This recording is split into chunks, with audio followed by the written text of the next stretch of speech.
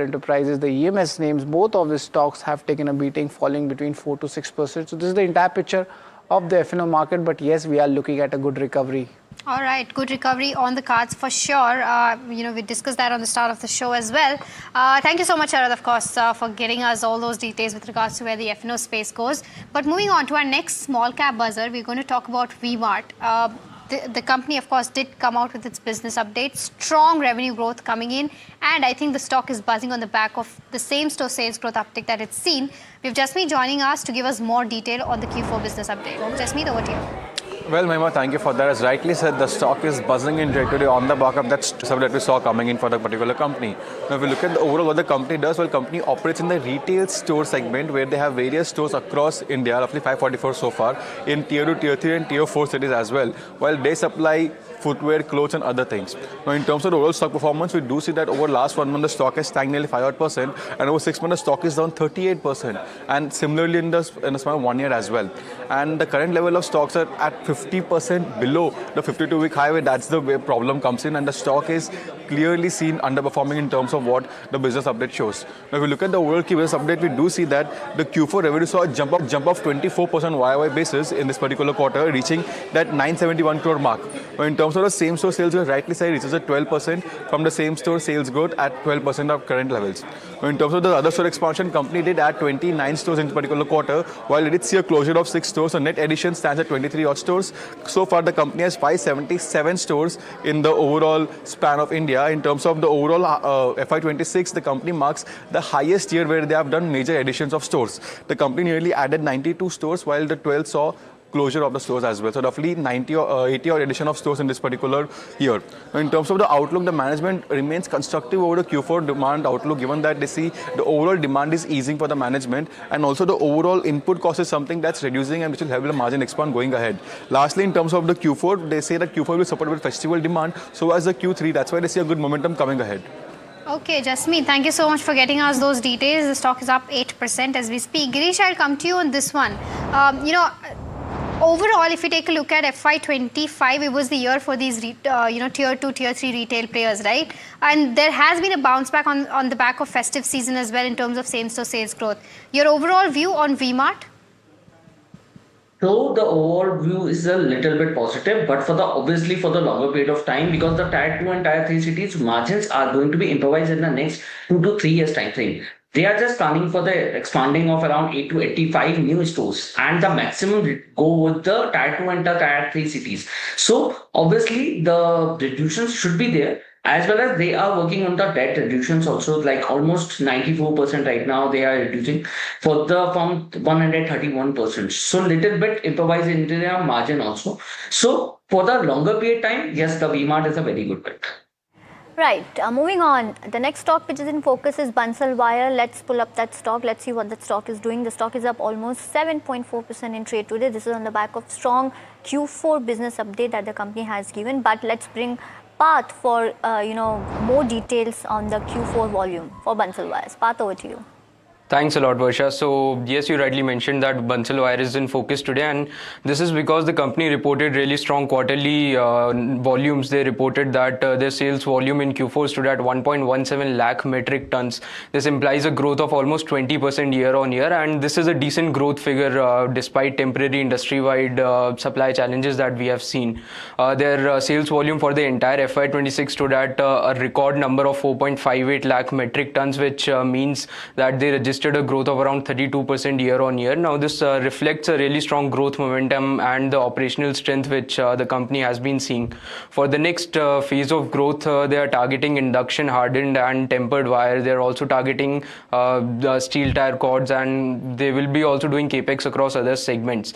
Regarding their future outlook, the company expects around 30 to 40% volume growth in FY26, and they've mentioned they have maintained their long-term guidance of 20 to 25% growth in their EBITDA and revenues both. Their EBITDA per ton is expected to reach double digits in the next 3 to 4 years, and for FY27 they are targeting around 600 crores of free cash flow and an ROC of more than 25%. So a lot of really good guidance. Let's see if they are able to walk the talk. Right. Thank you so much, Parth, for all the details. Well, Girish, coming to you on this, what's your view when it comes to Bansal Wire, considering strong volume in Q4 that the company has seen? Also, wanted your view when it comes to the margin perspective for these kind of companies, considering the higher raw material price that these companies have seen. So, also your view on same.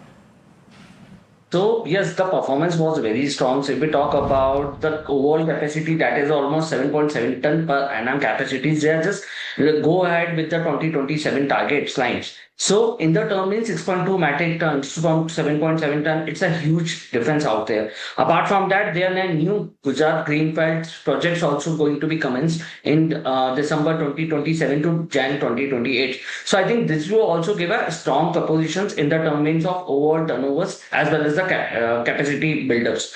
Now come to the margin perspectives. Obviously, these type of companies are go into the heavy margin context, especially into the overall geopolitical tensions what we are facing right now in the last 3 to 4 months itself. So if we talk about for the longer period of time, yes, the margins are going to be improvised, but currently I'm not very much looking out for the next 3 to 4 months time frame. It will be the long-term horizon itself.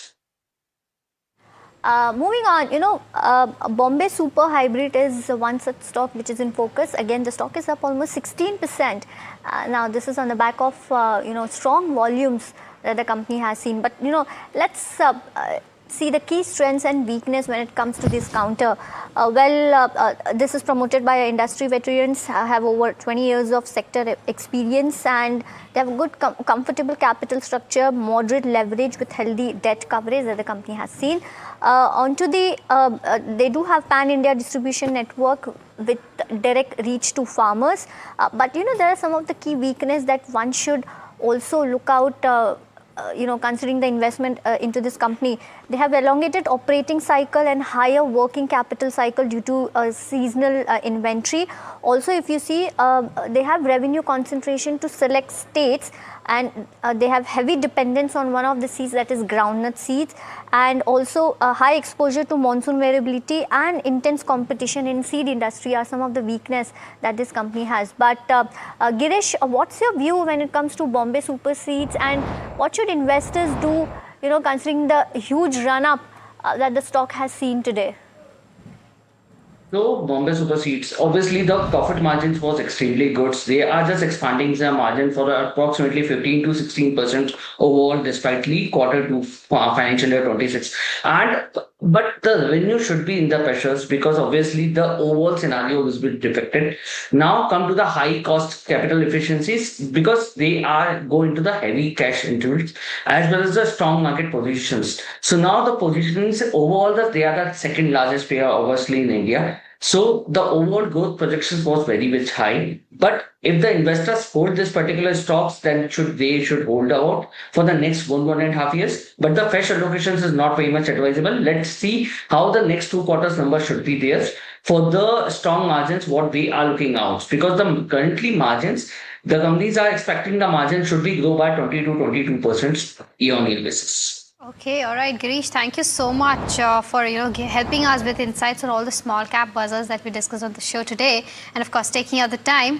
But viewers, completely out of time on this edition of small cap buzzers. But if you have any stock related queries, then do stay tuned because Ask Profit is up next.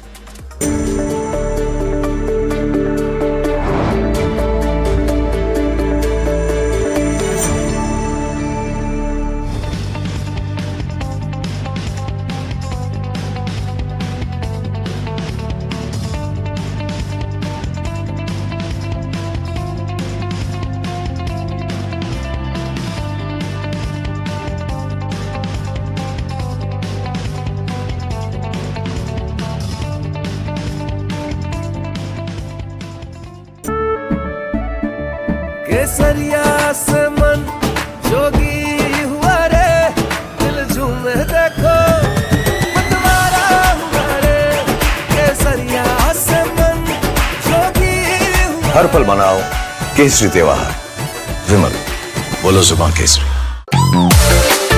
Straight from the Garden City, the final leg of the NDTV DP World PGTI Golf Pro-Am lands at the lush Clover Greens Golf Course and Resort in Bengaluru.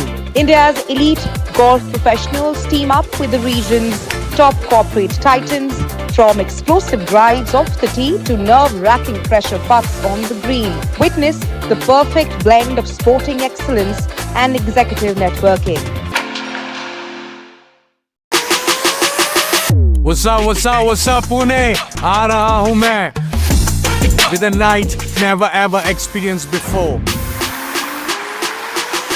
My story told song by song, performance by performance, missile power jaisa spice और Pune wali energy gonna be crazy and madness. Book your tickets now on District. Presenting the all-knowing, all-powerful Tech Guru. Whoa. Guru? I'm no guru. Okay. I'm just a guy who loves his tech. A show where the mysteries of megabytes and motherboards shall be unraveled. Bro, nobody talks like that anymore. This is all about connected ecosystems, EVs and AI that you can use in your daily life. That's what we do on Tech 360. Real talk, real reviews, tech that you can actually use. Tech has changed. So should your tech show.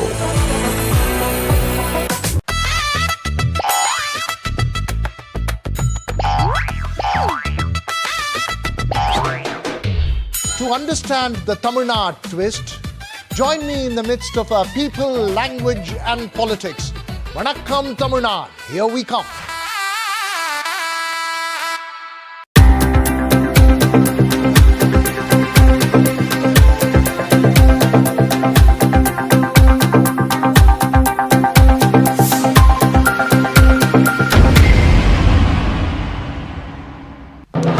When others are warming up, I'm raring to go. The stories that matter, the stories that shape your life. Hello and welcome to watching Prime 5 with me, Raisha Saigal. What's at stake? How to The show that sets the prime time agenda. We'll be deep diving into this topic to tell you what's at stake. Join me, Raisha Saigal, on Prime 5 only on NDTV 24/7.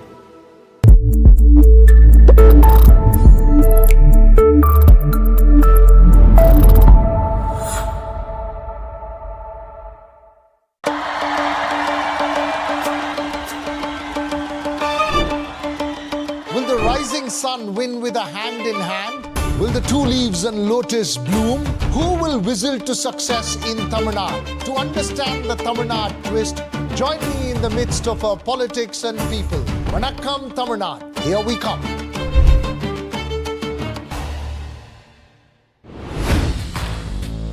Hi, I'm Tamanna Inamdar.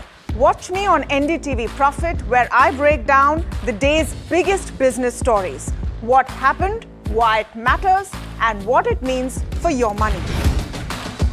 Hi, I'm Neeraj Shah. Watch me on NDTV Profit for the most incisive market intelligence and meaningful corporate conversations. And I'm Alex Matthew. Markets, mutual funds, insurance, personal finance. I help you cut through the noise and make smarter financial choices. And here's where you can watch us.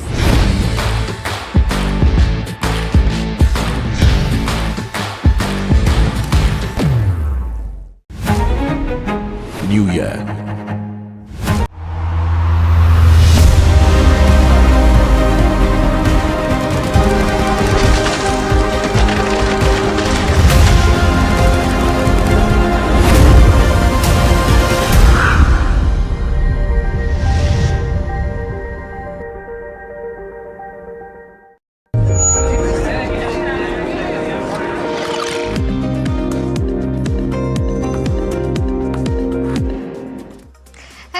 You're watching Ask Profit here at NDTV Profit. I am Mahima Vacharjani. Before we start taking all your stock-related queries, which, by the way, you can go ahead and ask your queries on the WhatsApp number that's flashing on your screen up there, or even call us and ask your queries. But before we do that, let's take a quick look as to how the markets are doing right now.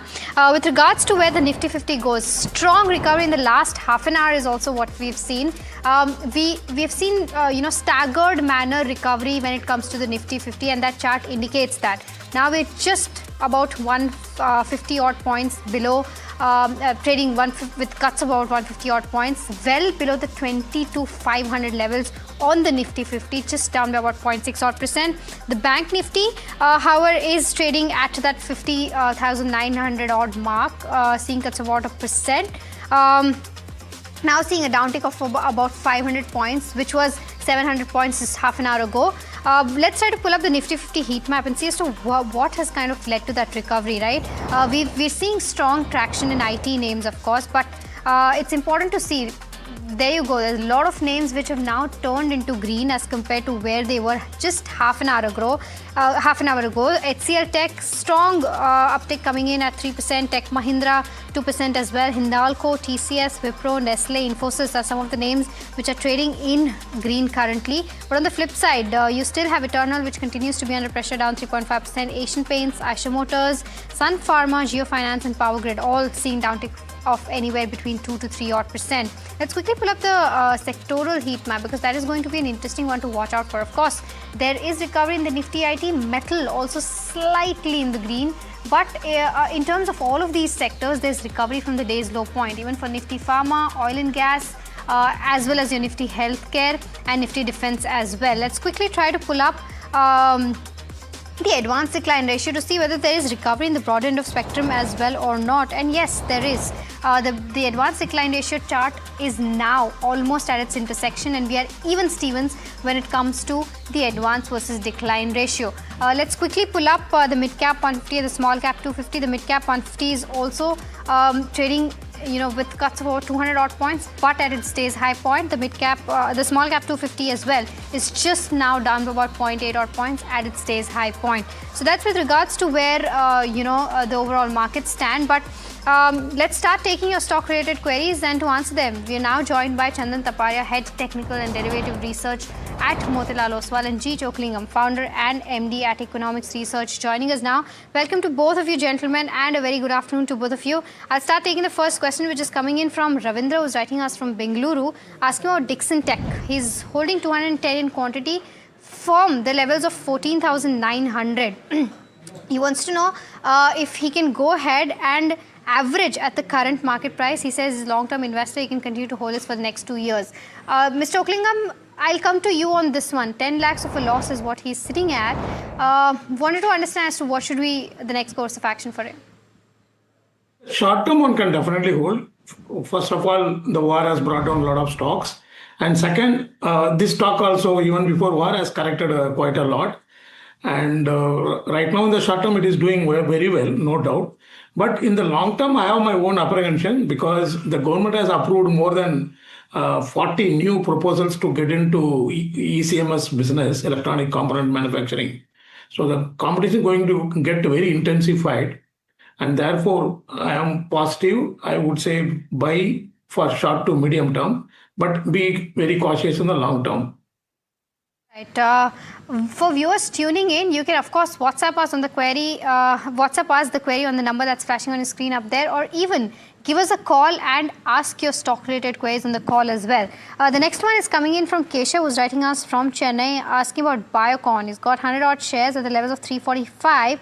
Wants to know from a slightly long-term perspective as to what the charts are indicating. Chandan, I'll come to you on this one. Biocon, what's the view like?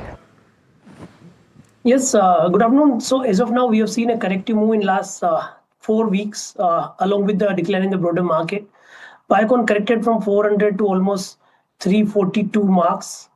It has been consolidated in a range, and now it has come to the lower band of the trading range. So I believe as of now, support-based buying could be seen. 325 is major support. If it declines further, I think one can buy with support of 325 with the view that it can again head towards 380 to 390 kind of level. So looking for buy on decline and positive to range bound kind of setup in Biocon. All right. The next one, Chandan, is also a question that's poised for you. Shankar is asking this question. He says that he wants to know if he can go ahead and buy TVS Supply Chain Solutions at the current levels. He's already holding 1100 shares at the levels of 102. He wants to know if he can add more 400 shares at the current levels or wait for some time. What's the view like? So in last 4 years, this counter has corrected from 258 to almost now below 90 marks, and now quoting at 99 after the intraday recovery. So structure is negative. if I look at the daily, if I look at the monthly, weekly, and quarterly chart. But the good part is that last time also it took support near 1992 and recovered to almost 135. This time also it made the bottom near 90. So 90 is a key level which provides the multiple buying opportunity in the counter. So we can look for some recovery. However, not expecting bigger move, but yes, with the support of 1992, it can once head towards 110 to 125. Okay, all right. So that's the view on TVS supply chain. We've got our first caller, Bharat, I think is calling us from Andhra Pradesh. A very good afternoon to you. How can we help you? Good afternoon, madam. I am holding the Happiest Minds 500 shares at the price of 445. And what is the stop loss and the target of this stock? Okay, so I believe that you're looking at the technical view on this one. So, Chandan, I'll stick with you as again for this one. Happiest Minds, what are charts indicating? So this counter really rallied well in 2021, but after that continuously falling down, it has come to the lowest part of the 2021 where the rally began. So in 2021, it rallied well from 333 to 1580, but in last 5 years again, it has come to those level, and just couple of weeks back, it made low near 330. So the previous level retested again. So on immediate point of view, as per the technical setup, counter is going into the deep oversold. And the major support are again being respected, or some sort of recovery could be seen. However, I don't see major recovery, but yes, minor recovery can be seen with the support of 360. I believe it can head towards 440 to 465. Okay, all right. So that's the view on Happiest Minds. The next one is coming in on DAM Capital. Raj from Jaipur is holding 452 shares at the levels of 190. He says he's currently still sitting on a loss of around 28% and wants to know from a long-term perspective, can he continue to hold this one or not? Mr. Oklingam, your view? Certainly, it's a very good stock to hold for long term for three reasons. One, stock has corrected a lot. Valuation has become quite appealing. And second, the professionals behind this company are, the stalwarts in the industry and the proven track record. Third, it's a capital market related business, and I'm extremely optimistic for long term. All such capital market intermediaries will do very well as investor base keep rising. So therefore, I would even give a buy call for long term. Okay, all right. The next one, I think Mohan is calling us from Bengaluru. Mohan, a very good afternoon to you. What's your query about? Well, I just want to buy Vatek buyback for long-term perspective. Can I buy the shares at this time? Okay, Mohan, got your question. I'll take this up with Mr. Oklingam. Mr. Oklingam, your view on Vatek, Vabag, and whether these are the right levels to make an entry? I am not comfortable with the valuation. The stock also already ran up, not corrected substantially despite the war. So I would not give buy call. I would rather give sell call on every rise. Okay, sell call on every rise is the view coming in on Vatek Vabag. The next question that we have is on Bank of Maharashtra. Ramana from Bengaluru is holding 1500 shares at the levels of 64. Wants to know whether to average or hold now. Chandan, your view on the charts? Yeah, so I think one can hold. I won't be in a hurry to talk about average as of now. Let the counter settle, let the market get a stability. If I look at the price behavior of last 5-6 weeks, it has seen a corrective move from 77 to 61 and now trying to bottom out from last 10 days with multiple support at 61, 62. So I believe some recovery could be seen, but wait and watch. Major support will be around 58 for a bounce towards 70, 72 levels. Yeah. All right. The next one is coming in from Lokesh, who's writing us from Bengaluru, asking about standard glass lining tech. He wants to know whether it's the right time to enter into this one, considering the unique business that he has. Mr. Oklingam, I'll come to you on this one. Standard glass lining, what's the view? I'm sorry, I never studied this stock, so I'm not able to give you. No worries. Chandan, enough data on the charts to give a perspective? Yeah, so I think some recovery was seen in this count. Some corrective move was seen in this counter. Let it settle at lower levels. 122 is major support. With the support, recovery could be seen. And I believe on the recovery, it can head towards 160.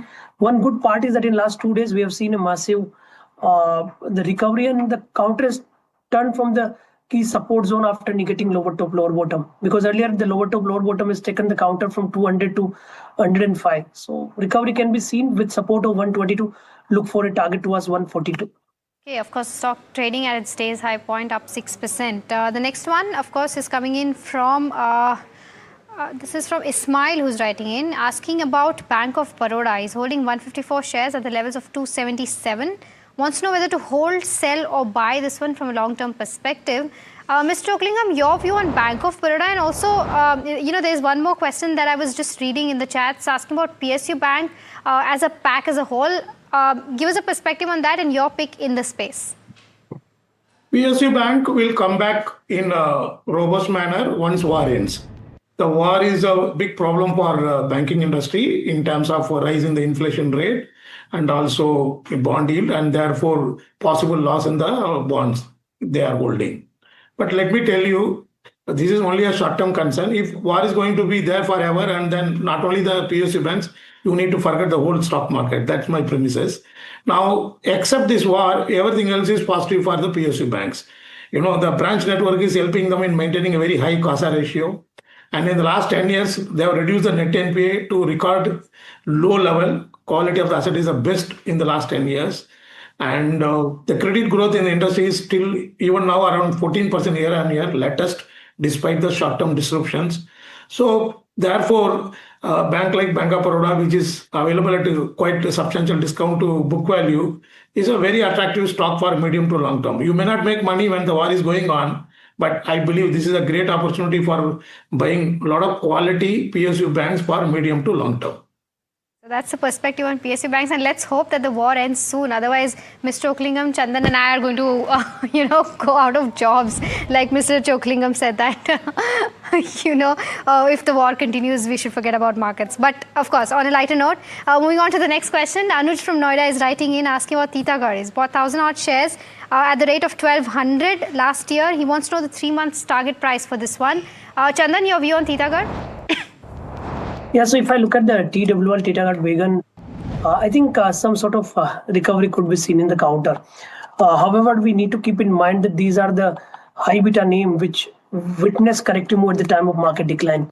In last almost 3 years, it has seen a corrective move from 1900 to 600. So recovery could be seen, but it would be tough to get much more recovery. So some small recovery or some short covering trigger in the market can give the bargain buying to these names. So with the support of 580, I believe it can once bounce towards 650 to 675. Okay, all right. So that's the view coming in on Titagarh. We've got our next caller. I think Syed is calling us from Dubai. I hope I'm pronouncing your name correctly, and I hope everything's well at your end. Go ahead and ask your question. Yeah, all good here. I just have a quick query on Asian Paints. Is it the time for a fresh entry for a long-term investment? Okay, got your question. Mr. Oaklingham, I believe that, and this is a consensus view right now for paint industry as a whole because of rising crude prices, it's advisable to stay away. But what's your view on Asian Paints?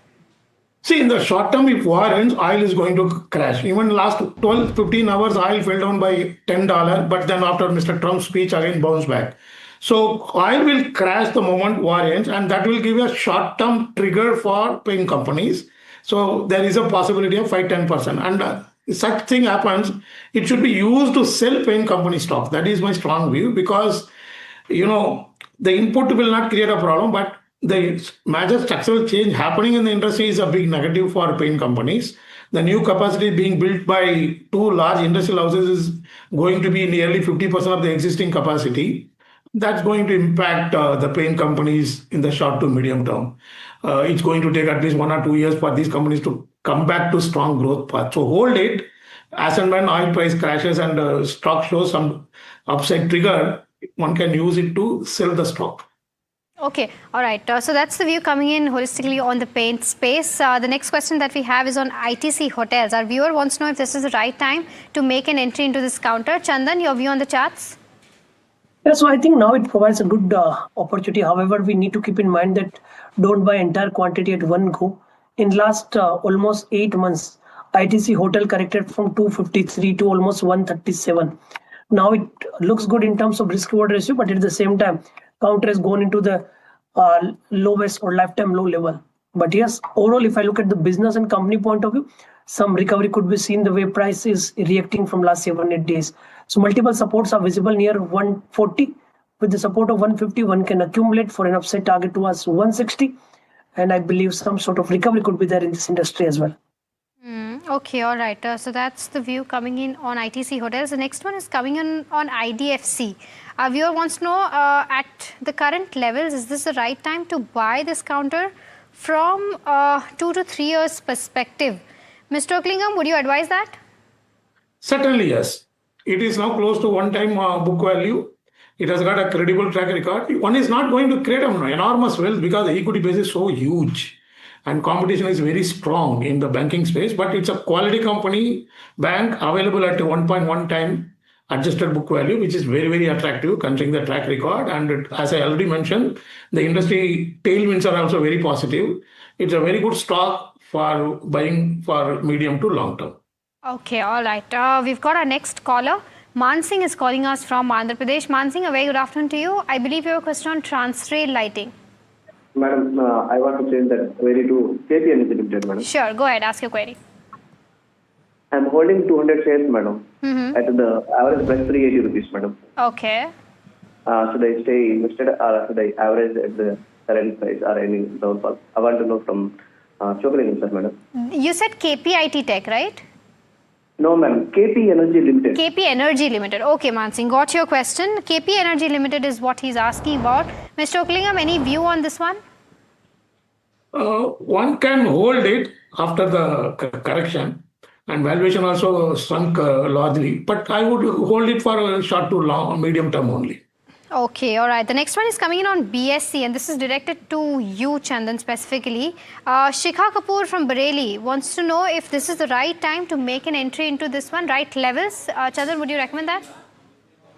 Yeah, so I'm quite positive on this counter, and the good part is that even after the market correction, this stock has not corrected. In fact, the resilience and clearly the support-based buying is intact in the counter. However, it didn't witness the momentum because of the market weakness, but I believe if someone is holding this counter, it has potential to give further 10 to 15% rally. So my suggestion is accumulate this counter at any small decline, keep the major support at 25.50, and slow and steady this counter has potential to rally towards 3,200 to 35.50 kind of levels.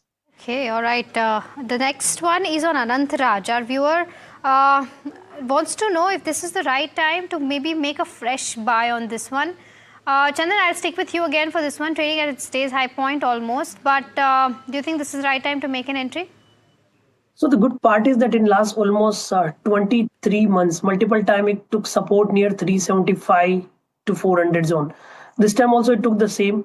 And after the massive correction in last almost 7 months, the counter has seen a corrective move from 740 to now almost below 400 marks. So risk reward ratio seems to be positive. And if data center story works, then this counter can do well. One can accumulate multiple tranches with major support at 420 for an upside target was 480 to 520. Okay, all right. So that's the view coming in on Anant Raj. Chandan as well as Mr. Oaklingam, it's time for our rapid fire round. You both know the drill. Try to keep your answers as short as possible. The first one is coming on Kane's Tech. Mr. Rao from Hyderabad wants to know whether he can continue to hold the 39 shares that he has, but he's sitting on a 26% loss for the next 3 years. Mr. Oaklingam, your view? Yeah, one can hold considering the recent commissioning of semiconductor plant. Okay. Sagility India is the next one. Sunita from Hyderabad is holding at the levels of 37 apiece, if I'm not wrong. Wants to know if she can continue to hold this from a short-term perspective. Chandan, your view? Yeah, can hold, and those who are looking to buy this counter can also buy for 15-20% movement. Okay, Reddington is the next one. Bought at the levels of 280. Right time to average it down? If yes, and what should be the target price? Chandan, your view on this one? I think let's wait for more decline. Let it correct towards 180 to buy. Okay, Patel Engineering is the next one. Our viewer has bought it at the levels of 42 rupees and 45,000 shares is what he's bought.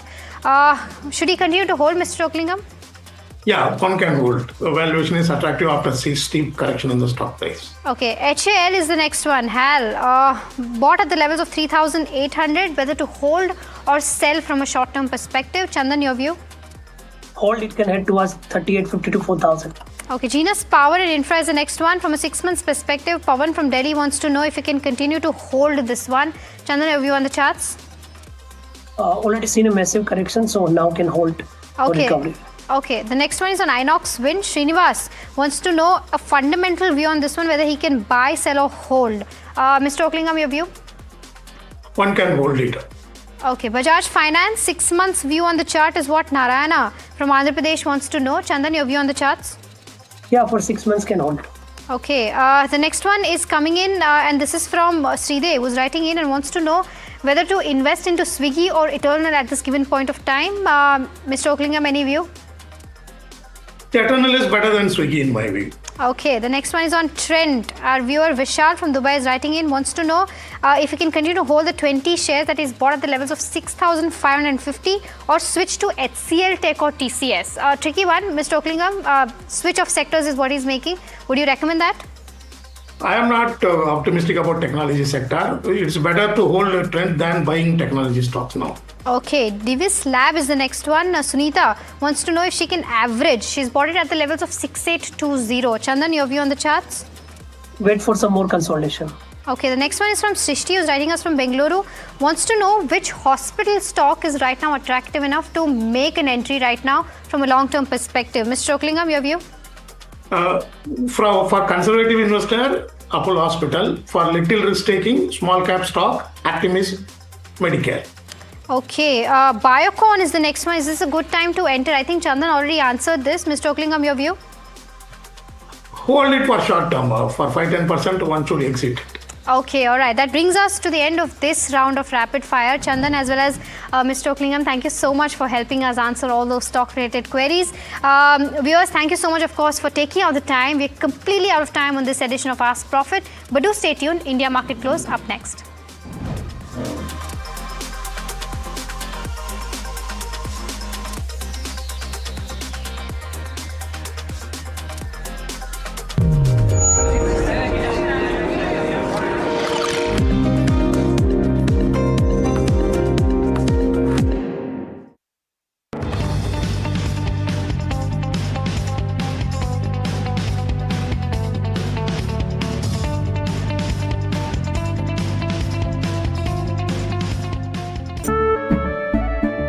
केसरिया से मन जोगी हुआ रे दिल झूमे देखो मतवारा हुआ रे केसरिया से मन जोगी हुआ हर पल मनाओ केसरी त्योहार विमल बोलो जुबान Kesari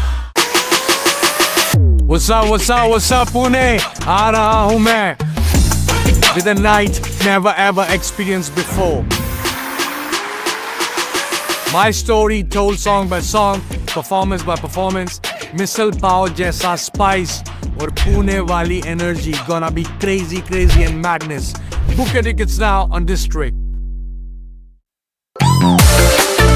Straight from the Garden City, the final leg of the NDTV DP World PGTI Golf Pro-Am lands at the lush Clover Greens Golf Course and Resort in Bengaluru. India's elite golf professionals team up with the region's top corporate titans, from explosive drives off the tee to nerve-wracking pressure putts on the green. Witness the perfect blend of sporting excellence and executive networking.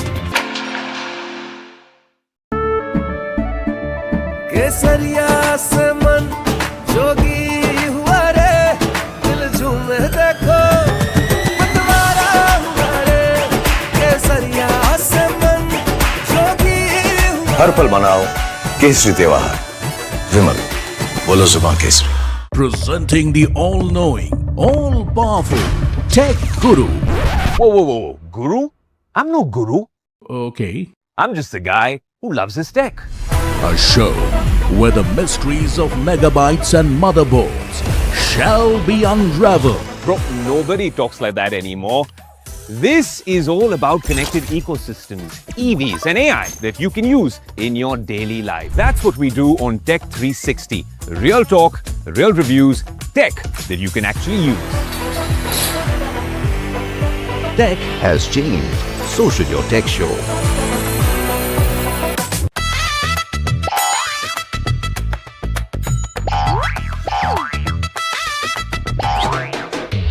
To understand the Tamil Nadu twist, join me in the midst of our people, language and politics. Vanakkam Tamil Nadu, here we come.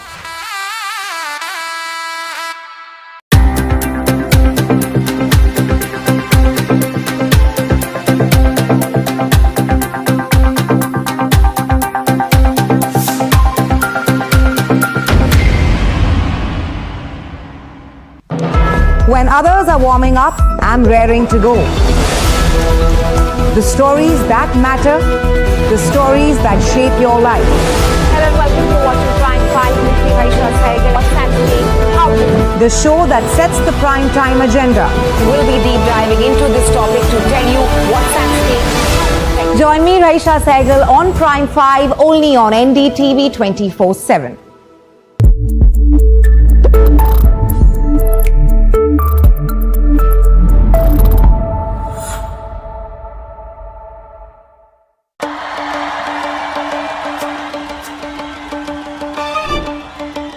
Will the rising sun win with a hand in hand? Will the two leaves and lotus bloom? Who will whistle to success in Tamil Nadu? To understand the Tamil Nadu twist, join me in the midst of our politics and people. Vanakkam Tamil Nadu, here we come.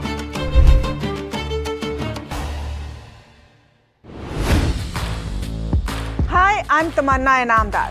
Watch me on NDTV Profit, where I break down the day's biggest business stories. What happened, why it matters, and what it means for your money. Hi, I'm Neeraj Shah. Watch me on NDTV Profit for the most incisive market intelligence and meaningful corporate conversations. And I'm Alex Matthew. Markets, mutual funds, insurance, personal finance. I help you cut through the noise and make smarter financial choices. And here's where you can watch us.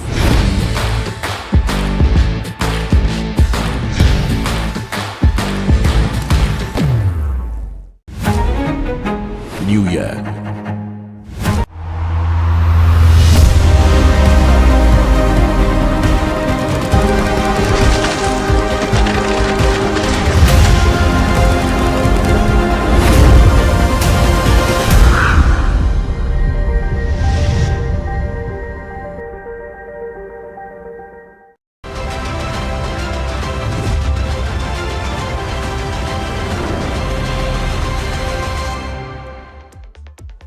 Hi, thanks so much for joining in. You're watching India Market Close. My name is Alex Matthew and with me is Hiral Dadia. Hiral, if you thought that you should switch off the television at market open because things were not looking good, you didn't do the right thing, right? Absolutely, because I don't think so anyone anticipated this kind of a recovery that's coming in. But I think it's mainly the shorts which are getting covered ahead of the 3 days of holiday, right? Yeah. I mean, 22,684, you're at the day's highest levels, just on the cusp of getting into the positive terrain right now. The question is, who is leading this recovery, Alex? Absolutely. And let's look at the components of the Nifty 50, because remember, when we started the day today, it was a sea of red. There was only red on the screen. There was not even a smidge of green. It is the IT companies that are leading the gains. There you have it. HCL Tech with 3.5% gains, but all 5 of the top gainers are in fact IT companies. Yeah, and if you see in terms of, Pharma, which was also under pressure, mild recovery coming in on that front, because I'm seeing a Dr. Reddy's, which is seeing some mild gains there. Cipla also, from the kind of cuts it saw, it's now down only 0.4%. Sun Pharma, which was down 4 to 5%, is now seeing cuts of 2.5%. So it's a recovery across where you've seen. Let's look at the banking counters as well, because that's what is in focus. From an Axis Bank, ICICI, all of them are in the negative. HDFC Bank has turned into the positive with gains of 0.8 to 0.9%. So that is contributing in today's session. And Reliance Industries, down, which is 1%. still down 1% right now. But good recovery in banks, good recovery in terms of IT is what I'm seeing right now, along with little bit in terms of the consumption side, where you have a Trent, you have a Nestle, which are seeing some good moves in today's session. Yeah, let's pull up the contributions chart and just showcase this, because you're going to see Reliance Industries over there. ICICI Bank also making it into the list, but Sun Pharma in it, Eternal. It's been a while since HDFC Bank featured in the green territory. It is in fact the top gainer today. It's even Stevens for a Reliance and HDFC. They're cancelling doing the balance, each other out. they're balancing out what's happening. So basically, then your focus now should be on Sun Pharma, Eternal, ICICI versus the IT pack, which is one way to this, Yeah, let's pull up broader markets. Let's pull up the sectoral indices as well. And right on the top, on the left, you will see the IT index doing particularly well. It is in fact up as much as 2.7%, and largely leading the charge for those stocks that are currently in the green. It is a large amount of red, but we're significantly off the low point of the day for the Nifty Bank in particular, and Hiral will indicate that on the screen right next to her. It was down about 2.5% at the start of trade today, and it has come off over 2% from that low point of the day, now trading with cuts of just about 0.4%. Yeah, and the recovery that's coming in terms of real estate, metals is also, I mean, it's noticeable right now because it's back into the green. Let's look at the broader markets, and then we can just look at NSE 500 components as well. If you see in terms of broader markets, clearly the recovery seems to be pretty okay, but we're still down around 0.7% on the mid cap 150, and if you have to look at the small cap 250 as well, similar kind of cuts coming in there. Let's look at the advanced decline ratio, and then we'll look at NSE 500, because the advanced decline ratio as well, I mean, you're seeing that kind of convergence that's coming in, and the recovery from 202 stocks that were only trading in the positive terrain when we opened up, that's moved up quite a bit right now, and your declines have come down. So this is the important factor that you need to watch out for, which is clearly telling you that shorts are getting covered at this hour, and that's the reason why you've seen that kind of a recovery that's come in terms of markets. But let's quickly look at the factors, Alex, in terms of markets, unless you want to just look at a few of these stocks.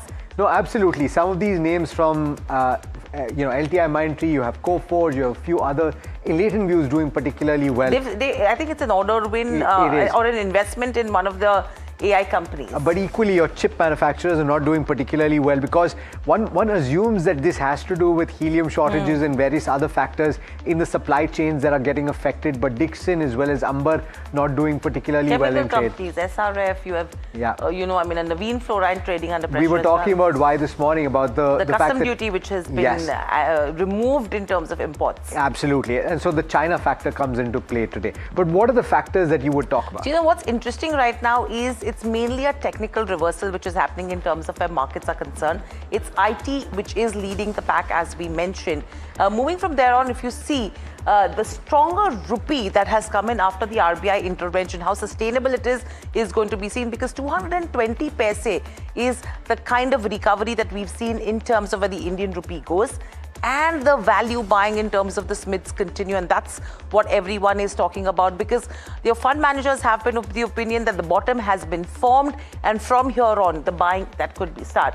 Short positions are unwinding ahead of the long weekend is what we're indicating, and that minor jump in VIX after Trump's address is what we've seen, but that is also slightly cooling off in today's session. So clearly, the markets have actually been acting in tandem with Trump's speech, because we started off the day where we were seeing a pre-open gap up of around 65 points, and after the speech it was a gap down of almost 450 points. But from there on, the recovery is something which is the key, Alex. Absolutely. In fact, let's go across to our first guest of the day, and we've got Rajesh Palvia as well as Vineet Bulinskar joining us today. Rajesh, I'll come to you first, and good afternoon to both of you gentlemen. I'll come to you first, Rajesh, on the recovery that you're seeing. How much of it is, as Hiral is pointing out, the covering of shorts ahead of a long weekend where traders at this juncture don't want to be taking any chances at this moment, because anything can happen over the weekend? Good afternoon, everyone. So looking at the recovery, it clearly giving us confidence as Nifty able to protect 22,200 support area, and very strong short covering is played out in this recovery.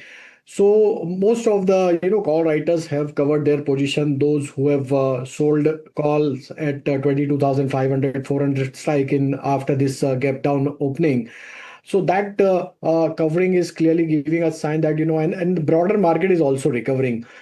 Beaten down sectors are also giving a sign of pullback from their recent swing low. IT is also contributing in this upward momentum. So I think this recovery can extend till we are trading about 22,560. Our view is that this recovery may extend further, though there is an uncertainty towards the news flow which is coming every day.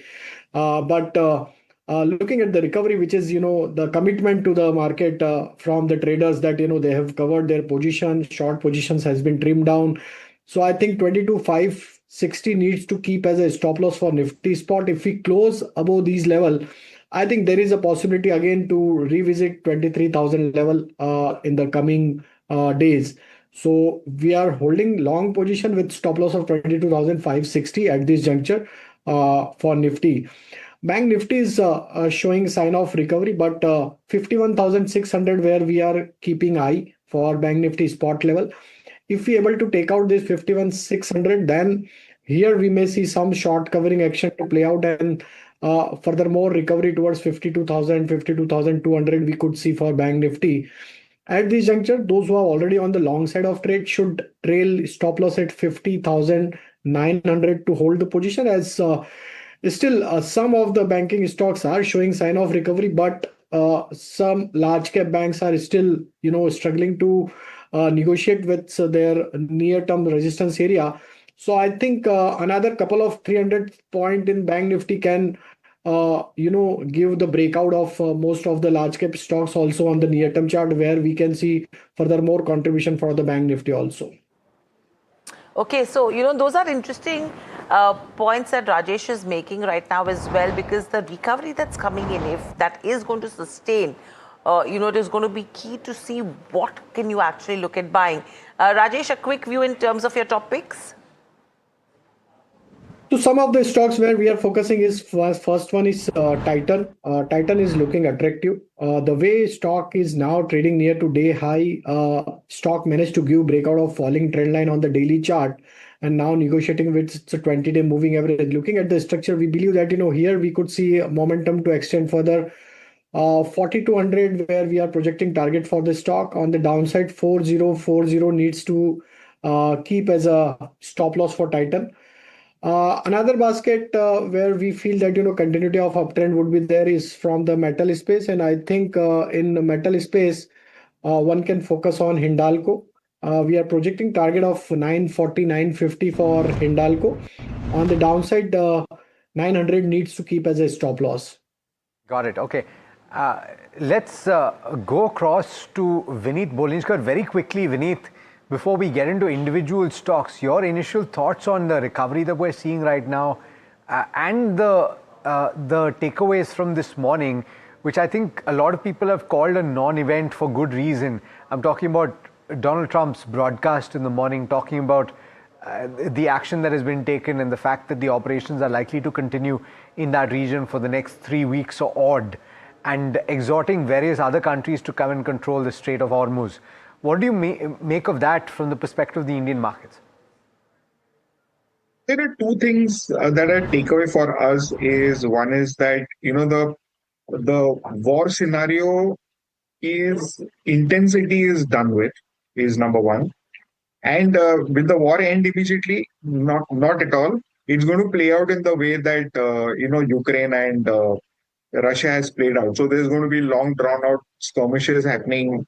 There are other fringe elements, players getting into play. But the bulk of the damage which is there has been done. Second thing, what we have to understand is elevated prices are going to be continue to sustain, because the supply chains are broken. So as long as things do not get completely out of hand in terms of oil price spikes, I think for the time being the bottom is done. And generally, we've seen April emerge as a very strong month where buying happens. So if you look at the historical basis, I think we will see a recovery play out in the short to medium term. That's an interesting view coming in there. In fact, yes, April seasonality always tells you that you've closed in the green 8 times in the last 10 years in the month of April with average returns of 3%. So let's see if that actually holds water in 2026 as well. But moving on, as the stock of the day, Latent View, that stock is in focus on the back of the deal that they have done with Healthion AI. Now, Jasmeet is here to tell us more.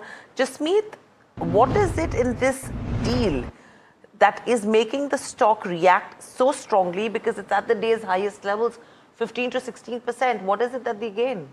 Well, Hiral, thank you for that. If you look at this particular counter, the stock is gaining on the back of the development it has been doing in the AI side. If you look at the recent development, the company has done an investment of $3 million for 27 odd crore into the health on AI. So Health on AI is a healthcare tool that helps company manage the overall revenue cycle management. Now, if you look at the other deal partnership and how this deal will strengthen the company altogether, is it will help the company to gain more orders on the healthcare side of the business and help them overall analyze and make the healthcare side more AI proof. While further, the partnership targets to automate the healthcare revenue cycle management side of the business, and company will be a preferred partner when it comes to development of overall health on AI, given that company is now a part of that. So any revenue that company earns, the company will be earning a part of it, given the health on AI is company is now the investor of health on AI. Now, in terms of the other categories, with this investment, company aligns itself to become AI first organization going ahead. A bit about health on AI, what exactly the company does? Well, the company is specialized in agentic AI framework for RCM. Now, what that means is this particular tool helps the companies cut the cost and also reduce the denial leakages that generally healthcare providers face due to the insurance policies.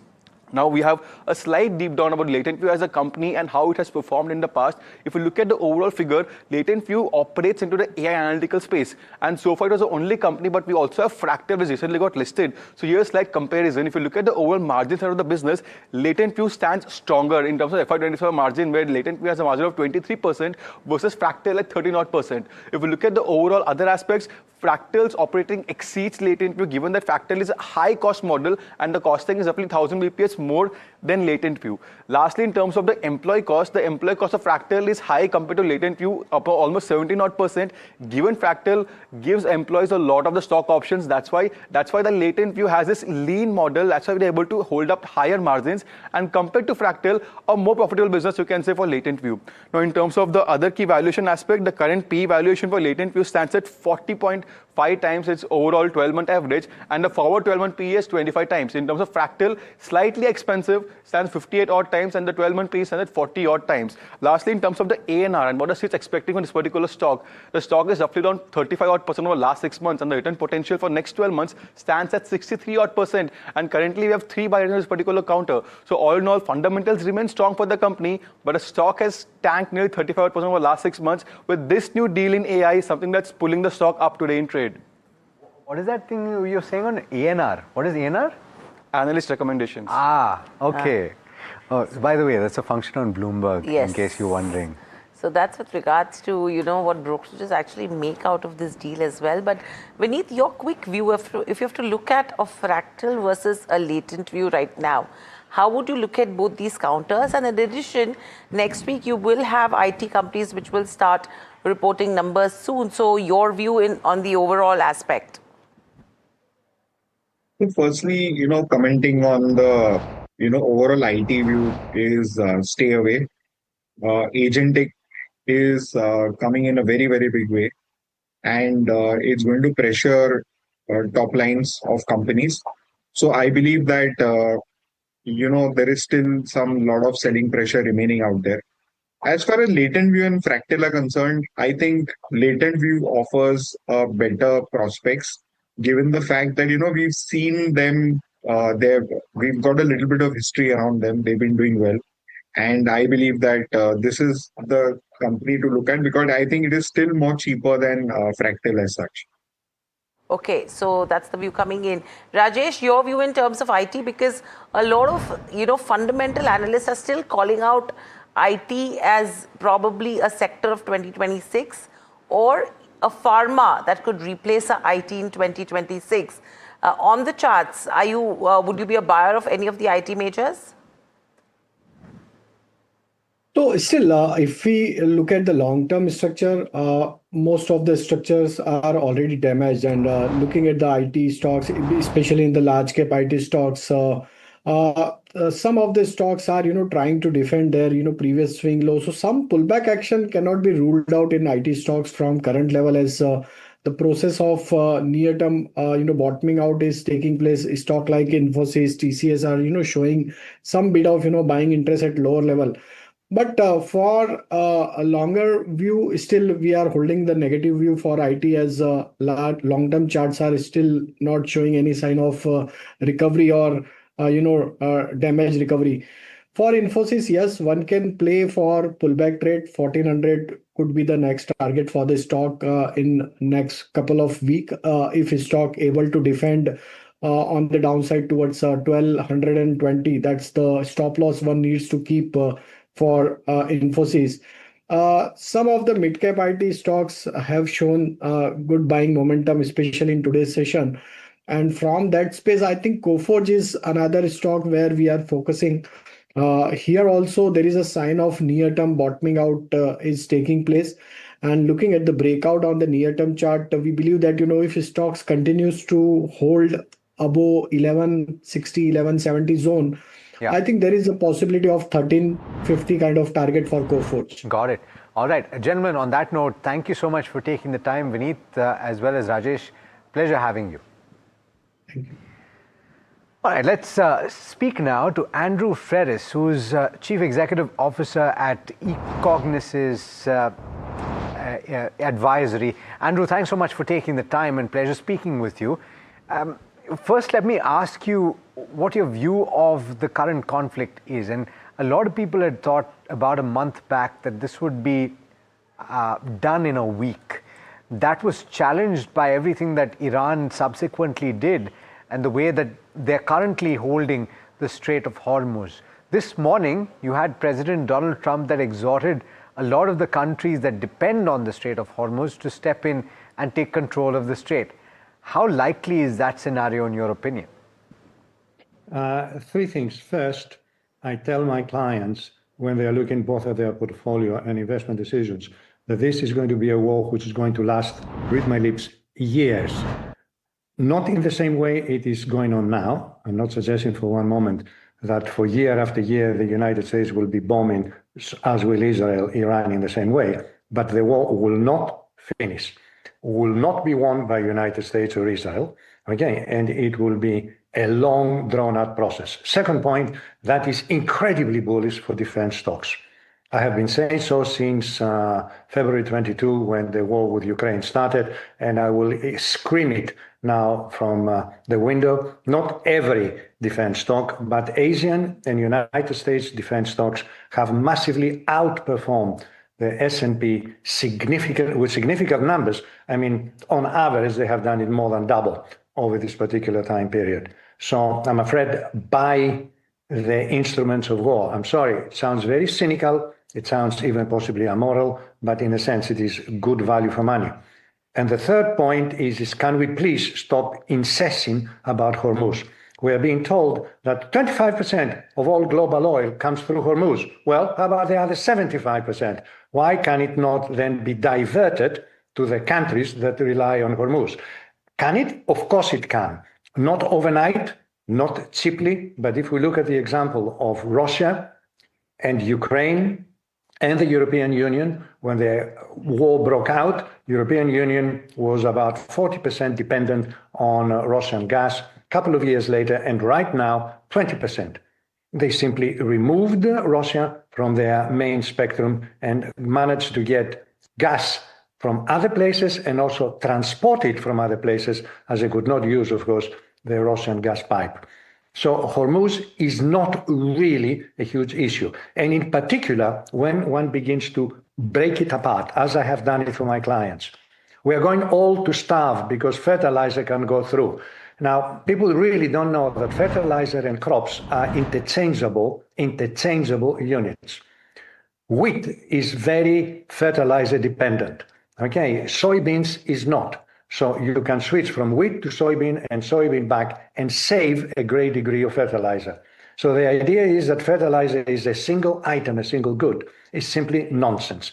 Incidentally, the price of rice in the global market is its lowest it has been for a very long time. It hasn't gone up. The price of wheat and maize went up and then has come down again, approaching average or let's say relatively recent levels. So the idea that closing Hormuz is going to starve us and is also will let us freeze to death because we don't have natural gas. China has shifted massively its sources of energy from carbon fuels to... So, Dr. Ferris, okay, yeah, just so the point that I'm sorry. No, and you make good points, but the long and short of it essentially is what you're saying is once this shock is done, the world will find ways in which to find alternatives. Let me ask you a different question though. which is that in the interim, prices have gone up. Crude oil continues to trade above $100, and the real price of crude is well above that. If we're looking at the price of Brent crude, it's at 105 or thereabouts, but the actual physical cost of crude is significantly higher. So the question, therefore, is on the macroeconomic front, if inflation is going to flood the world, and if monetary authorities are going to have to raise interest rates, in a scenario where economic growth is likely going to be slower than previously anticipated, is it going to cause problems for countries, for their finances, and for economic growth in the near to medium term? Let me start straight away by being almost rude by saying the idea that we're going to be flooded by inflation is nonsense, complete nonsense, because it assumes that the only thing that puts prices up is oil. It also assumes that the secondary impact of increases in oil are the same amongst all economies, and it is massively different. I have seen and I have done numbers of the impact on the Asian CPIs of either a 10%, or for that matter, you can multiply it anything you want, of an increase in crude oil, and the impact could be anything from 10 basis points to 100 basis points. So it's not true that all countries are going to see inflation accelerating. China, for example, the second most important economy in the world, will not. It has a CPI which is crawling around to less than 1%. I suspect the Chinese will be delighted to see that their deflationary economy is going to be given an inflationary push. The second point is the dependence on oil. 60% of oil is used to drive cars. Okay, I'll repeat that, is used to drive cars. It is and of course fly planes. It is a process of moving things around. So in other words, there are substitutes, enormous amount of substitutes for the things that move things around. And I'm not suggesting we're all going to be driving electrical cars in the next month, but China is already doing that and other countries will. The most pleasant thing about this is that this shock of the increase in oil prices is going to lead a very large, fast and consistent move away from oil as the use for the source of energy. It's going to be absolutely great. Good point that you make. The question is, how long does that transition take?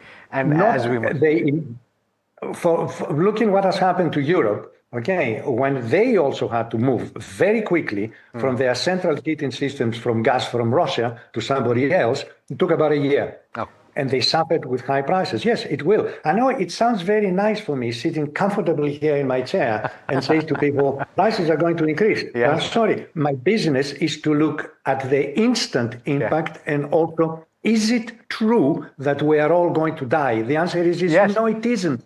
And in the long run. But I take your point, Dr. Ferris. Absolute pleasure speaking with you. Thanks so much for taking the time. Okay, I was talking about John Maynard Keynes. Yeah. Are we going to die in the long run? Yes, indeed we are. But the point that he was making was a good one. That in the next 1 year or so, alternatives will be sought if the conflict does not get over. I mean, see, that's the eventual solution, right, to anything. But the question is, how much can someone wait? And are we going to really wait for that 1 year to get an alternative? That's his point is that the alternatives are starting now. It'll take 1 year to fructify. pan out. Agreed. But I think that's too long a time. But okay, that's where we should leave that conversation so far. But, to take this discussion forward, we have Ajay Sharma, President at Edelweiss, who's joining in at NDTV in our studios. Welcome to the show, Ajay. Always a pleasure to speak to you as well. My question coming to you here is, you've been analyzing the situation pretty well, and you've been speaking about the shift from this traditional kinetic warfare coming to a asymmetric and systemic conflict, right? Based on the report that you've released so far, what is your initial assessment of what's happening and the eventual, outcome that we could see? Okay, pictorially, if I have to explain it to you, think of a typical Brahma, Vishnu, Mahesh curve, the S curve in MBA, right? The traditional war is at Mahesh phase. The big weapons, Loha, Loha, Loha. And everything asymmetric is at the early, I'd say, Vishnu or, that phase. And what I mean by that is just think of an aeroplane. I'll explain it very simply to you. Yeah. America is saying Iran doesn't have aeroplanes. They don't have an air force, they don't have a navy. Do you need an aeroplane? What was aeroplane's job? It was an eye in the sky with a bomb. If you have a satellite over it and you have missiles to target which are precise, do you need an aeroplane? You don't. Or if you have Shahid drones. And then if you have Shahid drones. And the other thing is, think of it this way. Everything is a weapon now. It's not the stuff that you make from steel and forging. For America, if you have sanctions, SWIFT is a weapon. Their payment systems is a weapon. Geography is a weapon, right? GPS is a weapon. You not get access to navigation. So what did China do? They created their own payment systems, their own Bidao satellites, which they've given to Iran. So if everything becomes a weapon, your dependence on a type of weapon, which is the old type of weapons, is much lower. And finally, if you weaponize geography and you weaponize time, right? So if I have to summarize the war the way I think about what's happening in a single sentence for you, I'd say America and Iran have bombs. The world, including us, has watches. Yeah. But only Iran has time. Right. We are all looking at watches. Kab khatam hoga, when is this going to end?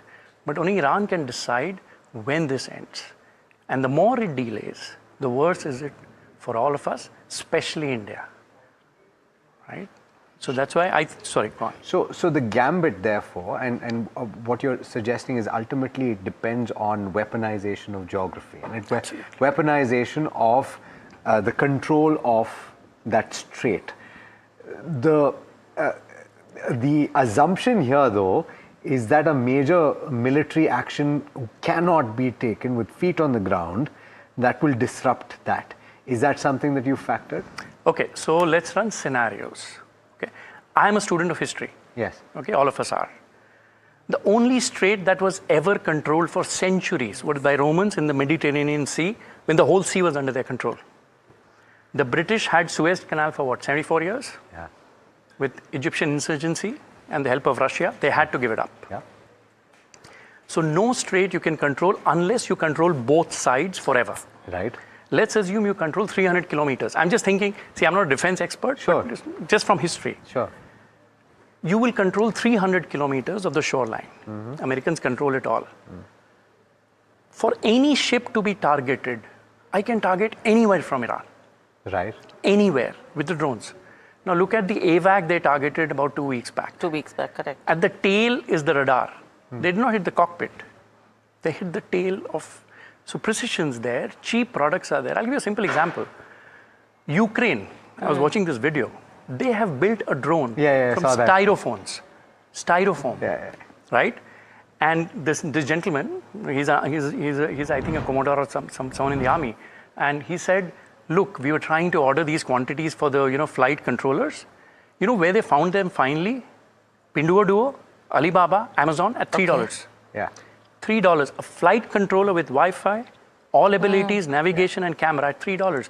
All I need is $3, a pankha, a fan, few explosive and a styrofoam. That's a weapon.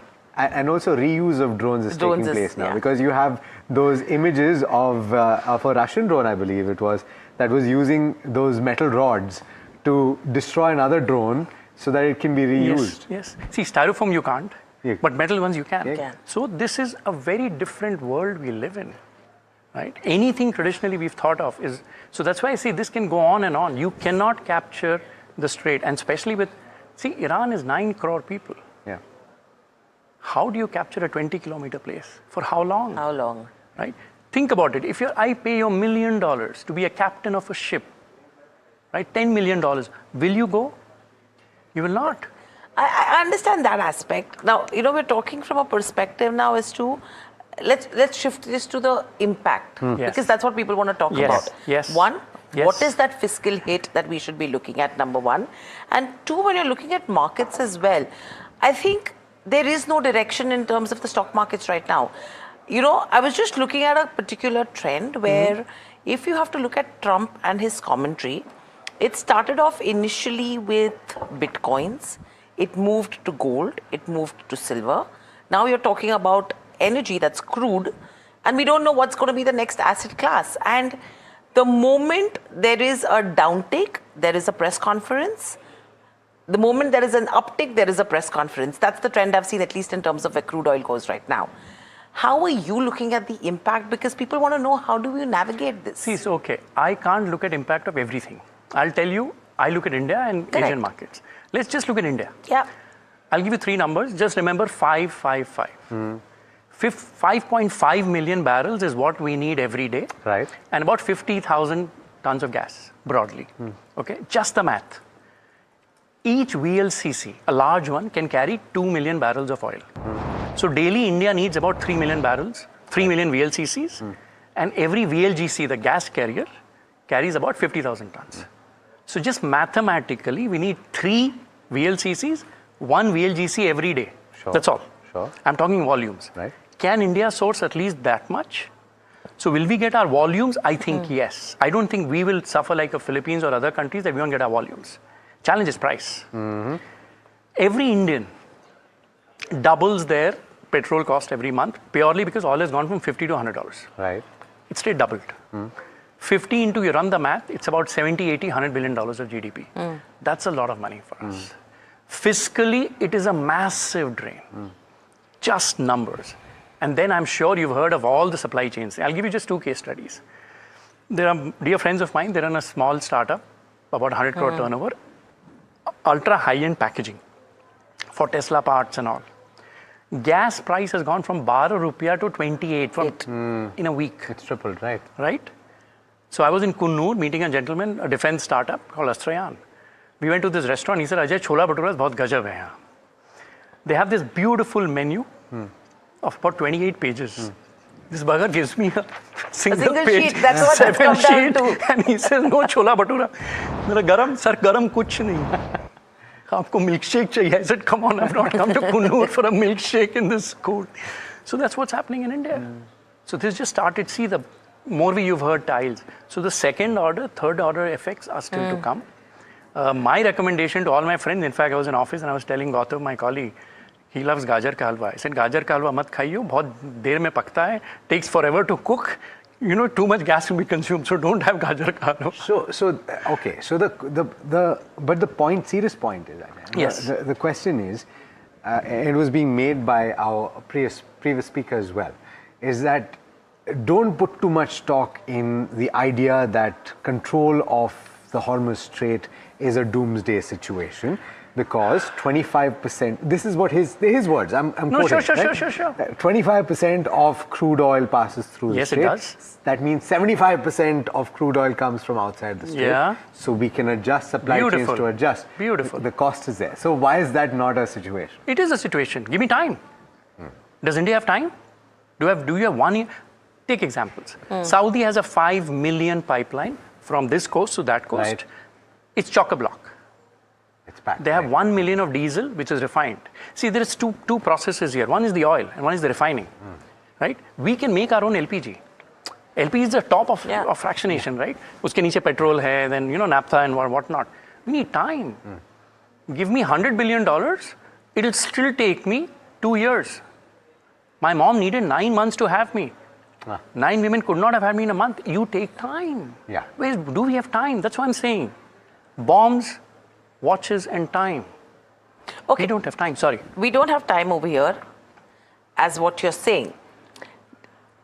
To figure out as to what one should look at in terms of impact, in 30 seconds as a layman, where are we heading in terms of financial impact, in terms of market impact, if you have to look at India as a country? Okay. Simple. Heads I win, tails I survive. And we're in tails zone right now. In 5 seconds. Second thing, anything you do in life, large profit, small loss, large loss. We could be entering a large loss territory if this goes on for a month. All bets are off. All bets are off is what you're saying. Okay. And that's the takeaway I have from this as well. I know Alex has a point. Very last question. From a policy response standpoint, is it possible to mitigate that? Of course it is. So, see, first you have to subsidize oil for some time. You have to subsidize LPG for some time. You have to tell Indians to go out less. All of those things, we have to be as solidarity, and all those things will come into play if this goes on for 3 months. Yeah, but then, subsidy is not going to be the key over here, because with the subsidy, how much hit can the government take, right? That's the other question. See, so what do? You borrow from the future when you're in trouble today. It's a short-term loan we are taking from our own future. So it's a COVID-like shock. That's all. It's a shock. And that's exactly what even Pranjal was talking to us this morning, right? That we are in a COVID-like situation in terms of how growth... we will be in 2 weeks. Probably. Growth, inflation, and it's a cascading impact. Yeah, on that note, thank you so much Pleasure. for taking the time. That was a very interesting conversation. Now, we're hearing that a technical issue on the LCA Tejas has been identified and is now being addressed by internal committees. That's according to Dr. D.K. Sunil, who is the Chairman and Managing Director of HAL. Let's find out what he's saying and whether or not it gets resolved in a week's time. Listen in. There was a technical issue which has been detected, and committees are working on it clearly, the Air Force, HAL as well as CIVILAC, and now it has been discussed in the LMC, and we expect by another week this will be, some checks will be done, and we will be able to get them off the ground.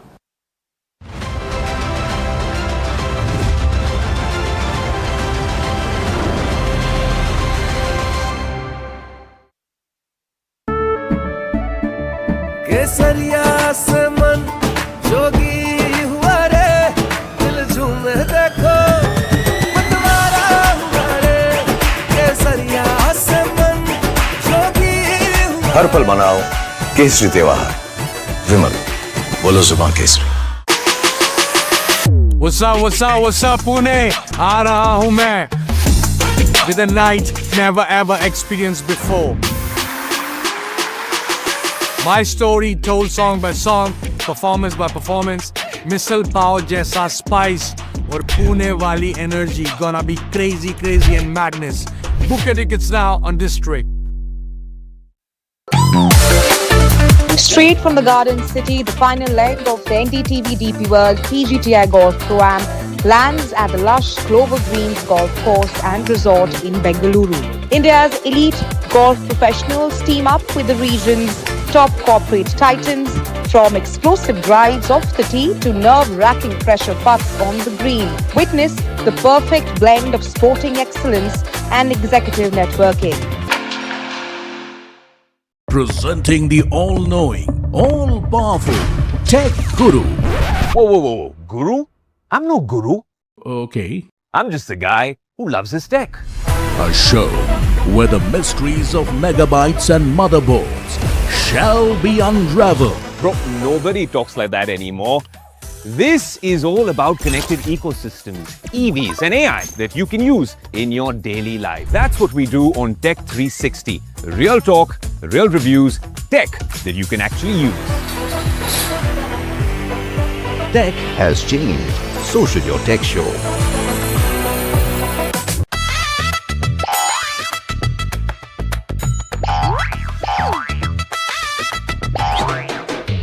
To understand the Tamil Nadu twist, join me in the midst of our people, language and politics. Vanakkam Tamil Nadu, here we come.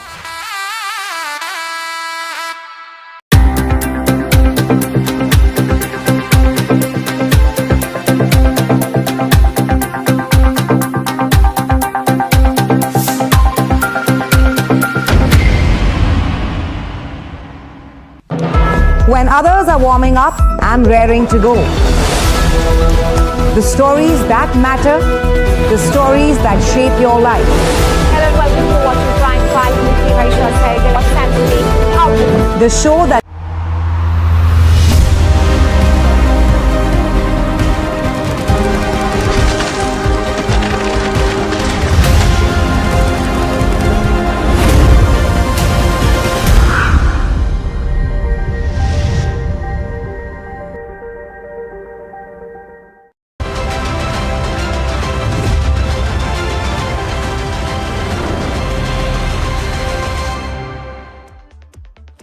Welcome back to India Market Close. A good recovery that's in sight in terms of where markets are concerned, from Nifty to Bank Nifty, IT.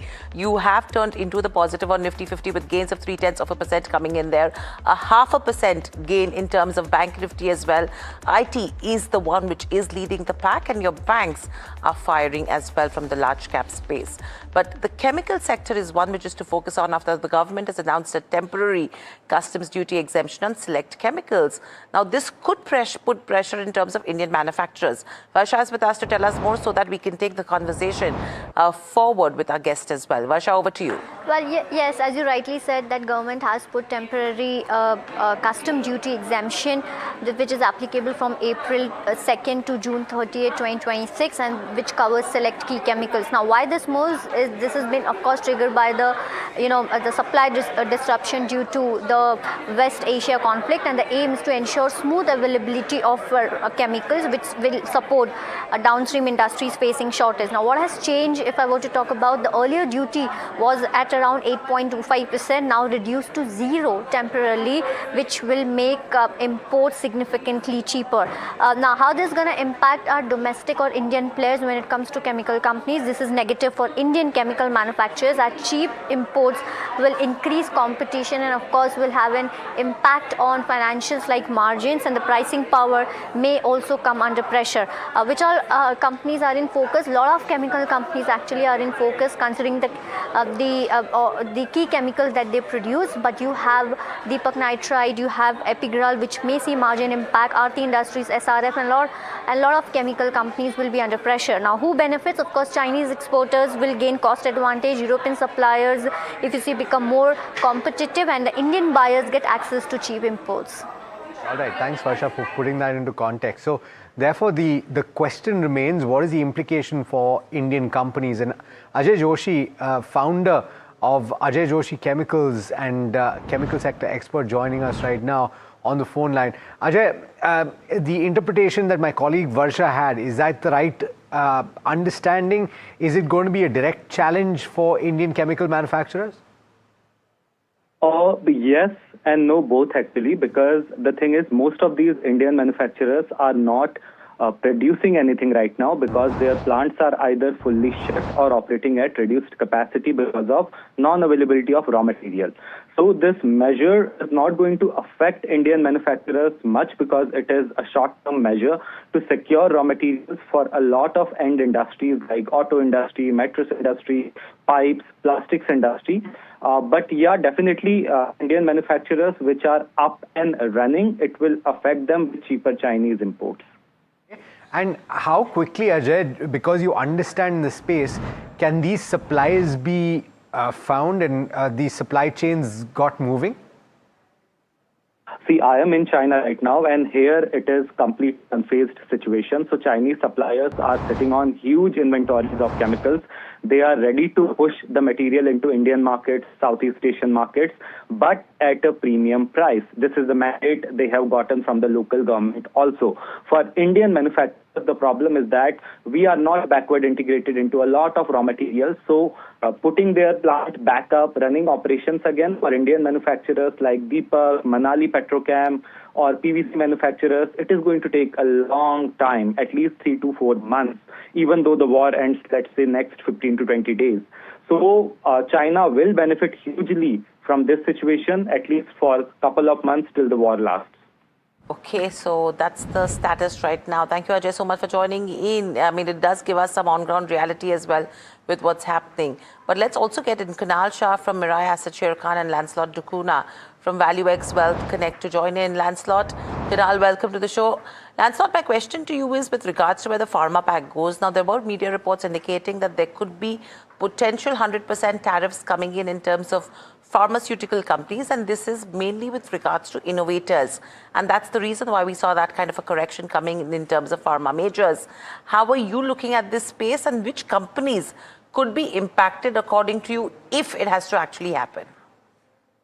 I think this space is going to be very volatile, as well as, very uncertain times that we live in, especially because the actual impact of the tariffs, how much is it going to affect them, is still not known. Once this is announced and once it is, in force, then we will be able to see, how they get impacted.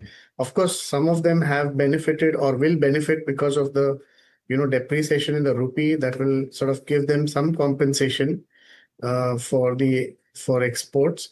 But otherwise, it's rather very difficult to try and pick, which companies will benefit from this situation and which will be hit hardest.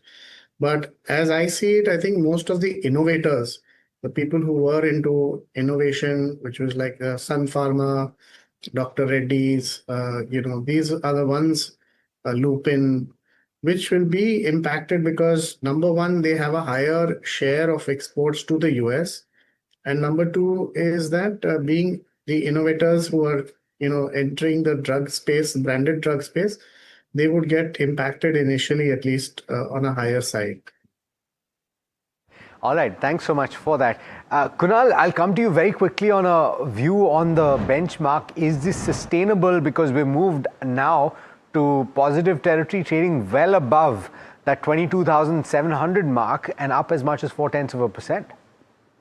Yeah, good afternoon, Alex. Good afternoon to everyone. I think this is the first week where we have a truncated week, but we'll be having the first positive close for the market.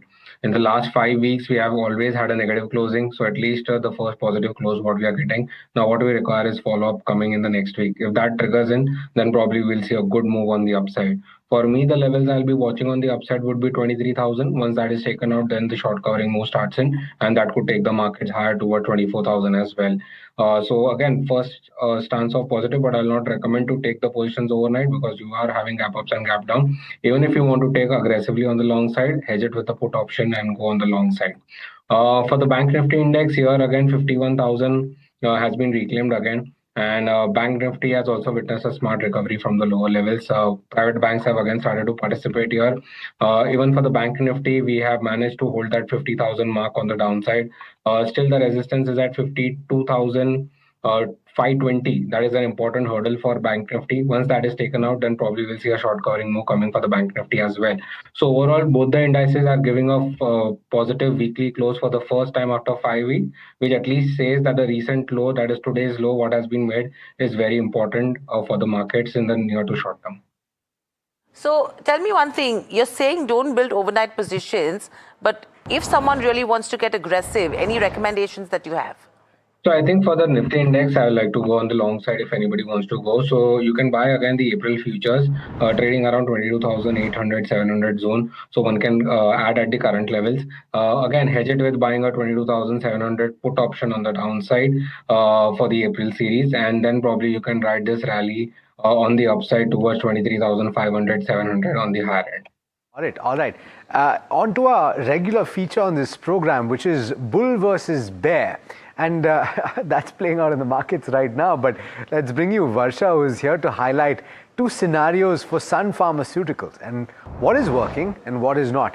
Varsha, it's an interesting conundrum because on the external front, there are a lot of things that are not necessarily working right.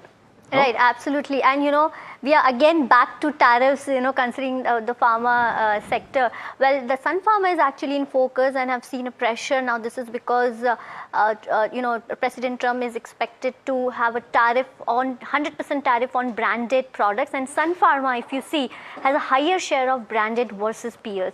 But on the bull side, because of the higher share of branded products, which offers better pricing power and hence higher margin versus peer when it comes to Sun Pharma. But moving on, the increasing contribution of branded products to 20% offer high margin to the company, but specialty, which contributes 20%, that means more impact when it comes to a Trump tariff, when it comes to Sun Pharma. Moving on, the other business highlights when it comes to this counter is, of course, the semaglutide launch, which is currently the hot topic when it comes to pharma, and which will have a good growth when it comes to Sun Pharma, considering they have launched the semaglutide drug, that is anti-obesity drug.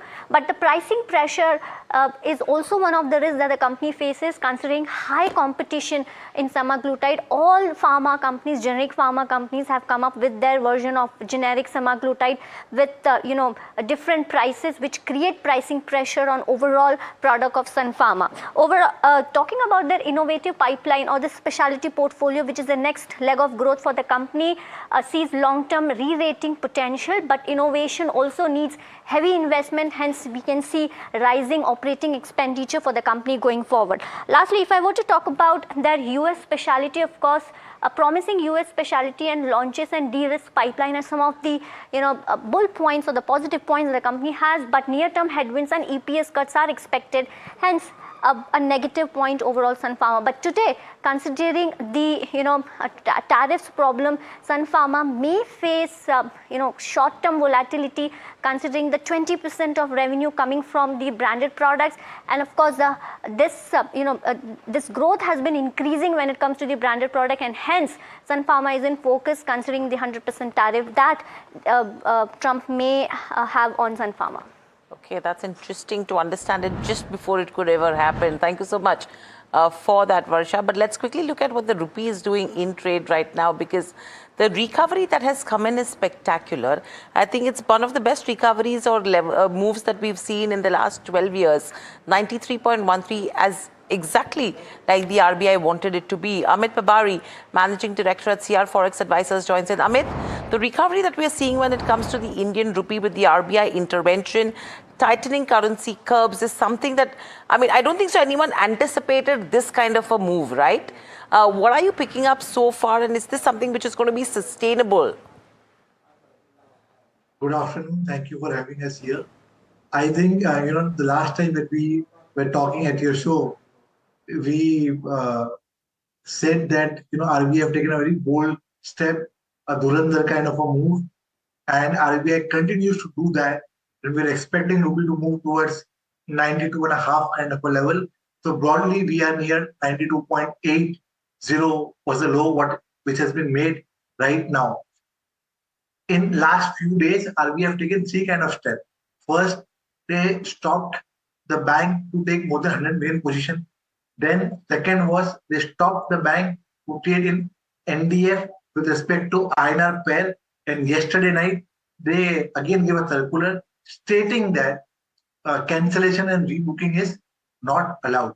These are the clear-cut mandate, which is giving us a clear-cut idea that RBI is not comfortable when rupee is moving near 95 kind of a level. So for time being, we are expecting, rupee can strengthen. In the meanwhile, if any positive news from, US and Iran war comes and crude oil prices start moving on a lower level, then probably 92 can also be achieved. Otherwise, if not, then post 10 April, 92 is going to act as a strong support, and ideally we can move towards 93.5 to 94 kind of a level. Amit, good afternoon, Alex here, and quick supplementary question here. Not our central bank, but other central banks around the world, and here I'm specifically talking about Japan, where there has been a statement in the past made about manipulation or speculation in the yen. It seems like the Reserve Bank of India has come down hard on what it viewed as speculation. Do you think that is dramatically reduced at this juncture? And just for our benefit and for the benefit of our audience as well, can you describe how large the non-deliverable forwards market was and what the volumes would have been curtailed to? With the first aspect of allowing bank to trade only 100 million open position, we're expecting approximately 25 to 30 billion positions getting square off by the bank till 10 April. So to give you a context, in the month of March, FII has sold close to $13 to $14 billion in the Indian equity market. And during that point of time, rupee moved from 90.5 to 95 kind of a level. So if the positions are getting unwind, again, then at least 92 can be expected. Okay. All right. Thanks so much for taking the time. Pleasure speaking with you. Pleasure is mine. Thank you. Okay, so let me actually go back to Kunal, because Kunal, Hiral was just pointing out just now, 600 point, right? Yeah, that's the 600 range point that we've seen in today's session. Absolutely. So 600 point range on the Nifty 50, and specifically a couple of heavyweights moving in opposite directions, right? HDFC Bank and Reliance Industries on the other end. So if you're talking about some of these frontline companies and the kind of volatility that they're describing, would you buy into any one of these? Because, and I'll ask Lancelot this on the other side of your answer, some of these valuations have been curtailed to levels last seen, I think, in 2008. Kunal, first to you. See, I think definitely. I think some of the names, what I would like to highlight over here is first is definitely HDFC Bank. I think again, even on the weekly charts, we'll be getting the first positive weekly close. So at least a pullback that could trigger out for the counter towards the gap area of 825, 830. So from a short-term perspective, definitely I'll be on the buy side. Today's low, as I mentioned, for all the stocks as well as for the index is very important. Till the time we trade above these levels, the short-term view continues to be on the positive side. 725, 726 is now what the immediate support for HDFC Bank is on the downside. So I think HDFC Bank looks attractive. Apart from that, I think Bharti Airtel, I think this looks also very attractive to me at the current levels. Good correction, what we have seen in the stock. The stock has again taken a support around the 20 monthly average on the technicals, and that has not been broken. And again, we are seeing reversals from those levels as well. So that is 1767. So again, a very good risk to reward ratio at the current levels for going on the long side. 1767 should be a stop loss, and one can expect from the high levels, the short covering move could trigger the stop towards 1830, 1850 on the higher end. No, that Bharti Airtel has been an interesting one as well. In fact, I was just reading, Alex, Vodafone Idea for the first time in 5 years, they've actually added users and subscribers. So that was an interesting point that I thought we need to, I mean, it is still Vodafone, right? But still, addition in 5 years is interesting to see. Apart from telecom, Alex was just pointing out the way HDFC has been. Let's just quickly pull up HDFC Bank on the screens, and that'll tell you what's happened. The recovery that did come in, and it started to come off again. A quick view, Lancelot, when it comes to HDFC Bank or even the private banking space. I think, HDFC Bank valuations have corrected significantly, and especially it was on the back of, the fear about corporate governance. But I think as more time goes through and everybody is going to investigate as to the reasons for this, and it doesn't turn out to be something of a systemic issue. So I think we expect that the current valuation of about 2 times price to book is very reasonable for a bank like HDFC, which is going to grow at least 15 to 20% year on year. And now with the merger being completed, you should see the benefits or the synergies of this merger actually flow into the bottom line. So the last 2 years were a bit difficult or challenging for the bank. They had to manage the the liability mismatch, etc. But now that that is complete, you should start seeing the benefits actually kick in. So I would also agree. I think HDFC Bank as well as some of the private sector banks would be good opportunities to buy at this levels. All right. On that note, gentlemen, thanks so much for taking the time. Thanks so much. I was going to say happy Easter to Lancelot in advance, but well, that wish is out there.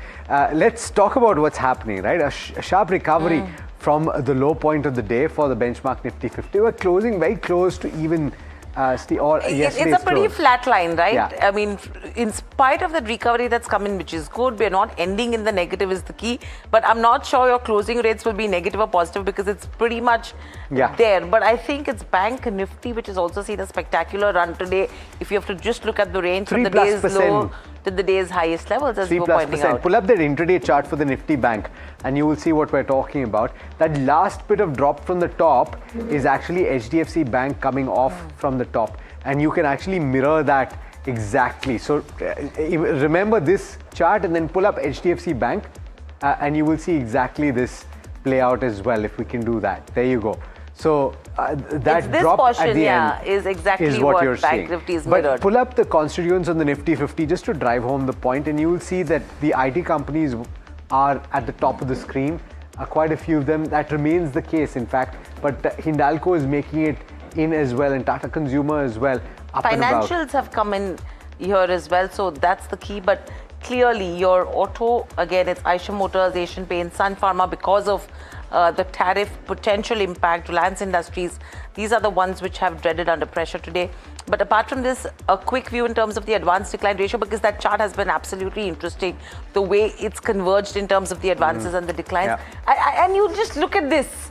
And this tells you the kind of volatility also that's come in and the kind of interest that are coming in over here, what's happening to the markets. Yeah. This mirrors is exactly. Absolutely, but we're ending very close to the high point of the day for the advance decline ratio, with the advances gaining, and the mid-cap index has actually gained quite considerably, so is the small-cap index from the low point of the day. So when we checked at the start of India market close, we were down about 0.7% or thereabouts. We're closing with cuts of just about 0.4% for the mid-cap index and indeed the small-cap index. In fact, the small-cap index just nudged over into green territory and fell back down. But I think it's been an interesting 3 trading sessions. It's funny to say that at the end of the trading week, but it's been an interesting one. We've still ended the week in the positive, I think, after very long, so which is the positive. 5 weeks of losing ground, I believe that is the case. Yeah. The 6th week, we've actually managed to eke out a gain, and that is something to take into the long weekend. I think a lot of people would have closed their positions because who knows what's going to happen over the weekend. We'll talk about that and a lot more, because up next, we've got Editor's Cut from Hiral, myself, and the team that put the show together. Thank you so much for watching. Do केसरिया से मन जोगी हुआ रे दिल झूमे देखो मतवारा हुआ रे केसरिया से मन जोगी हुआ हर पल मनाओ केसरी त्योहार विमल बोलो जुबान Kesari Straight from the Garden City, the final leg of the NDTV DP World PGTI Golf Pro-Am lands at the lush Clover Greens Golf Course and Resort in Bengaluru. India's elite golf professionals team up with the region's top corporate titans, from explosive drives off the tee to nerve-wracking pressure putts on the green. Witness the perfect blend of sporting excellence and executive networking. What's up, Pune? आ रहा हूँ मैं with a night never ever experienced before. My story told song by song, performance by performance, missile power जैसा spice और पुणे वाली energy, gonna be crazy and madness. Book your tickets now on District. Presenting the all-knowing, all-powerful Tech Guru. Whoa. Guru? I'm no guru. Okay. I'm just a guy who loves his tech. A show where the mysteries of megabytes and motherboards shall be unraveled. Bro, nobody talks like that anymore. This is all about connected ecosystems, EVs and AI that you can use in your daily life. That's what we do on Tech 360. Real talk, real reviews, tech that you can actually use. Tech has changed. So should your tech show.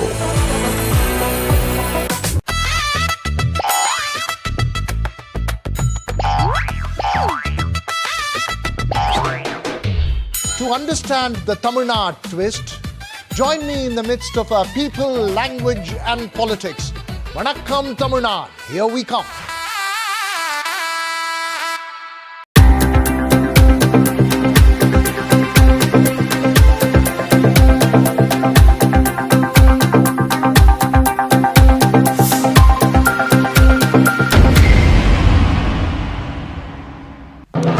When others are warming up, I'm raring to go. The stories that matter, the stories that shape your life. Hello and welcome to watching Prime 5 with me, Aisha Sehgal. What's happening? The show that sets the prime time agenda. We'll be deep diving into this topic to tell you what's at stake. Join me, Aisha Sehgal, on Prime 5, only on NDTV 24/7.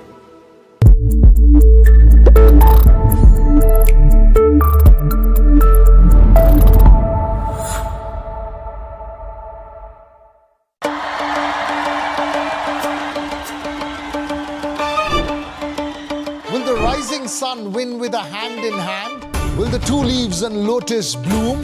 Who will whistle to success in Tamil Nadu? To understand the Tamil Nadu twist, join me in the midst of our politics and people. Vanakkam Tamil Nadu. Here we come.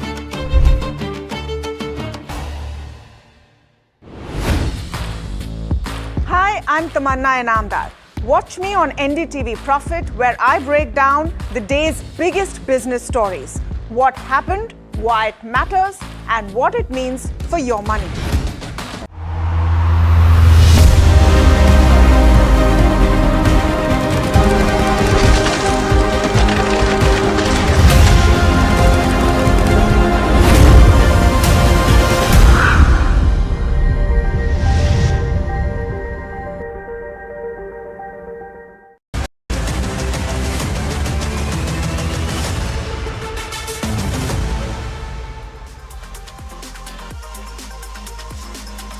Hello and welcome to Editor's Cut with me, Neeraj Sharma, my colleagues Alex, Matthew and Hiral Dadia. And guys, what a roller coaster week, if you will. And you can call it a roller coaster only because of what happened in the last 2 hours of trade today. It was a short roller coaster ride because it was just 3 days, but I think it made up for the lack of trade on the other 2 days. Yeah, you think so? It probably made up for the last 4 to 5 weeks where we've ended in the negative. And I think it's just a respite, which is short term. But we are clearly, according to me, probably back to square one, I would say. Okay. That's my key. Interesting. Okay. So here's what we'll do, right? We'll do very quick takes of how each of us feels about the markets and the different salient points correctly. And then we'll get in our guest editor on the show. Our guest editor, of course, is Mihir Vora, CEO of Trust Mutual Fund. Guys, how I think about this very, very quickly. One, is a durable bottom formed? I think it's difficult to say, but it is interesting to see the kind of move that's happened today led by banks and IT. So the heavyweights have come back, and therefore it's interesting to see the FI number for Friday, for Thursday, that is. So part one is that. Part two, I think, so while we've gotten this bit of an uptick, the conflict, I think, has moved from, as Pranjul Bhandari was saying, from an inflation scare to a growth scare. And if oil prices stay higher, then does it give us a growth scare, which is slightly difficult to manage? And in terms of pockets to look at, I think almost everybody's talking about three things. Defense, energy transition, plus data centers, of course. And select manufactured exports, and they might gain. So I think these are the three things that I have picked up from all my conversations. Okay, very interesting. Okay, so some parts of what you were saying resonate with what I've been thinking as well. I was speaking with somebody today as well, and they were talking about maybe now is the time to start deploying in equity. And I think a number of fund houses have come out and said that in the recent past. So one, DSP has said it. Asking and various data points that they're raising, right? 4 months of consecutive declines for the Nifty index. They're talking about only 7 instances since 1990 when this has taken place. They're talking about 5 weeks on a run, on a trot for the Nifty 50 losing ground. It would have been 6 this week if we had continued with the kind of run that we had. India VIX sustaining over 25 and close to 28 levels, which is unprecedented. You have more than a dozen large caps that are oversold zone and stocks above the 200-day moving average in the Nifty 500 close to the lowest. And what is also being said is by S. Narain, and everybody knows that he's a great value picker, right? Contrarian view as well. We believe this is an appropriate time for investors to gradually increase their allocation to equities while continuing to focus on asset allocation strategies. But unlike 2020, return expectations should be more moderate. This is a very interesting take, right? Because yes, he's saying you should increase your equity allocation, but hold your horses, don't go all out. And I think it resonates with what we've been talking about through this conflict so far. Don't forget about asset allocation. This is the moment to do that. And also, I'm seeing a lot of posts on social media, guys, maybe you guys have as well, where people are saying SIP is for losers. But look, at the end of the day, it is rupee cost averaging, and that's the best way to play markets in the long term.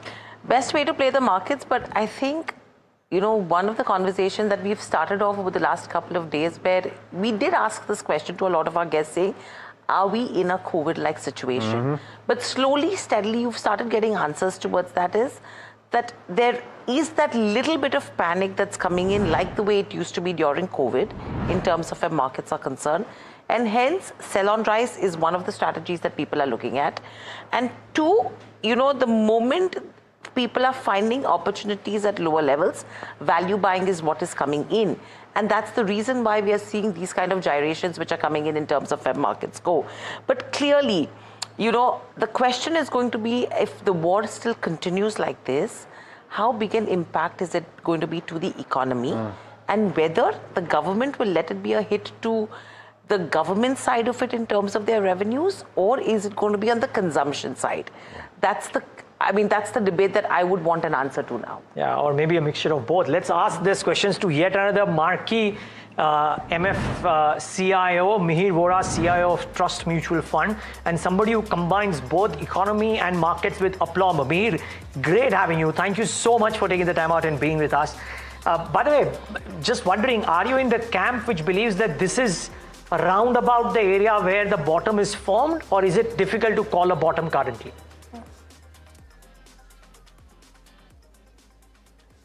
So before President, first of all, thank you. Always a pleasure to be here and now trying to wrap up the short but eventful weekend. Before President Trump's address today morning, I probably would have been veering around to the fact that we are probably, getting closer to the end of the end game, or closer to the end game rather than, a prolonged thing. But now it looks like we may have a few more weeks of uncertainty. So I'm still in the wait and watch camp, I would say. Interesting. So, the simple point, therefore, or the inference, therefore, is that the valuation comfort, even if it's there, the Jefferies note stated that about 17 times earnings, etc., which is maybe lower than long-term averages. So, even if the valuation comfort is there, you are not inclined to buy because this conflict may last for a lot longer and is unpredictable. Absolutely. Ever since the conflict began, my view has been that it's not so much about what percentage increase in the oil prices we are seeing. I think it's about availability of critical raw materials, especially like fertilizer, like gas. I think gas is a bigger issue. The physical quantity supply of gas is a bigger issue compared to the oil, where we can still have flexible sourcing. So I think it's been more a function of, or more a call on how long this uncertainty and conflict will last rather than the absolute price of oil and gas. Of course, absolute prices matter, but the longer this gets drawn out, we are going towards the bad case scenario, so to say, rather than the base case scenario. So I think, I hope sanity prevails and we see the end of this fast. Otherwise, I think before I stepped in, you were discussing about whether this is similar to the COVID situation. See, in COVID, what governments had and what central bankers had in terms of ammunition was that they could do fiscal and monetary stimulus and kickstart demand, which they did in a big way. They pulled out all the bazookas, of monetary and fiscal policy, and we saw a very sharp V-shaped recovery. The problem this time around is that we have physical constraints. So even if you pull out the monetary and physical bazookas, there isn't, supply of these raw materials to feed that demand. So we are in a supply shock kind of a situation, which is a bit different from the COVID situation. That's why I think, you might not want to use the exact COVID playbook this time around. Okay, so Mihir, I understand your point that we don't use the exact COVID playbook, but my question over here is the panic very similar as compared to what we saw during times of COVID? And I'm correlating it to the markets.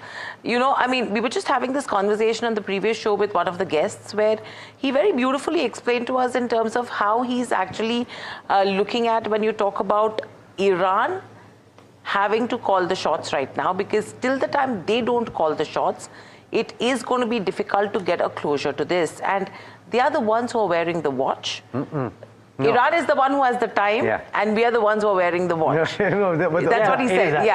The whole thing is America has the bombs and Israel.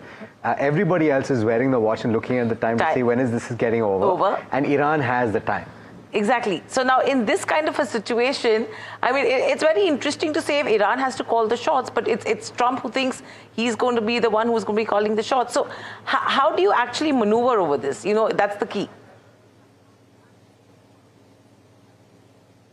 Sure. So initial part of the question, you asked about whether the panic is similar to the one we saw in COVID. I think that's also where there is a bit of a difference. In COVID, it was an unknown in the sense you didn't know what the disease was, you didn't know what the cure was, you didn't have vaccines, you didn't know what the outcome was, and we had no clue how long the the lockdown would have lasted, first wave, second wave. We had absolutely no clue. It was completely uncharted territory. Here at least you know who the players are. I think it's a few people who need to decide how the world is going to go ahead, and if they decide, they can decide over a weekend. So that in that aspect, the unknowns are not that unknown. Of course, the behavior of countries and personalities is something different. But you know who holds the trigger, as you rightly said, who holds the watch and who has the time, so to say. So that way, again, the uncertainty is different from the COVID situation.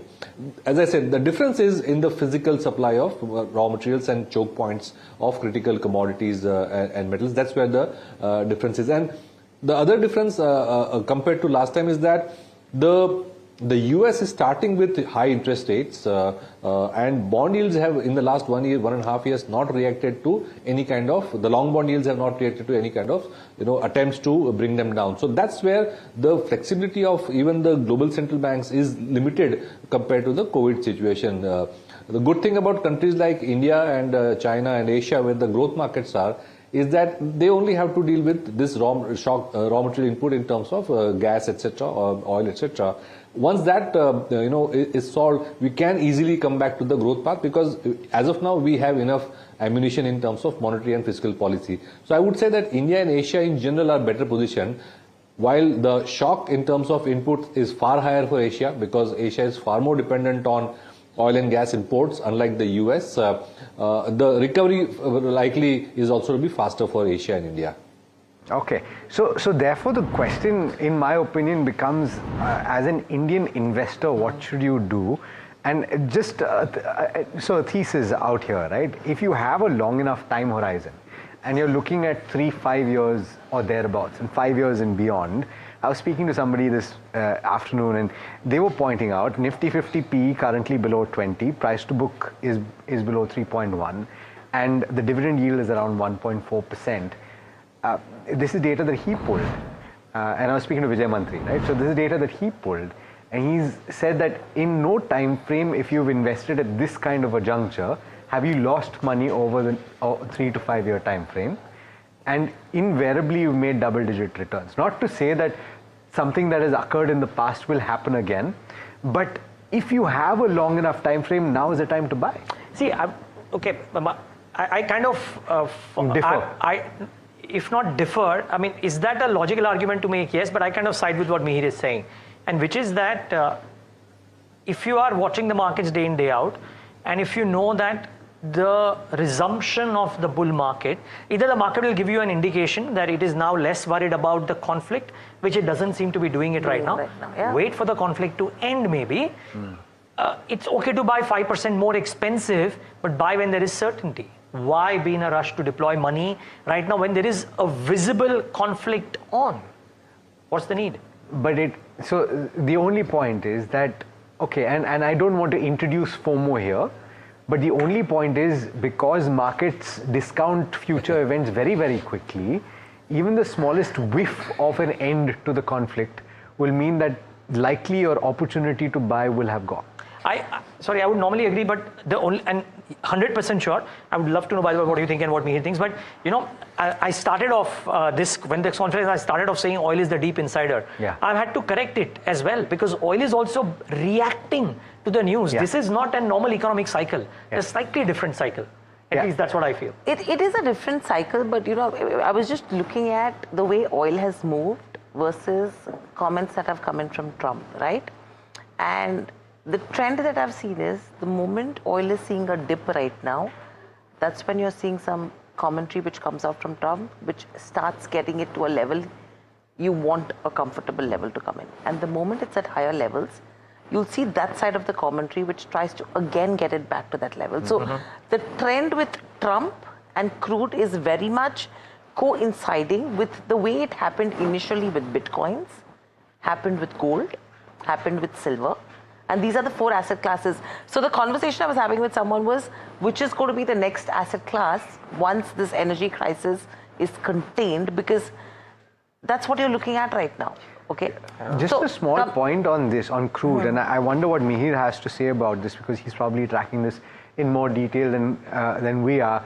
Is that the difference between physical crude and paper crude, which is derivatives that we're tracking, and Brent crude at that, which is essentially a derived value, is pretty stark at this moment, isn't it, Mihir? So therefore, are you looking at the price of physical crude to judge what the implications would be from an economic standpoint? Oh, absolutely. Because the US has made it amply clear that they are not averse to manipulating the futures markets if required to keep prices within quotes under control. But that rule does not apply to the physical markets. So in my guesstimate, in the short term, the physical market reflects the actual shortage of capacity or supply of oil and gas in the real world.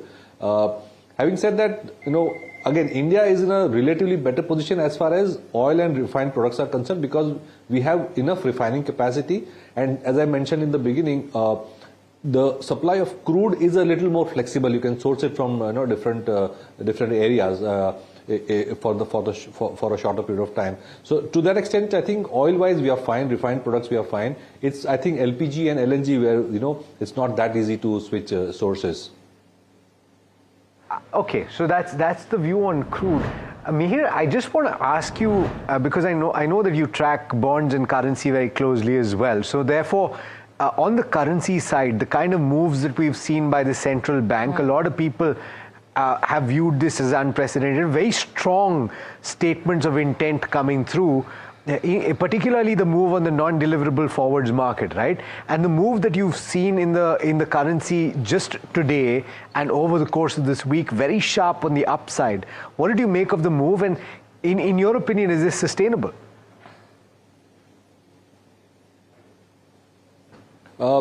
I don't think it's, I mean, first of all, I think RBI did the right thing by curbing excess speculation, cutting out the froth from the domestic as well as the NDF market. Because I'm sure banks and corporates to some extent were taking advantage of the weak sentiment and the FI outflows and magnifying the impacts of the rupee weakening by taking speculative positions. So I think that to a great extent will be curtailed by April 10th, which is when by when the positions need to be squared off or rectified, so to say. So I think it's a move in the right direction. You can't have the bond and currency vigilantes taking advantage of shallow markets and weak sentiment and trying to manipulate the currency. I think it's a step in that direction. But if FDI flows continue to be slow and FII continue to sell 5,000, 4,000, 6,000 crores a day, then I think the direction still won't change as far as the rupee weakening is concerned. And to that extent, I think we are in a position where we either need to do something like NRI deposits, resurgent India bond kind of a situation, and also back it up with a more friendly regime for foreigners to put in FDI and FPI money into the country. I mean, we've been talking about it for quite some time. The markets have been kind of indicating that the fact that India does not have AI and we've been kind of been sidelined in the last 12 to 18 months because of first of all Operation Sindoor and then the tariff where India was hurt the most. So we need to make a better India story and make things a bit more easier for FIs. I don't think with the country running a trade deficit and a potential current account deficit widening, we are in a position to say that no, we don't care about FIs. I think we need to do something for FIs also and make life easier for them. I mean, it's easy said than done also on this front, because if you talk about March, it's record sell-offs that we've seen by FPIs. I mean, 1.14 lakh crore is the kind of withdrawal that we've seen by FIs in the month of March. And they've been sellers on every single day, if that's what we have to say. In terms of sectors, FMCG, IT, Neeraj and Alex and Mihir, is where the FI selling has intensified. These have been two pockets where we've seen the FPI numbers which have been larger. However, the counter to this is how resilient are your DIIs, because they've acted, according to me, as a strong counterweight. You're talking about purchasing what 1.16 lakh crore is the number that we've seen in the month of March itself. And your SIPs, as Alex was pointing out, they've consistently exceeded that 30,000 crore mark on a monthly basis. So yes, your FPIs are important, but when they've been selling out of sectors like FMCG and IT, the question is, where are you seeing pockets of growth from here on? And I think, Mihir, anything that you would want to add on that front? No, see, point is that domestic mutual funds and insurance and the pension funds do have a good amount of corpus. But consistent selling for 10, 12 months to the tune of thousands of crores a day is not something that the market can sustain for too long beyond a point, frankly speaking. And the point is that, we are in a competitive environment globally, and we can't just say that it's only the domestics who are going to run the market. We need FII, we need FDI flows, because we are a growth economy and we are always going to be capital starved.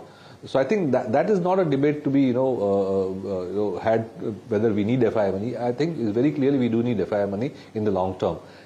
Cyclically, if they come in 1 year, get out in the other, it's fine. But the kind of selling that we are seeing obviously means that there is an issue, and there is a kind of a mindset issue that's kind of spreading in, and that's what we need to kind of this thing.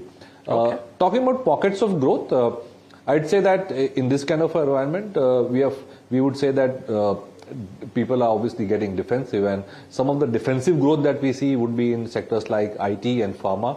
These are not sectors which were top of our list, frankly speaking, before this crisis began. We were more domestic in nature. But when things are so uncertain, there will be a bit of shift to the defensive growth kind of segments like IT and Pharma. FMCG still has issues. It's too low growth, and there will be margin pressures. The other pockets of consistent growth that we see would be in sectors like defense, in power transmission, generation, as well as distribution and renewables. So those are some of the pockets where noted. In the medium term also it won't matter. The crisis and all won't matter. Got it. We have 20 seconds before we wrap up the show. Just wondering, are DI flows okay at your house or otherwise? Are flows still robust, or are there outflows and redemptions? 20 seconds, please. We are a very small fund house, so we may not be representative. But so far we have not seen any outflows. Frankly, we are still seeing the steady trickle coming in. Touch wood. Okay, great. So it is the retail money which will still help the Indian markets. Meet Vora, such a pleasure talking to you as always. Thank you so much for joining in on this leg of Editor's Cut. Really appreciate your time.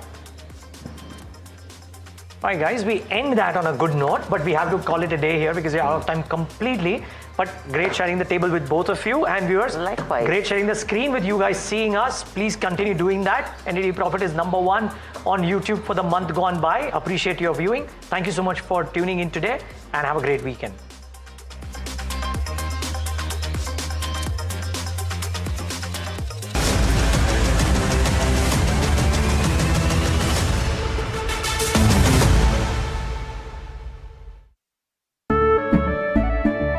केसरिया से मन जोगी हुआ रे, दिल झूमे देखो मतवारा हुआ रे। केसरिया से मन जोगी हुआ। हर पल मनाओ केसरी त्योहार, विमल बोलो जुबान केसरी। What's up, Pune? आ रहा हूँ मैं with a night never ever experienced before. My story told song by song, performance by performance, missile power jaisa spice और पुणे वाली energy, gonna be crazy and madness. Book your tickets now on District. Straight from the Garden City, the final leg of the NDTV DP World PGTI Golf Pro-Am lands at the lush Clover Greens Golf Course and Resort in Bengaluru. India's elite golf professionals team up with the region's top corporate titans, from explosive drives off the tee to nerve-wracking pressure putts on the green. Witness the perfect blend of sporting excellence and executive networking. Presenting the all-knowing, all-powerful Tech Guru. Whoa. Guru? I'm no guru. Okay. I'm just a guy who loves his tech. A show where the mysteries of megabytes and motherboards shall be unraveled. Bro, nobody talks like that anymore. This is all about connected ecosystems, EVs and AI that you can use in your daily life. That's what we do on Tech 360. Real talk, real reviews, tech that you can actually use. Tech has changed. So should your tech show.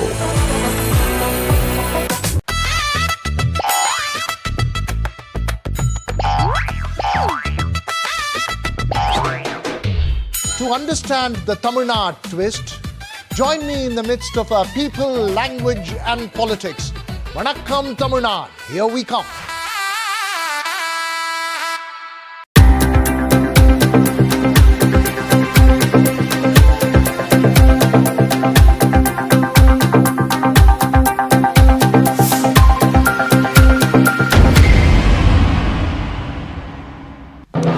When others are warming up, I'm raring to go.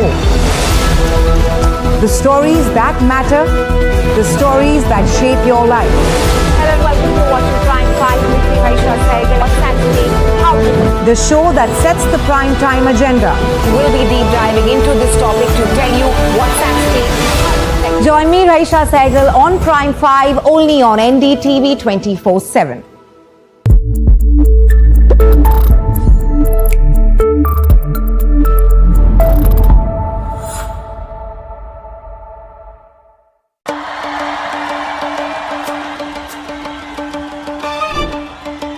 Will the rising sun win with a hand in hand? Will the two leaves and lotus...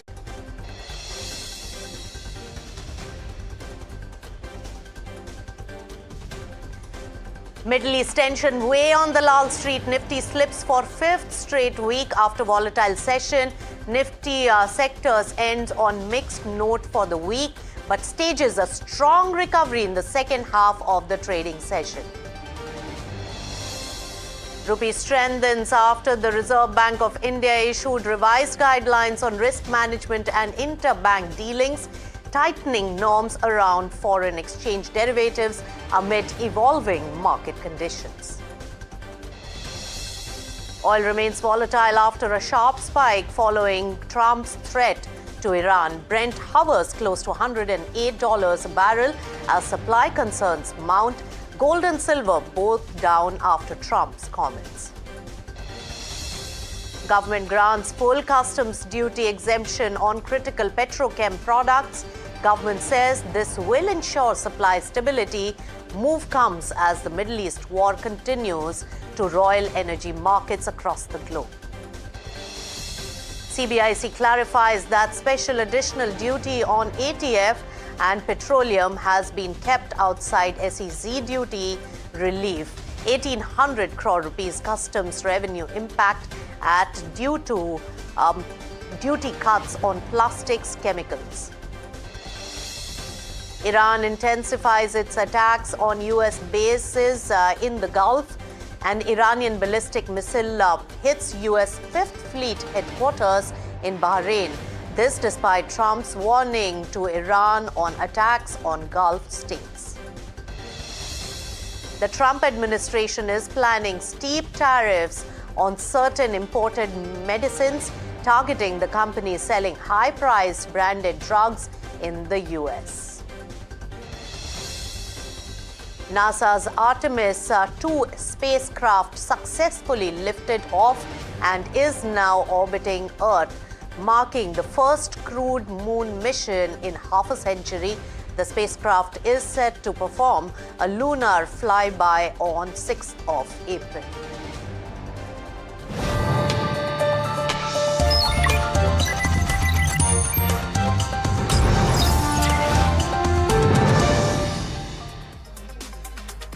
Hello and welcome. You've tuned into Profit 360. I'm Nisha Podar. Let's take you through the market action first. It's our top story today. Well, Nifty 50 closed in the green for the second consecutive day, ending above the 22,600 mark, while the Sensex rose 185 points to close at 73,300 odd levels. However, the broader markets really underperformed the benchmarks over the week, and the Nifty 50 closed the week in the red, declining almost 0.5%.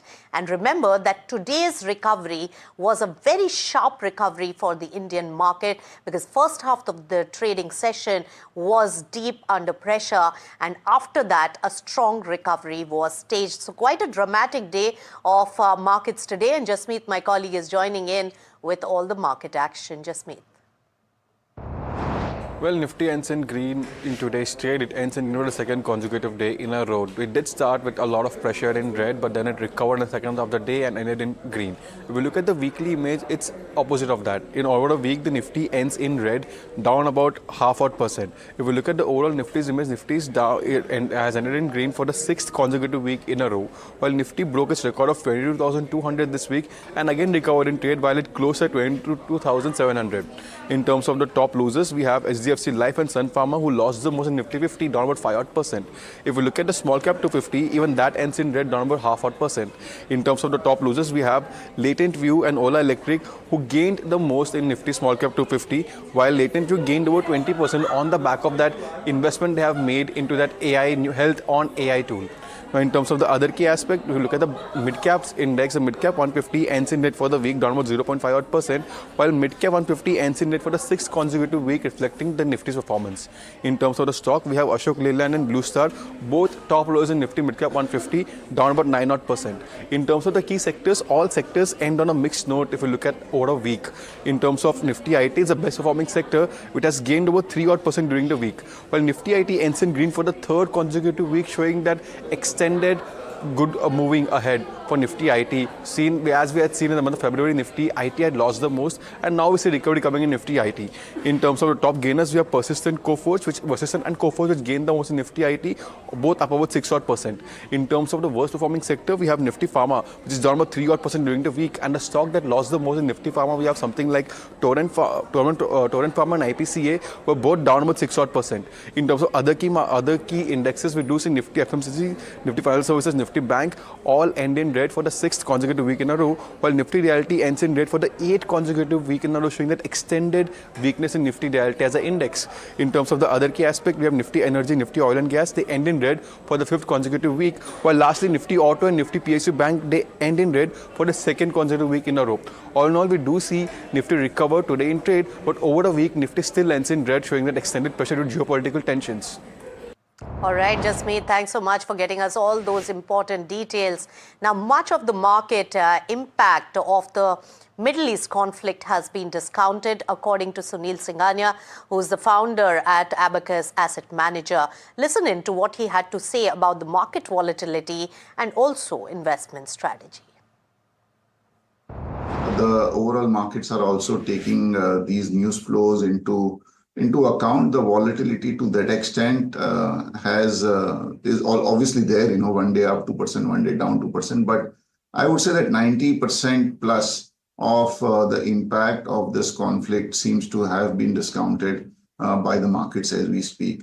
I think the challenges obviously have been, variability in the news flows. I think there has been no consistent statement. And for India in particular, the barrage of selling by foreigners have also been one reason why what we saw in March is what we saw, record high 1 month selling of upwards of 110,000 crores. I think that has also put additional pressure, particularly on India compared to some of the other markets in the region. But I would stick my neck out and say that more than 90% of the market pain, the equity market pain, seems to have been discounted. All right, so that was about the market momentum. Now let's talk about the money market. And our currency, rupee, has really started recovering. It closed at 93 rupees 11 paise against the US dollar. Now this strengthening in the Indian currency really comes after the Reserve Bank of India tightened the norms around forex derivatives and also interbank dealings. The Reserve Bank of India had come up with some unconventional steps there. The revised risk management guidelines come at a time of heightened volatility and also a signal, a clear intent by the RBI to bring more discipline into the forex market. Along with the recent intervention, this move is helping stabilize the rupee, which has now rebounded sharply from its record lows. And the big question now is that for how long can this support really last, especially with crude prices at elevated levels. So let's talk about crude, which has been really impacting the Indian markets, whether equity or really currency markets. So crude is on a tear, with prices really surging sharply as geopolitical tensions really escalate after Donald Trump, remember, signaled a possible intensification of the conflict. In fact, the supply fears that have really come right back into focus has really elevated the prices of crude. Brent has surged past $108 per barrel, while WTI is really holding above $106, with no clear timeline yet on reopening the key global oil routes, keeping the markets on the edge and also pointing to a prolonged supply shock. But interestingly, gold is not really playing the usual safe haven role this time around, because prices have dropped sharply, down over 4% at one point and snapping a 4-day winning streak as well. In fact, the rising oil-led inflation is clouding the rate cut hopes, and that's also weighing on bullion. So for now, it's crude really driving the narrative while gold takes the backseat. And remember, even silver prices had dropped substantially in trade today. All right, let's talk about some of the important developments in the world of business. The chemical sector is in focus after the government announces a temporary customs duty exemption on select chemicals aimed at easing the supply disruptions caused by the West Asia conflict. In fact, Varsha, my colleague, joins in with the details on the impact and which companies are in focus because of this development. Varsha. That government has put temporary custom duty exemption, which is applicable from April 2nd to June 30th, 2026, and which covers select key chemicals. Now, why this moves is this has been, of course, triggered by the the supply disruption due to the West Asia conflict, and the aim is to ensure smooth availability of chemicals, which will support downstream industries facing shortage. Now, what has changed? If I were to talk about, the earlier duty was at around 8.25%. Now reduced to 0 temporarily, which will make imports significantly cheaper. Now, how this is going to impact our domestic or Indian players when it comes to chemical companies? This is negative for Indian chemical manufacturers, as cheap imports will increase competition and of course will have an impact on financials like margins, and the pricing power may also come under pressure. Which all companies are in focus? A lot of chemical companies actually are in focus, considering the key chemicals that they produce. But you have Deepak Nitride, you have Epigrel, which may see margin impact. Aarti Industries, SRF, and a lot of chemical companies will be under pressure. Now, who benefits? Of course, Chinese exporters will gain cost advantage. European suppliers, if you see, become more competitive, and the Indian buyers get access to cheap imports. All right, thanks Varsha for getting us all those details and insights on that development. And in fact, the government says that the full duty exemption on certain petrochemical inputs for 3 months will enable the supply stability and also benefit the large number of sectors. Listen in. In the light of ongoing conflict in West Asia and the consequent disruptions in global supply chains, Government of India has decided to provide full customs duty exemption on critical petrochemical products for a certain period, for a period of 3 months till 30th June 2026. This measure has been taken as a temporary and targeted relief in order to ensure continued availability of critical petrochemical inputs for domestic industry, reduce cost pressures on downstream sectors, and safeguard supply availability in the supply stability in the country.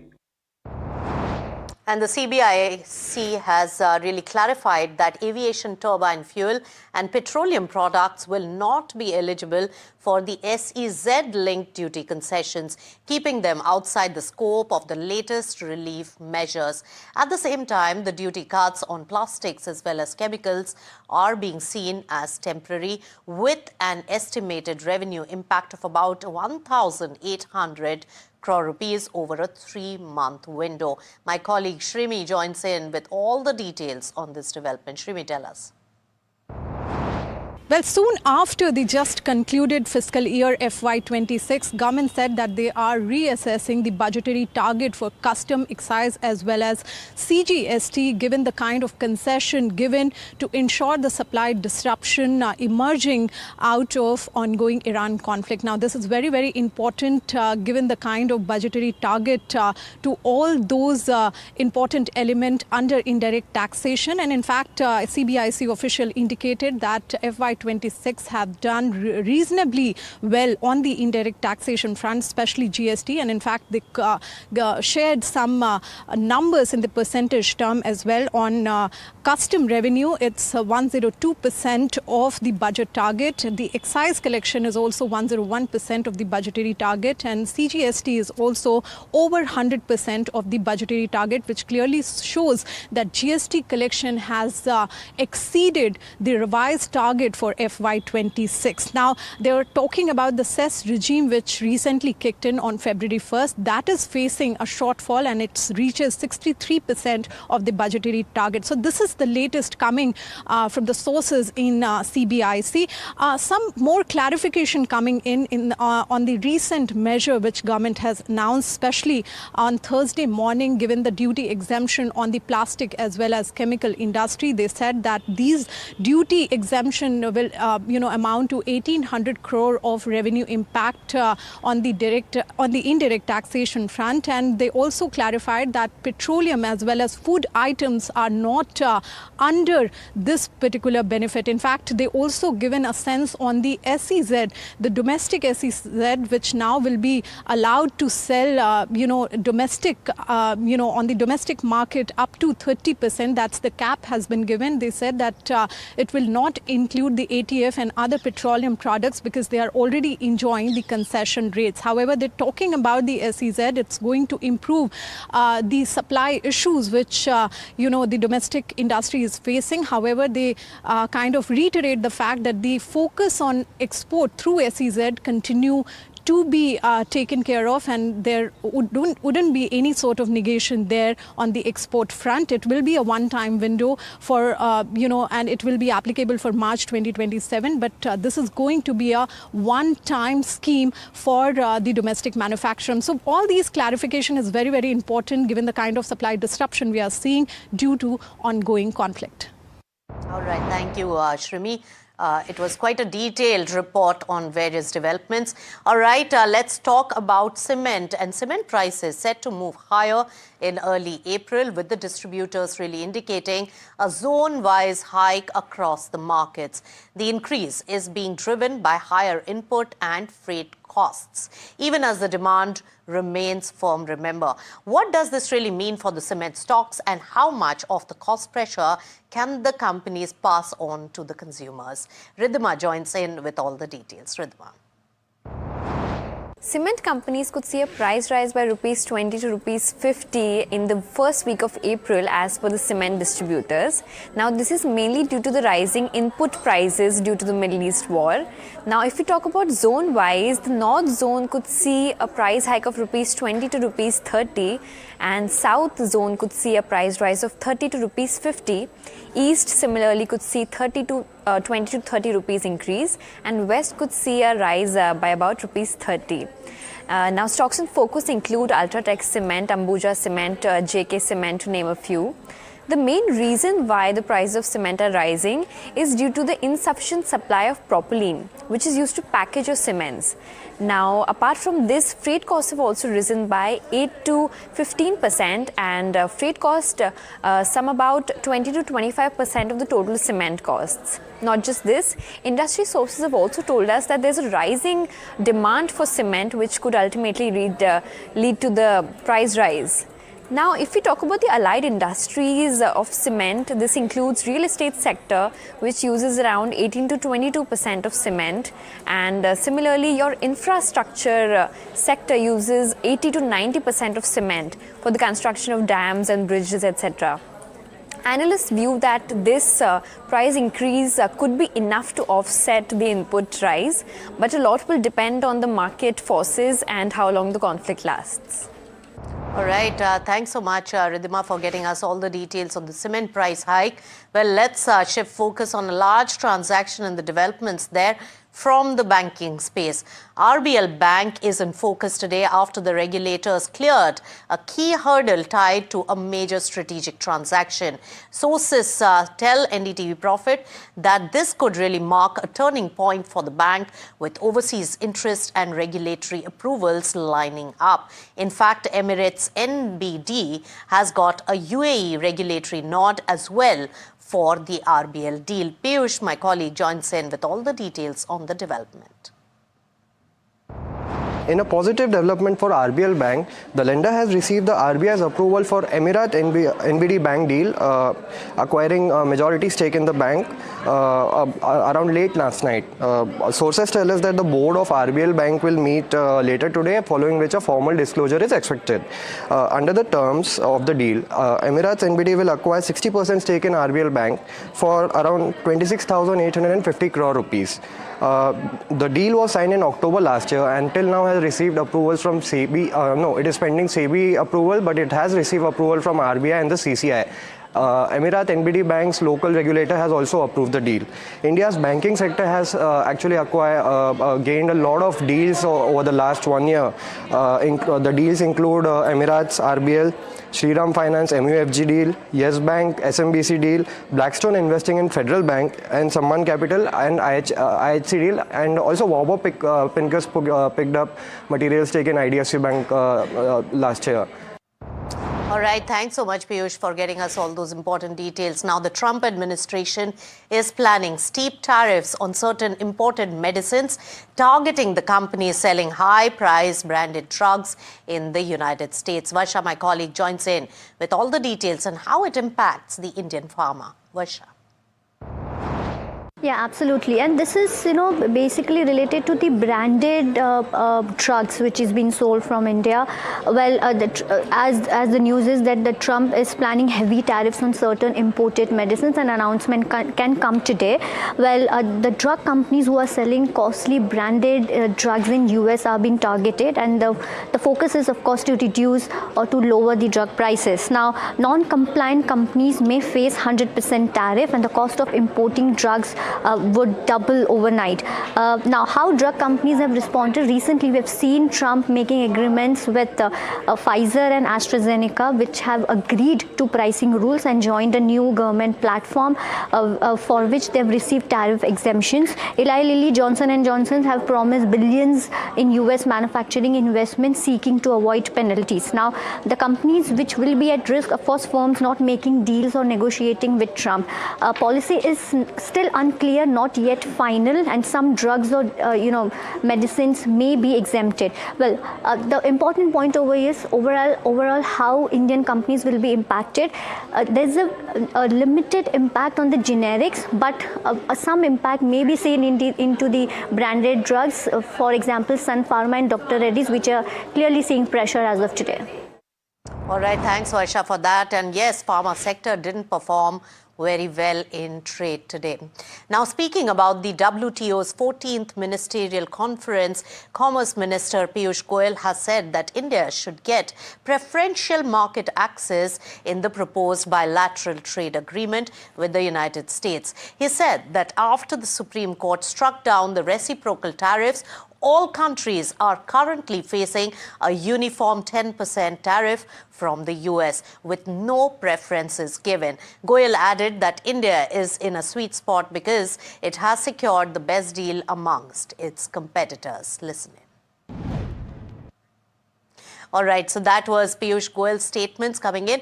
Now, Iran has intensified its attacks on US bases in the Gulf. An Iranian ballistic missile has hit US 5th Fleet headquarters in Bahrain. Now, this despite Trump's warning to Iran on attacks on Gulf states. After Trump's remarks, remember, Iran's military issues a first statement and said that US and Israel know nothing about their vast and strategic capabilities. And also in a televised address to his nation, the US President Donald Trump said that his military campaign against Iran will wind down in 3 weeks when its objectives are met.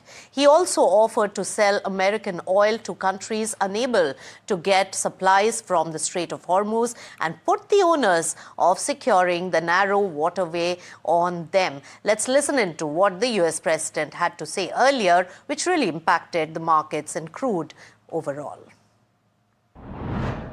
Iran has been essentially decimated. The hard part is done, so it should be easy.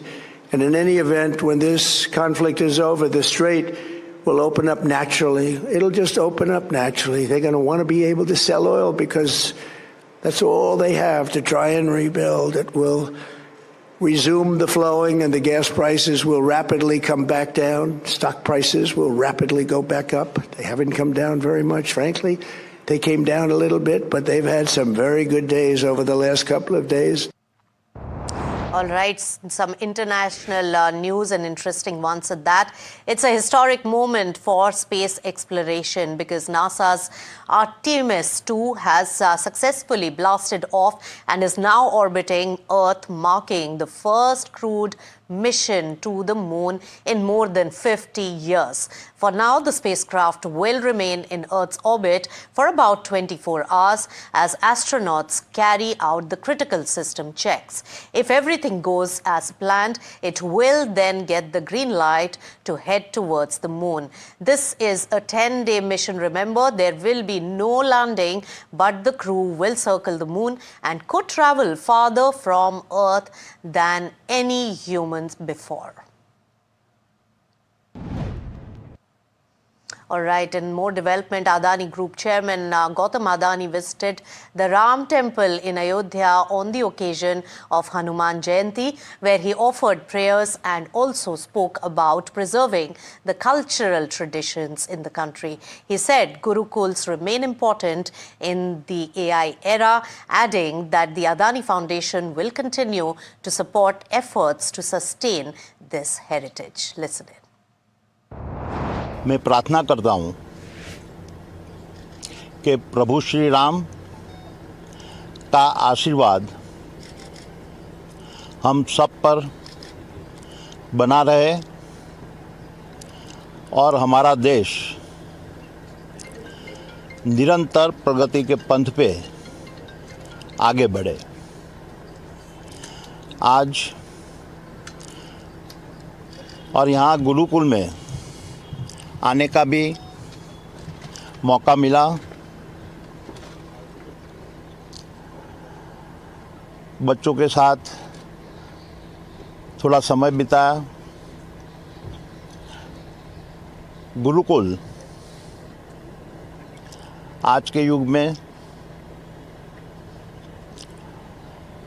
ये संस्कृति को जागरूक रखने का बहुत महत्वपूर्ण काम कर रही है।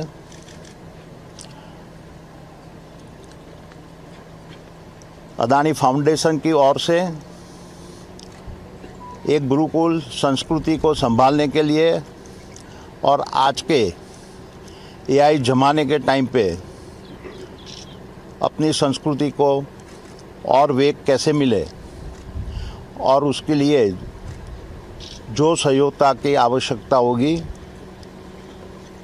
हम उसको पूरी करेंगे। All right, with that, it's time to say goodbye on this edition of Profit 360. But stay tuned to NDTV Profit for all the news and updates every hour. Thank you so much.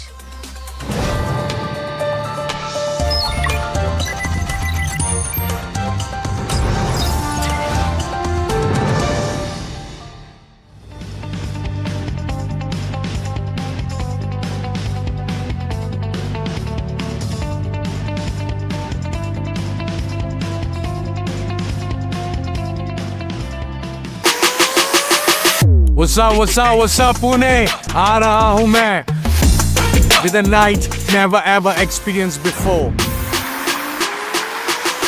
My story told song by song, performance by performance, missile power जैसा spice और पुणे वाली energy gonna be crazy and madness. Book your tickets now on District. Presenting the all-knowing, all-powerful Tech Guru. Whoa. Guru? I'm no guru. Okay. I'm just a guy who loves his tech. A show where the mysteries of megabytes and motherboards shall be unraveled. Bro, nobody talks like that anymore. This is all about connected ecosystems, EVs and AI that you can use in your daily life. That's what we do on Tech 360. Real talk, real reviews, tech that you can actually use. Tech has changed. So should your tech show. Straight from the Garden City, the final leg of the NDTV DP World PGTI Golf Pro-Am lands at the lush Clover Greens Golf Course and Resort in Bengaluru. India's elite golf professionals team up with the region's top corporate titans, from explosive drives off the tee to nerve-wracking pressure putts on the green. Witness the perfect blend of sporting excellence and executive networking.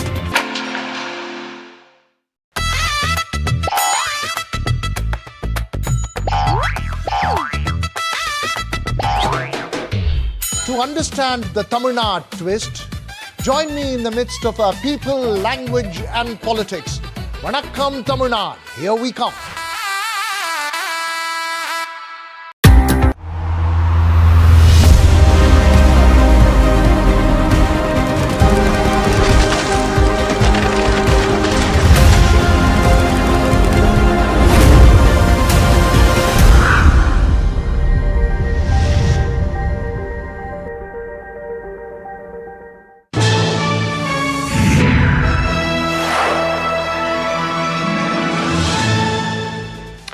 Hello and welcome to KYC. I am Sharad Dubey and let's start the show. It's a very interesting company today I have got. Yes, it's a small cap and it was recently listed as well, we could say, but some hints about it and I'll give you a little bit of twist to it. It's a Kolkata FMCG company. Yes, it's Kolkata based FMCG company. Second reason is it deals with atta, maida, sattu. That means if you are from Bengal, you must be guessing it by now which company I'm talking about, but let me give you more hints. The company listed on September 29th, 2025. But after that, how the stock has reacted, that's very much important, and the stock is down 47% from its IPO price as well. Interesting. I've given you enough hints, and if you're from Eastern India, you must have guessed it by now. The company's name is Ganesh Consumer Product. This is the company which we talk about, which would be in a focus in KYC, but the question remains is why are we getting this company right now? What's the reason for it? It's a small cap company. Is there any interest? Stock has taken already a big beating. The promoter have started buying shares in the company and that's where the interest came for me. But there are other reasons also why we are calling this company in KYC right now. The margin outlook for FY28 and the growth levers. Remember, there's a backward integration at play and companies slowly trying to shed off its B2B image as well. The raw material sourcing cost, that's very much important in this industry. Has that gone up in Q4? Why? Because in Q3 they had a good gross margin up move. So what is there which can offset this problem? That's the question to be asked. Another one is any impact on the gross margins which we can see from this. And all of these details we will be asking this management. Apart from this, another key question would be the overall competitive intensity, especially in the emerging value-added segments. Companies' emerging value-added segment is in the spices, blended spices, and we have seen startups are coming, larger FMCG players are coming, and the distribution plans, especially in the non-West Bengal markets, because the non-West Bengal market is very little. So the company needs to come out to become at least a regional player rather than just a state level player. The capex and expansion plans, it's very much interesting.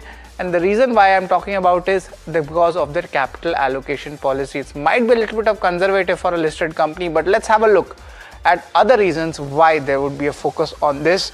And of course, the focus would be there because it's a debt-free company. And why is the company not taking leverage or any fundraise to expand? And this is a high working capital business as well. And to decode this, we'll have Manish Mimani. He's the managing director at Ganesh Consumer, where Manish will take us through the journey of the company and what lies ahead when it comes to the strategic outlook. But company करती क्या है?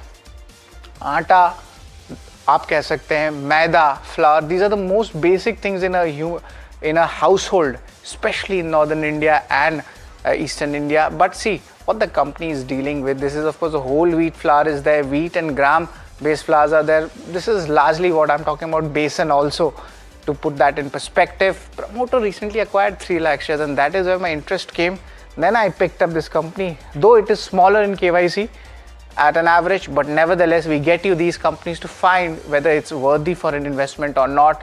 The company has 7 manufacturing units with almost 4.2 lakh tons installed capacity, and this is of course spread across the country. That's what I've checked from the data. 55 to 60% capacity utilization is there, so that is the reason why they are not making fresh capex. Debt-free company hai, so the demand as it comes in, they will be able to utilize it more. That's the expansion plan. That's why the company is not very aggressive, and that's a good strategy for the balance sheet.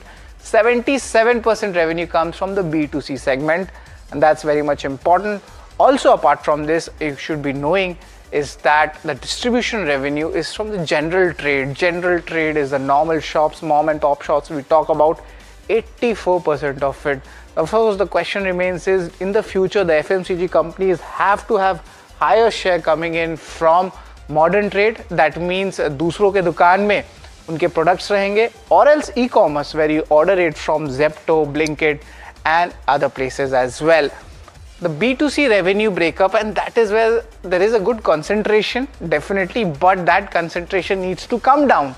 Then the street will start valuing you more. Only 7% is coming from the North and West Bengal portions as well. West Bengal is having 93% of that overall B2C revenue breakup. Apart from this, the B2B volumes, they lifted the gross margins by 494 basis points to 26%. Now, is this sustainable going ahead, and what happens in the fourth quarter? That remains, but the Q3 commentary was strong. The B2C volumes, they were intact despite the competitive intensity. A lot of new players have come up in this B2C segment. And the spices revenue, that's what I'm talking about, the blended spices and the overall spices segment, that went up 31%. And the e-commerce and Q-commerce, that though it's a small base, it went up by 58%. So definitely there is a modernization at play for this company. The key numbers to watch out for, they have a 12.6% market share in wheat-based and gram-based derivatives, sattu, besan, atta. Just to put that in perspective, this is a 43% market share for sattu, and of course it's a great protein product as well. They have almost suji and dalia, that's around 31% as well, and that's a good market share, to be honest, in an unorganized market. And of course this is the organized setup. They have 1 crore plus household reach, especially from West Bengal, and also the distribution which we talk about, they have roughly 3.5 lakh general trade outlets in eastern India. We get in other states also, Jharkhand, Odisha, to name a few. But why is the stock out of favor? Stock चल क्यों नहीं रहा? बाजार में interest क्यों नहीं आ रही है? It's a commoditized business. Right now also we see largely it's a commodity. There's a lack of analyst coverage also, and that's why you might see the market cap has come down below the 1,000 crore mark as well. So that remains a big overhang in the stock. The emerging high margin products are definitely there, but the competition is also very high. Startups also want to make masala, so do the large companies which are much larger than Ganesh Consumer as well. It's highly concentrated in West Bengal, and it's against ITC, and ITC is also having a big stronghold in eastern India. It's a highly unorganized segment as well. So these are the key factors why the stock itself is out of the favor, and the market is not giving in case any positive thing is happening with the stock as well. And perhaps there might be a signal that we are bottoming out, especially with the conviction coming from the promoters buying 3 lakh shares in the open market. But the KYC rating system, how do we rate the company? It's very much important. Income statement, balance sheet, cash flow, these are the most important numbers to watch out for. We look at return ratios also, where we get in ROC and ROE. but most importantly street cred is there, कितना पैसा कमाया, medium term हो या long term हो, सारे details हम आपको लेके आएंगे. Share holding, valuations, we compare them, but of course we'll have a bigger FMCG players because of the smaller size of the company and the outlook, especially for companies' growth outlook, expansion. We'll get you all these details, but one by one. सबसे पहले income statement. Let's focus on that. Remember the Q3 numbers were on the stronger side, bullish commentary on the margin, so that was definitely a positive. But net, the growth has been decent for the revenue and EBITDA front for the 3-year CAGR numbers. It looks like a stable business, but company is trying to modernize itself across all the sectors, but a concern remains. Remember I told you the commoditized nature of this business? That is where we see the overall net profit margins, not that much big growth coming, just 9% of 3-year CAGR coming in. Of course, there are some aberrations, but our job is to give you the entire picture. So right now it's neutral, it's nothing very great. Q3 numbers were decent, but who knows, Q4 numbers might be impacted. So it's a neutral rating when it comes to the income statement. Let's talk about balance sheet. What happens in balance sheet? And one good portion is, despite of the company, having a lot of capex which was there earlier, modernization is happening. Remember, the utilization is less, the borrowing is zero, and the company size is coming. So if of course company comes at a certain market cap, the business goes, so they'll always have a borrowing capacity to expand or do any acquisition. And I feel, of course, the company itself has some conservative beginnings, but the way company is going ahead, we might see some acquisitions also, and the company's balance sheet is strong and they've managed it nicely. So it's a neutral rating when it comes to the balance sheet as well. But of course, it's a high working capital business, and whenever that happens, there is at times lumpiness in the payment cycle also. In this industry, the payment cycles at times go up and down as well. And because of that, the cash flows also start moving around. FY24 we had a higher cash flow, then again it comes down. So there is a variability, and this is the business model of it. No matter how much you say it's modernized business, it's still mom and pop, and it's a traditional business. That is why the cash flows won't be very linear. There will be non-linearity at play, and because of the model itself, we can't do much more about it. So it's a neutral rating for the cash flow segment. Apart from this, let's talk about the return ratios, and this is where the company is doing well. It's a small company, backward integration is happening. The second and the third generation in the business family is trying to modernize, and we can see that in the numbers. So look at the ROC numbers. You don't get these type of numbers in a company who is selling atta, maida. Look at that, it's a 20% almost ROC numbers coming in from the company's filings itself. Let's look at the ROE numbers also, and this was very much interesting, and this is a 16% ROE business coming in. That means the company is in the right direction when it comes to the high margin products, backward integration, and of course they already have almost, you could say, a 2-decade-old brand also, and of course the family itself, you talk about it, they are very prevalent in Eastern India. So it's a very strong thumbs up when it comes to return ratios. Also, let's talk about the shareholding, and largely promoter stake has been same. FIs have been selling. That's where the sell-off happened post its listing. The anchor lock-in ke baad, there was a good sell-off and there was no proper absorption. Maybe that's why DIs haven't increased their stake. But to put in more perspective, the promoter has bought 3 lakh shares from the open market, and that is where the interest comes, because we might be at the bottom of the stock if you're checking the technicals. So net, it's a neutral rating when it comes to the shareholding segment. But street cred, that is where my concern starts. Remember, initially I had told you that the stock from its IPO price is down 47%, and that's the big concern coming in. There wasn't major holding coming in from the institutions. Year to date also, the stock has taken a tanking. Stock 23% gira hua hai. And if you give it more perspective, stock of the last 1 month also hasn't done much. It's trying to stabilize itself, but look at the markets also. The small caps and mid caps have taken a big beating. So stock is also down 7%. It's just mirroring the market. But nevertheless, the issues were not there for the last 3 months. The issues were there for the last 15 months. That is why street cred, I have given this a strong thumbs down as well. But valuations, let's try to compare, and let's try to get in some businesses over here. ITC, of course, majority of the valuation comes from the tobacco business, but they do also have a lot of atta related products, flour related products, and also they are acquiring spices. Same thing goes for Tata Consumer as well. The Tata Consumer has a different valuation, 62 times coming in, and the trailing valuations 19 times for ITC and 18 times for Ganesh Consumer. Remember, this is not an apple to apple comparison, but this is the nearest comparison which an analyst can give you, and that's what we do in KYC. So net it's a neutral rating because this is also significantly corrected. It's more than halved actually from its peak levels as well. So it's a neutral rating when it comes to the valuations. Outlook is important because the strategic procurement planning, that is what the company is focusing on, and the pruning of low margin B2B volumes, that the company is trying to do this going ahead, and because of that you must have seen the return ratios and even the margins till a certain front doing well. Now this more penetration in the Eastern India is required, and this is ex-West Bengal I'm talking about, because it's a huge market and this is just, they have scratched barely the surface.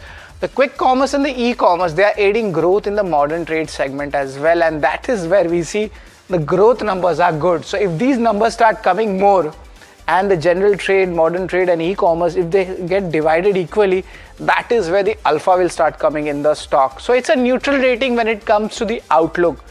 But let's give you the entire picture of how the rating pans out, and the company needs to perform more. Then only the market will give it more value to this company, and I feel there is value left in this company. Income statement, balance sheet, cash flow, it's decent and it has been done up well, and there's a conservative thought process to it, but it's doing well going ahead. Return ratios, that is why it's coming good, because they have controlled these three parameters. Street cred, the company needs to perform, the street needs to see why it is different.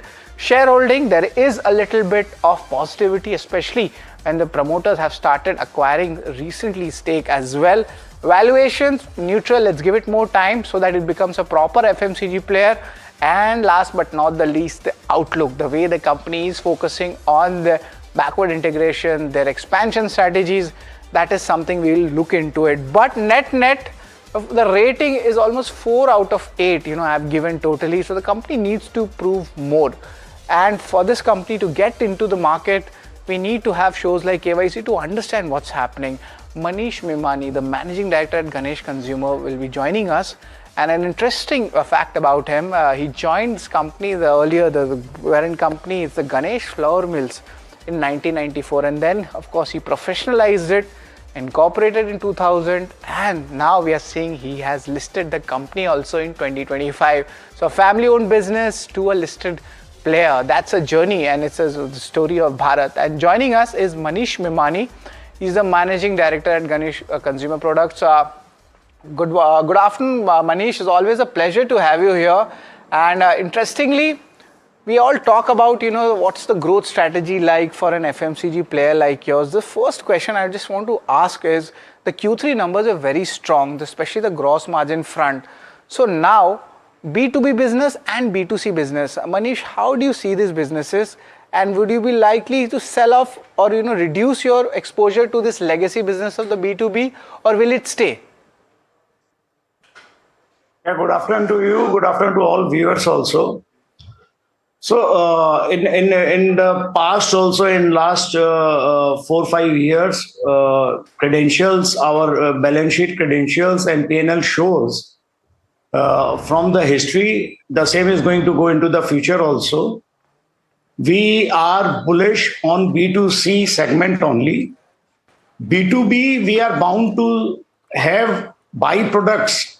Whatever we make and sell, that is wheat derivatives and gram derivatives, some byproducts are bound to come out of that manufacturing.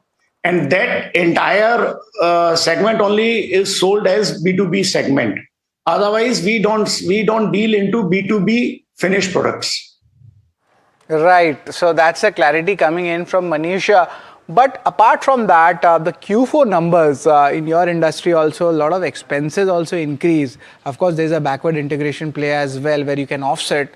But Manish, the fourth quarter, those geopolitical tensions which have come in, and this has impacted a lot of industries. Will your costing or raw material costing get any impact in fourth quarter? No, so there are two raw materials which is largely consumed. One is the raw material itself, that is wheat and gram, and which is enough is there in the supply because it is a domestic, we consume domestic output, We are not dependent on imports. So I think the major raw material is not a concern for the company. But of course, the packaging side, that is primary laminates and the secondary packaging, that is, of course, is a bit of concern, but that is only 2.5-3% of our total cost. And then we have hedged a lot in last couple of months. So I don't think moving forward that is also going to make a big impact. So no major impact coming in from the raw material costing front as well for fourth quarter. But there was a significant improvement, Manish, in the gross margins as well. We had mentioned in third quarter. So will we see that momentum continue in the fourth quarter or maybe in the first quarter as well? Of course, the trend will continue. We have made our supply chain very tight. Our procurement is optimized. And last mile delivery, we have decreased our last mile delivery cost also with the help of carrying and forwarding agents. So this trend will continue. Rather, it will have an uptick in the another 2 to 3 quarters. Why would this reason be for an uptick? And if yes, can you just give us the range of the uptick for this margin growth levers? Right. So largely, we believe the raw material prices, if we take the example of wheat, the wheat is 10% depressed from last year prices. The same is for gram. Gram is also largely 4 to 5% depressed from last year prices. An abundance of supply is there. So being a key branded staples player, the advantage in the procurement cost will spill over to our margins. Okay, so there is an advantage to the procurement cost.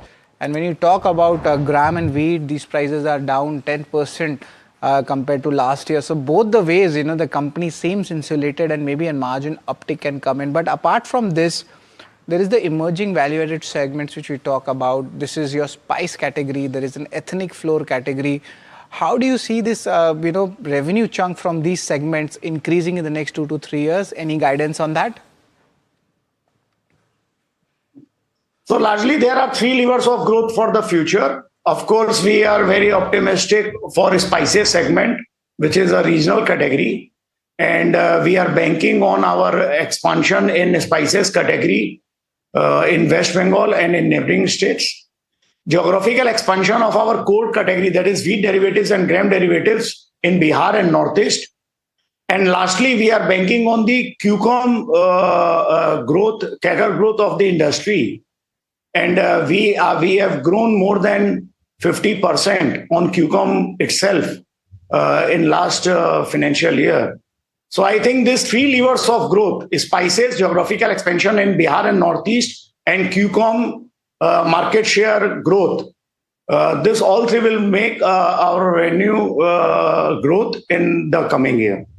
And Manish, if you could just give us any kind of a revenue target, maybe in the next 2 to 3 years or by 2030, what are the targets which you have set for the company? The margins we generally know there will be a up move from the current levels you mentioned, but revenue or the distributors, what's the numbers looking like? Because I think the Eastern India is still under-penetrated and there's a lot to cover other than just West Bengal. Right. So currently we are having a pool of more near to 1,100 distributors, which we think will go by 10 to 15% more in another coming quarters. This is on the distributor number. And if you speak of revenue growth, so as of now, we are in a silent period. So I will not like to get into specifics around the quarter. But of course, we'll share a complete picture when we report our results. That is, I think that will be the appropriate forum to give our revenue growth of coming quarters as well as PET also. Right. And your capacity utilization is roughly 66-70 odd percent, which we had seen, I think it's 55 to 60%. So you have these capacity utilization numbers increased in the fourth quarter, or is there any seasonality at play because of there is a seasonal impact also the way you procure your grains? Is there any seasonality to your business, or the whole year round you are active? So largely whole year round, it's a stable business round the year. It's a stable business from the revenue side. It's a stable business from the EBITDA side also. So no surprises on the revenue side, and there's no seasonality in our business largely. But of course, due to festival time, that is largely in the period of Durga Puja and Diwali in this part of country, of course, the revenue grows. Now, if you, other than this seasonality factor, on the capacity utilization, the company did a capex of nearly 90 to 100 crores in last 3-4 years. So I think that the entire idea was to first put up the capex, do the backward integration for some of the procurement which we were doing directly from the open market sources. Now the company is into a captive production. So I think in the coming another 2 to 3 years, till the revenue of say 1400 to 1500 crore, the company need not any capex, and that's why the capacity utilizations look slow at this time of moment. And I must congratulate you, Manish ji, on the way the balance sheet is managed. And this is, of course, a family business which has been professionalized, and now you are a listed player as well. Debt is zero. Of course, there's always an ask, in case if you want to do any acquisition, because in your space, a lot of acquisition is happening in the emerging markets also, because you already are having a strong market share in core products. In case you're looking for any acquisitions, would there be any debt or a fundraise you can expect in the coming months, say 12 to 18 months? Are you looking at anything inorganic? Because everything looks organic to me. Yeah, sure. So other than organic growth, which we are bullish on, and that's why the management and the promoter has increased their shareholding, because we have got full conviction in our business. And as of now, the intrinsic value of the business is significantly, according to me, higher as per the market cap and the market price of the share.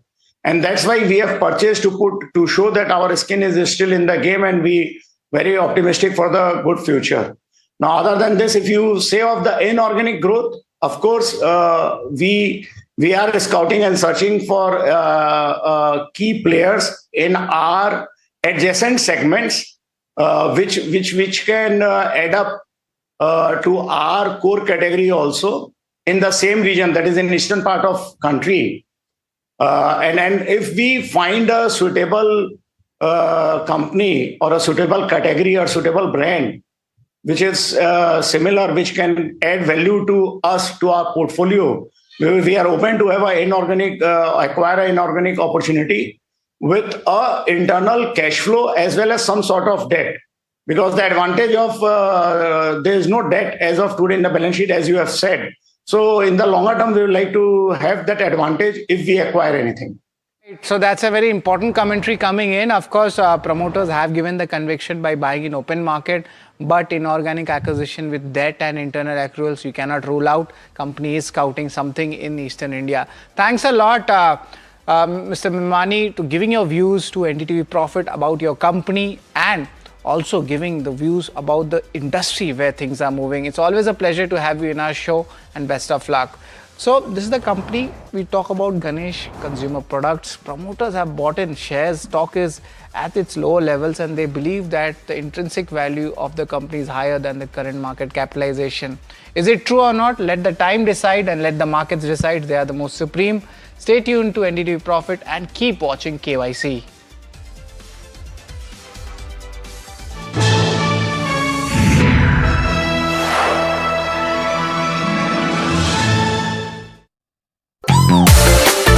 Straight from the Garden City, the final leg of the NDTV DP World PGTI Golf Pro-Am lands at the lush Clover Greens Golf Course and Resort in Bengaluru. India's elite golf professionals team up with the region's top corporate titans, from explosive drives off the tee to nerve-wracking pressure putts on the green. Witness the perfect blend of sporting excellence and executive networking. Presenting the all-knowing, all-powerful Tech Guru. Whoa. Guru? I'm no guru. Okay. I'm just a guy who loves his tech. A show where the mysteries of megabytes and motherboards shall be unraveled. Bro, nobody talks like that anymore. This is all about connected ecosystems, EVs, and AI that you can use in your daily life. That's what we do on Tech 360. Real talk, real reviews, tech that you can actually use. Tech has changed. So should your tech show.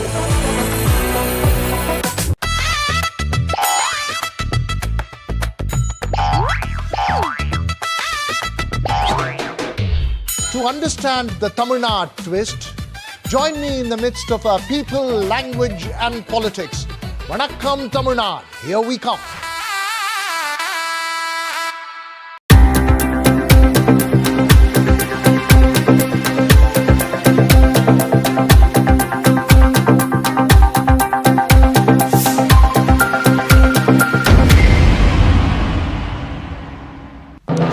When others are warming up, I'm raring to go. The stories that matter, the stories that shape your life. Hello and welcome to watching Prime 5 with me, Aisha Saigal. What's happening? The show that sets the prime time agenda. We'll be deep diving into this topic to tell you what's at stake. Join me, Raisha Saigal, on Prime 5, only on NDTV 24/7.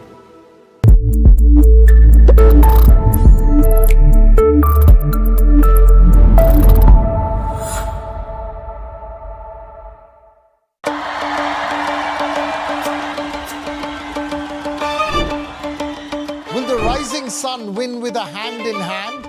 Will the two leaves and lotus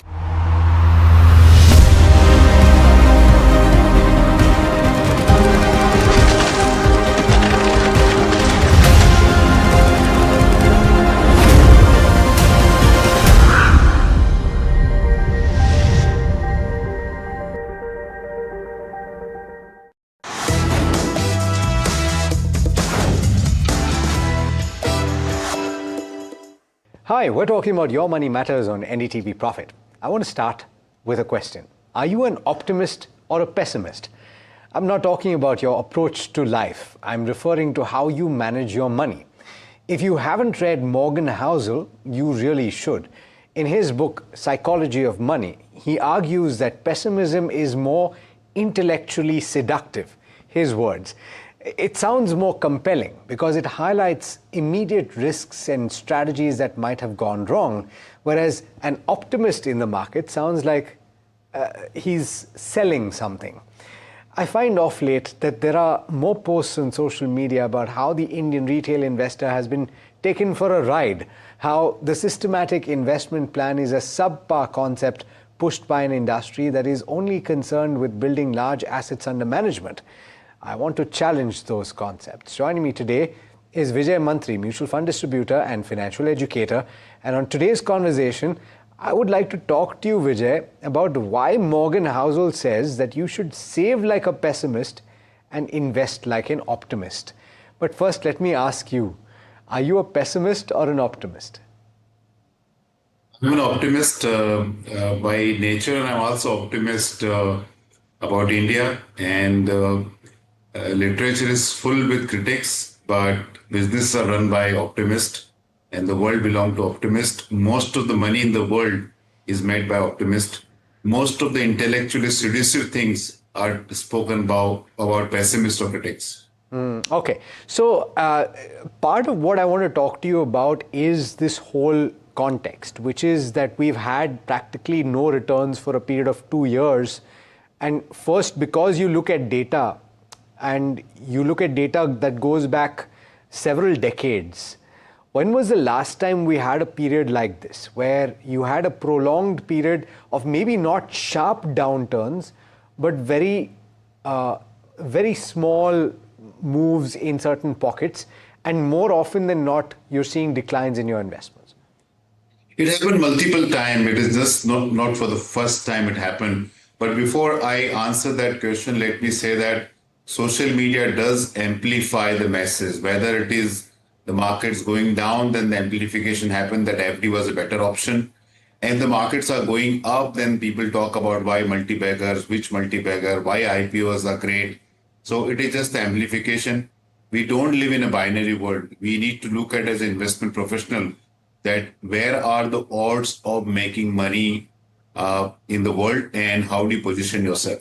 So after answering that question, let me tell you that we know famously from 1992 till 2003, for an 11-year plus period, there was no return in the market.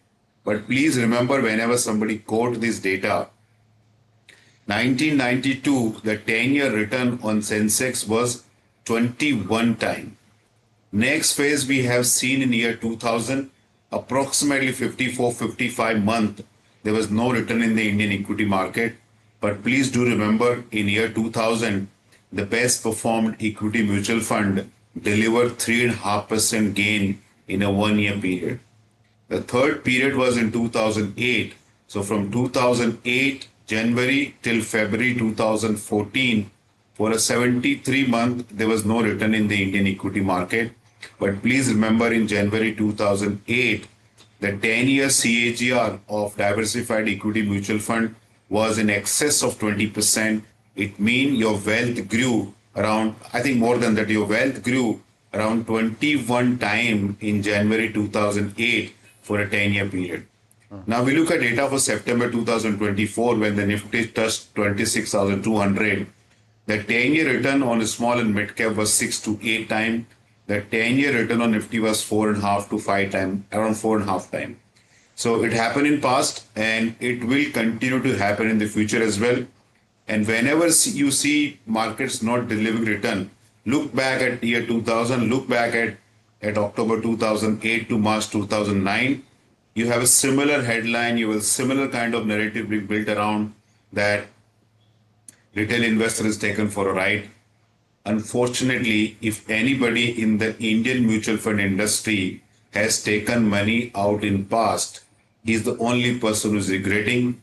Because if you look at NAV funds, NAV in year 2000, peak of 2000, I remember just one fund's NAV. In the peak of January 2008, HDFC Flexi Cap's NAV was 220 rupees. At the peak of 2000, after that, the fund's NAV is right now close to 2000. It kept, keep moving in between from top to bottom.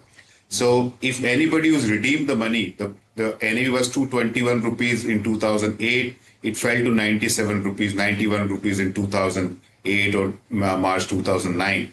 If you've taken money out then you booked the paper loss into permanent loss. And then today's funds NAV is anything around close to 2,000 rupees. So it is a very, very false narrative. We just talk about equity market, but please remember, many investors' wealth got stuck some other asset category. Equity mutual fund, whenever we have seen this kind of period, we have seen after some time, the market comes back and investor makes money. Vijay, but third point, which is very important. Third point, very important. One of the best period for SIP investor is when markets are not delivering returns, because the calculation of wealth is NAV multiplied by number of units. When NAV is dropping, the number of units are increasing. So if I'm a long-term investor, I know in the long term, NAV will go up. But when the NAV goes down, I accumulate more unit. So it works in my favor. So best return in equity market for SIP investor happen when they go through this kind of journey. Yeah, it's a good point that you raise.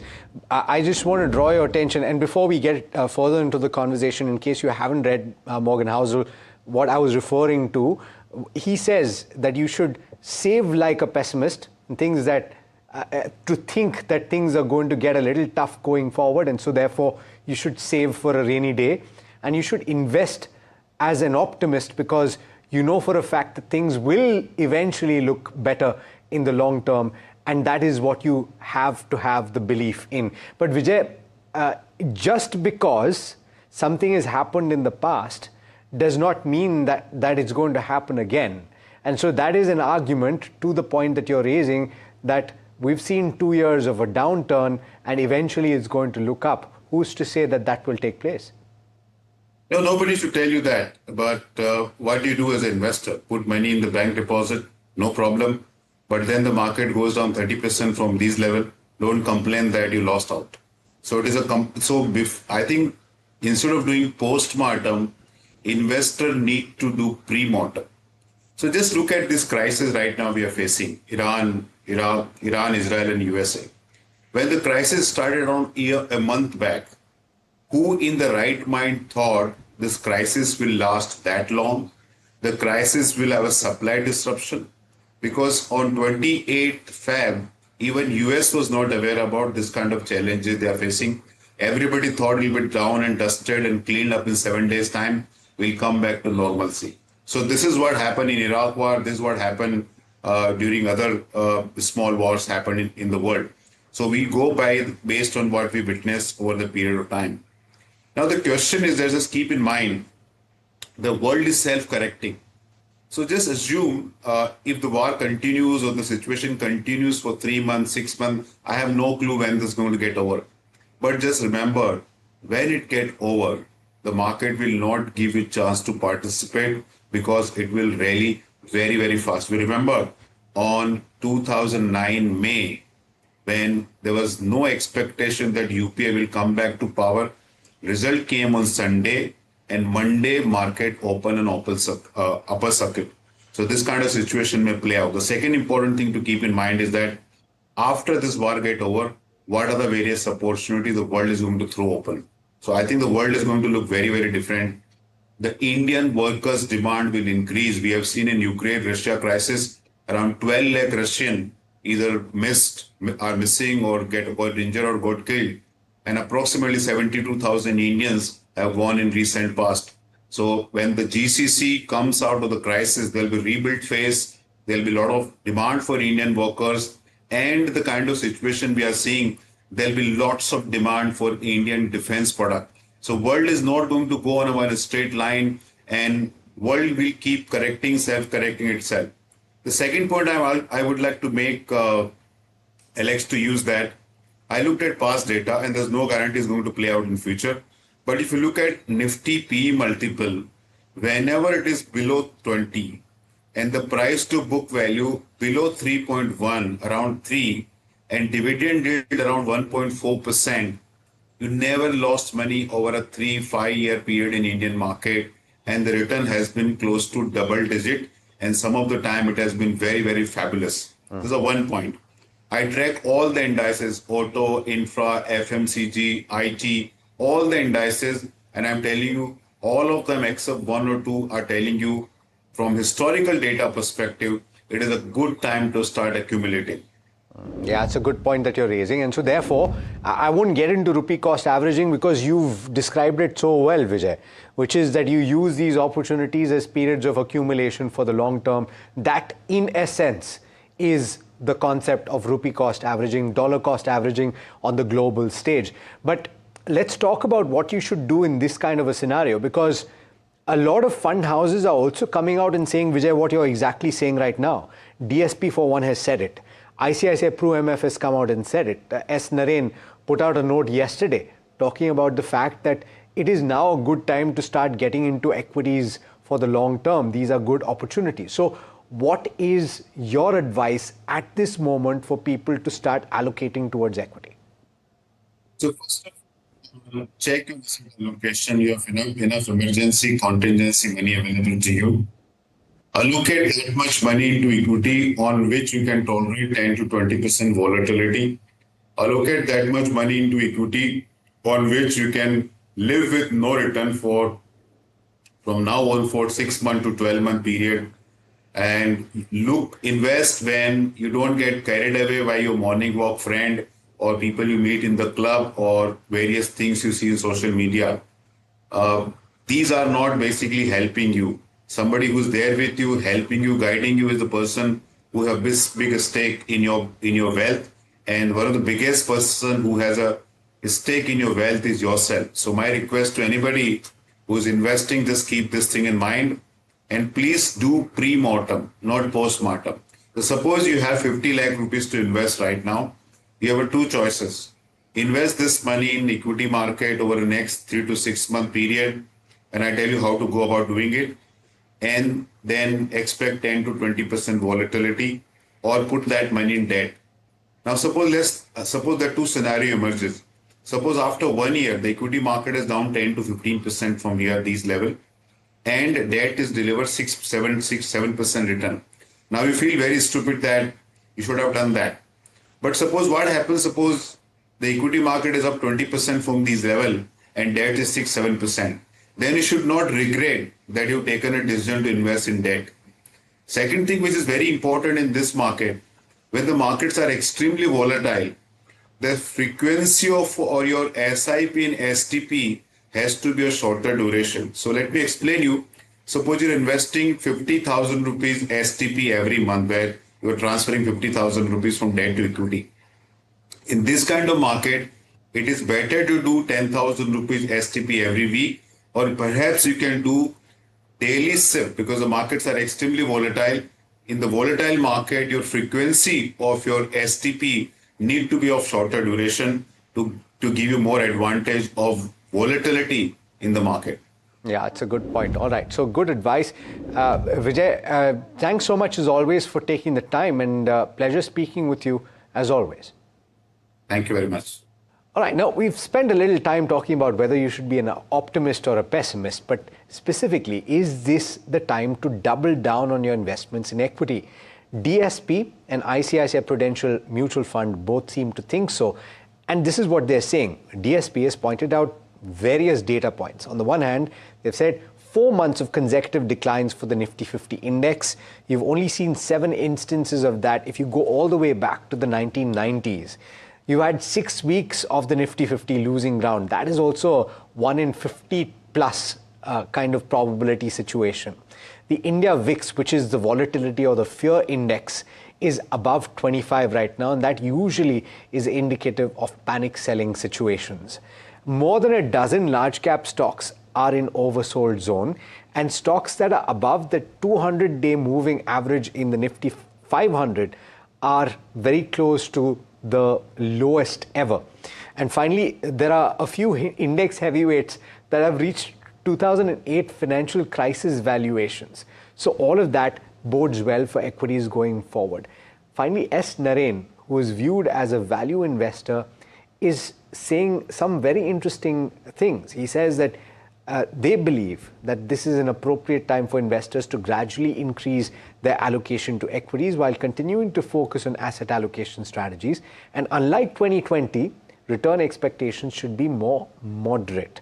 Perhaps that's because of the way in which the correction has happened. It's not been a sharp downward correction. It's been a time correction more than anything else.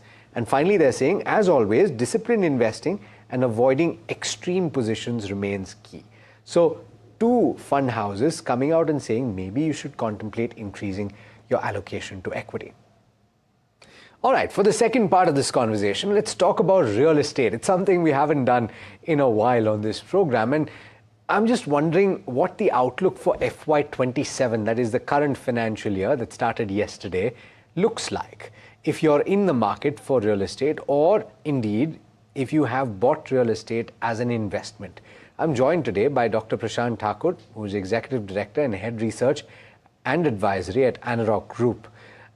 Prashant, thanks so much for taking the time. So let me start with a broader question first, which is, what are the primary 3 or 5 trends that you're currently witnessing in the residential market in India?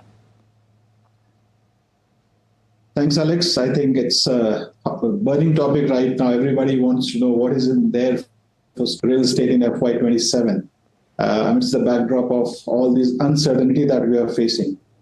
I think FY27 we enter with slight challenges in terms of ongoing geopolitical tension. It has already kind of dampened the sentiment. And if you look at the prior year, the momentum was slowly kind of tapering off, but the sales value were holding on because there was some big ticket transaction that happened. The share of luxury and ultra luxury has kind of really doubled, say tripled if you look at in last 3 years, which were kind of holding the sales value despite of volume taking slight hit. But in FY27, I think these challenges have kind of multiplied. Geopolitical tension, already the construction costs have gone up 10 to 15%. The sentiment, I think, which is the most important factor or driver for real estate, has also taken a beating. It's not only because of geopolitical war, but also the uncertainty in the job sector because of AI-led retrenchment that we are seeing. The most recent one, the announcement made by Oracle today. So I think the challenges would remain in the first half of FY27, and we expect that market would see some kind of tapered growth. I would say it would degrow in terms of volume as well as value in the range of 5 to 10% in short term. But if, let's say, these geopolitical tension, the war continues, we might see a further degrowth happening. Because the important pillar for real estate growth, I would say, is a long stability that a buyer or investor looks at. And I think this is one factor that has been hit the most because of this uncertainty and war. Okay, it's well put. Can we talk about then from that perspective what the near to medium term expectations are, Prashant? Because in certain markets, there has been a tremendous price increase. And here I'm talking about the NCR in Gurgaon and in certain other pockets as well, right? So with construction costs going up as much as they are, and we've heard that for now, at least builders are trying to absorb as much as they can, or maybe push forward some of their constructions to hopefully tide over this period of uncertainty. But with the likely reduction in demand for real estate and the increase in construction, what is the scenario that you see playing out in the near to medium term? So, Alex, you're right that in last 3 to 4 years, we saw steep run-up in the prices. And, if you look at last 2 quarters data in terms of price appreciation, the price appreciation has been slowing down because there were a lot of concerns in various markets about the affordability being hit because of steep prices. Now, developers are at crossroad right now. While if you look at the last financial year, the year that has gone by, the volume tapered just because the prices have run up too high. Right. And now there's a very limited scope for the developers to increase the price. And if you take into account that their construction cost has gone up by 10 to 15%, which might go further if this war continues, it will be very difficult for them to kind of absorb the prices fully. They will have to pass on. But if the situation remains, how much to pass on, how much to absorb, because any further steep increase in price would further delay the momentum of the real estate sales cycle. So in my opinion, over here, if you see developers with strong balance sheet would like to hold off any decision regarding price escalation, you'll see certain amount of construction delays also happening. But at this point of time, passing on the complete price increase to the buyers would not be advisable, and most of the developers would like to hold it on for the time being by either kind of just prolonging their construction cycle, or let's say by taking a decision to hold few of the new launches and to wait how this situation pans out. But at this point of time, passing on the price fully to the buyers would be very difficult. Okay, so then do you anticipate that supply is going to reduce and new launches will be held off on for some time, Prashant, in the near term, maybe for the next quarter or two? Alex, you're right. If you look at the last year's land acquisition, close to 3,500 acres of land was acquired by grade A developers, and 60 to 70% of the land acquisition was primarily for residential development.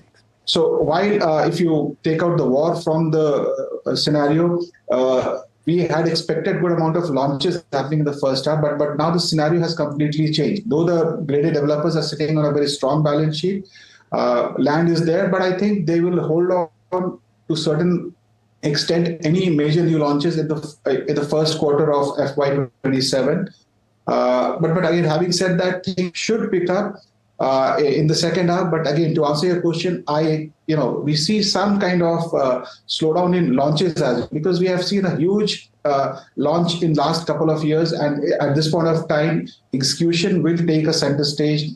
managing the timeline will take the center stage, and managing the supply chain becomes the major focus of the developers, rather than tying up with huge new launches that would further strain their execution capability in this environment. Okay. And so therefore, in this context, Prashant, if somebody is in the market to try and sell property, what is the kind of advice that you would give them? Because usually this is in pockets where there may not have been dramatic price increases and people are changing asset allocations. Be that as it may, whatever the reason for whatever they're doing, if somebody is in the market to sell in the secondary market, what is the advice that you have to give? See, two types of activities happen in such kind of market. There will be a certain set of buyers who will be looking for some value deals, bargain deals, because sort of uncertainty, the chances of any further price appreciation looks very bleak. The second set of buyers would be, people who have limited financial bandwidth and they would like to sell their property. And also, looking at the job uncertainty, which might further escalate because of AI, there would be a set of people who would be looking to dispose. But my advice is that, selling in this market definitely will not get you the right price until unless you have entered the project at a very early stage, which would have given you some kind of pricing advantage. And until unless you don't have any financial distress, my opinion would be to let this situation pass by, because see, fundamentally the sector remains very strong. After ERA coming in, transparency is there. You're sure that the project will get delivered. Those are sitting at a very healthy balance sheet. I think as an economy, we are kind of faring quite well. This is a temporary blip that we are seeing because of war, but the fundamental of the industry doesn't change. So unless you're in a dire need of a fund, or let's say if your financial constraints are forcing you to sell, you can. But I think my advice would be, if you have entered at a right price, it would be advised to stay. And finally, Prashant, in certain pockets, and this would obviously be a geography to geography point that you make, which is that if you are in the market to buy a property, and this is for self-consumption and not as an investment, is it potential or is it possible that you will get a better price 1 year down the line, just based on what we're seeing right now, which is that you've pointed out AI-led disruption, and so therefore IT services get affected, job situations change. There could be scenarios where you get a price reduction in real estate. That doesn't happen very often, though. See, Alex, no developer is going to announce a price cut. It has never happened, and it's kind of, unheard. But there are other softer aspect or softer discount that the developer gives you in such kind of market. It can be some payment plan, some discount in other form. Let's say if you are buying a flat, the interiors would be taken care of. Certain kind of push factor from the developer will be provided. But if you're expecting that if you wait for a year or so and you expect that there will be a price reduction of 10 to 15%, that's not going to happen. So my advice would be that if you have your finance sorted out, if you're looking for some end use, sit with the good developer, look at the project. And I think some deal or offer definitely would be on the table. Yeah, that's a good way to put it. Prashant, thanks so much for taking the time. Pleasure speaking with you. Thanks. Thank you. All right. Well, that brings us to the end of this edition of Your Money Matters. Thanks so much for watching. Do stay tuned. This is NDTV Profit.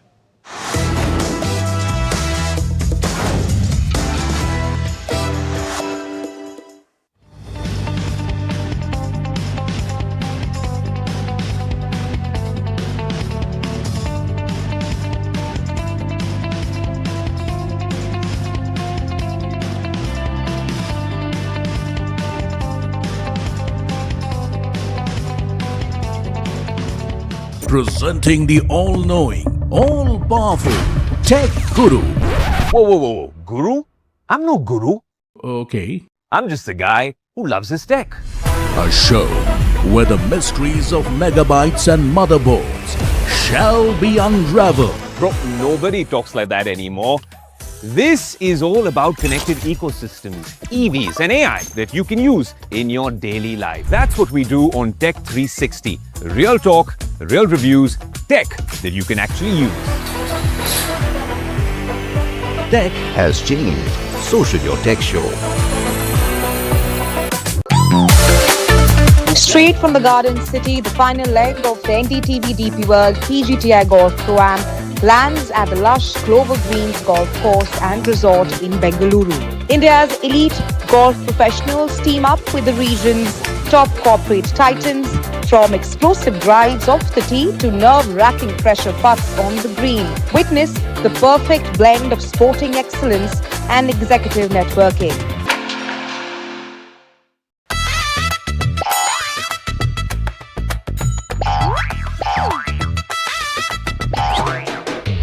To understand the Tamil Nadu twist, join me in the midst of our people, language and politics.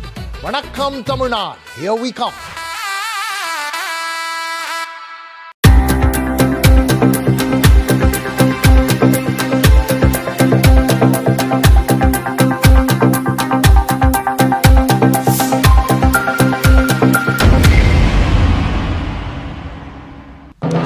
When others are warming up, I'm raring to go. The stories that matter, the stories that shape your life. Hello and welcome to watching Prime 5 with me, Raisha Saigal. What's happening? How The show that sets the prime time agenda. We'll be deep diving into this topic to tell you what's at stake. Join me, Raisha Saigal, on Prime 5, only on NDTV 24/7.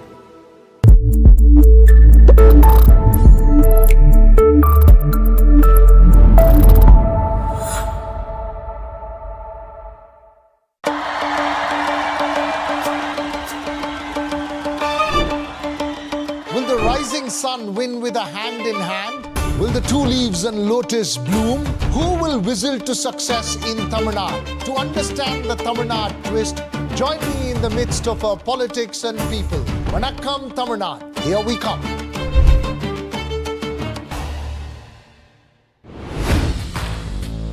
Hi, I'm Tamanna Inamdar. Watch me on NDTV Profit, where I break down the day's biggest business stories. What happened, why it matters, and what it means for your money.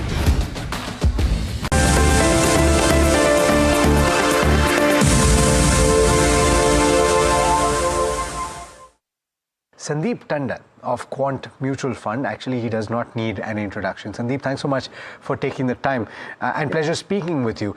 It is, I think, an unprecedented, in at least this century, geopolitical scenario from our perspective, right? With the kind of impact that it has had on crude oil, and certainly significantly different from the last time that we spoke. So therefore, what are the top 3 or 5 things that you are focused on as a money manager?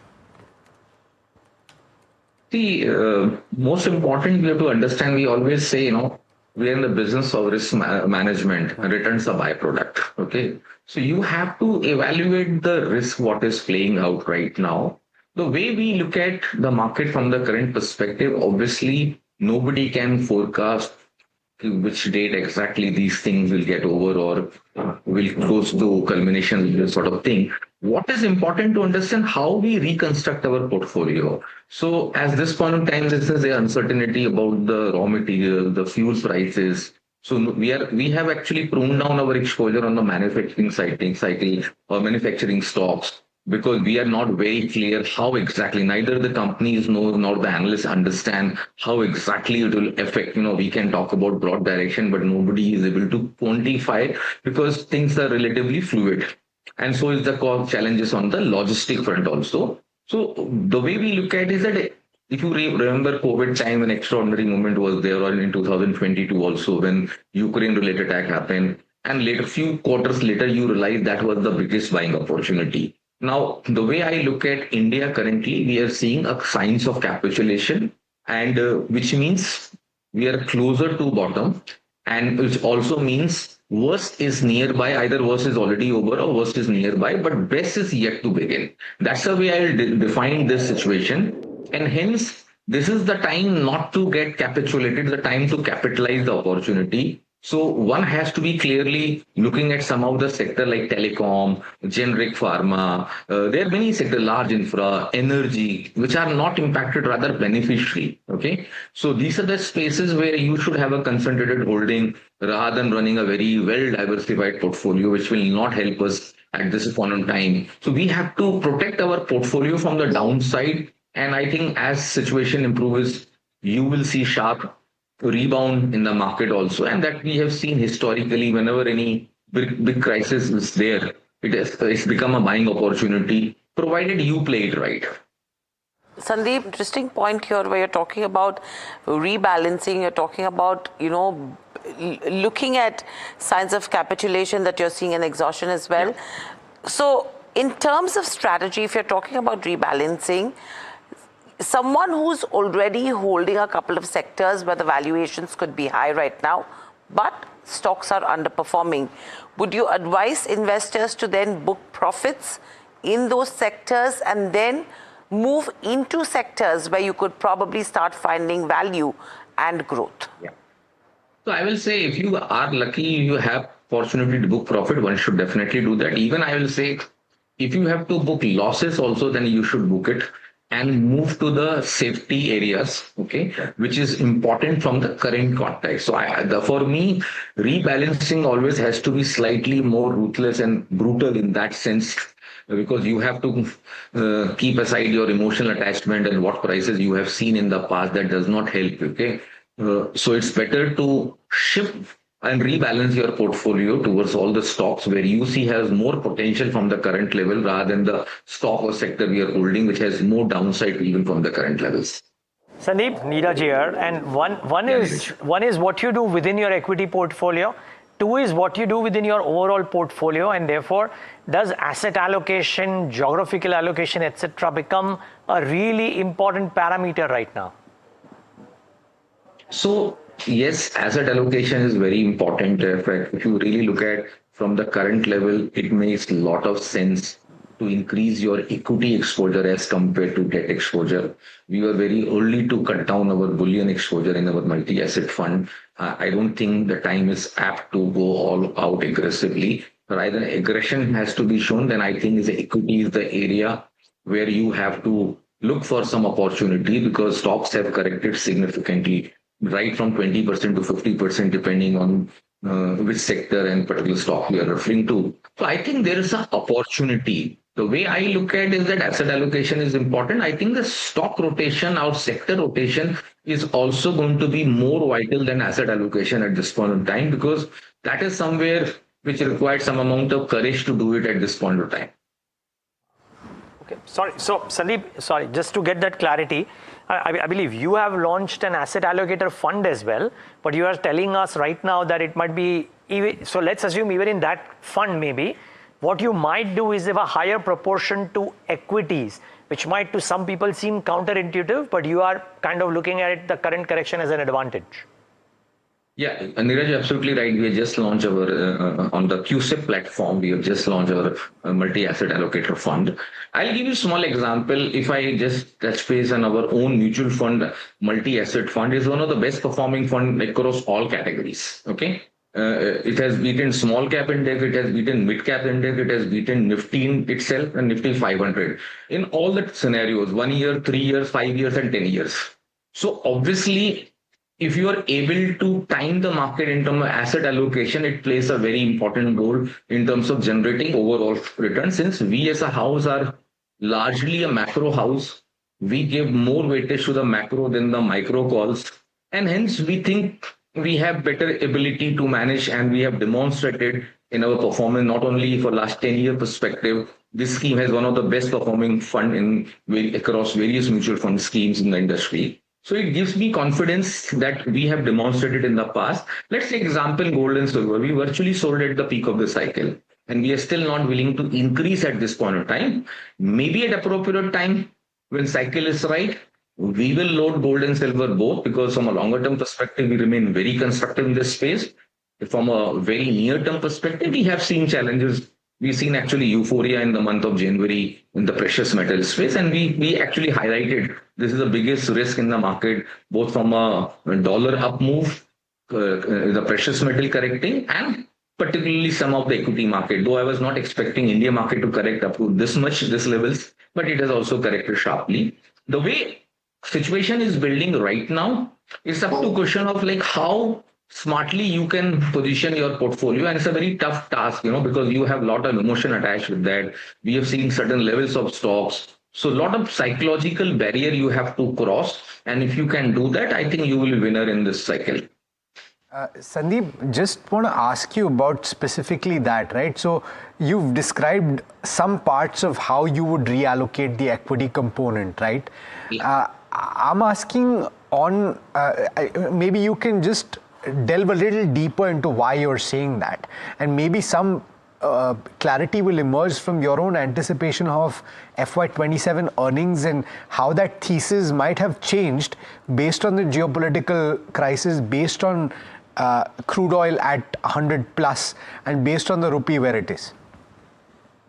So, beginning 2026, we talked about a fragile 2026 and PE contraction year, okay? And it's playing out reasonably well. The way we describe the current situation, anything which is grossly over-owned, over-researched, and traded in the over-admired territory and an extraordinary valuation, those names has to be pruned down. So we are moving away from all these so-called new age company which has given extraordinary return in last few years.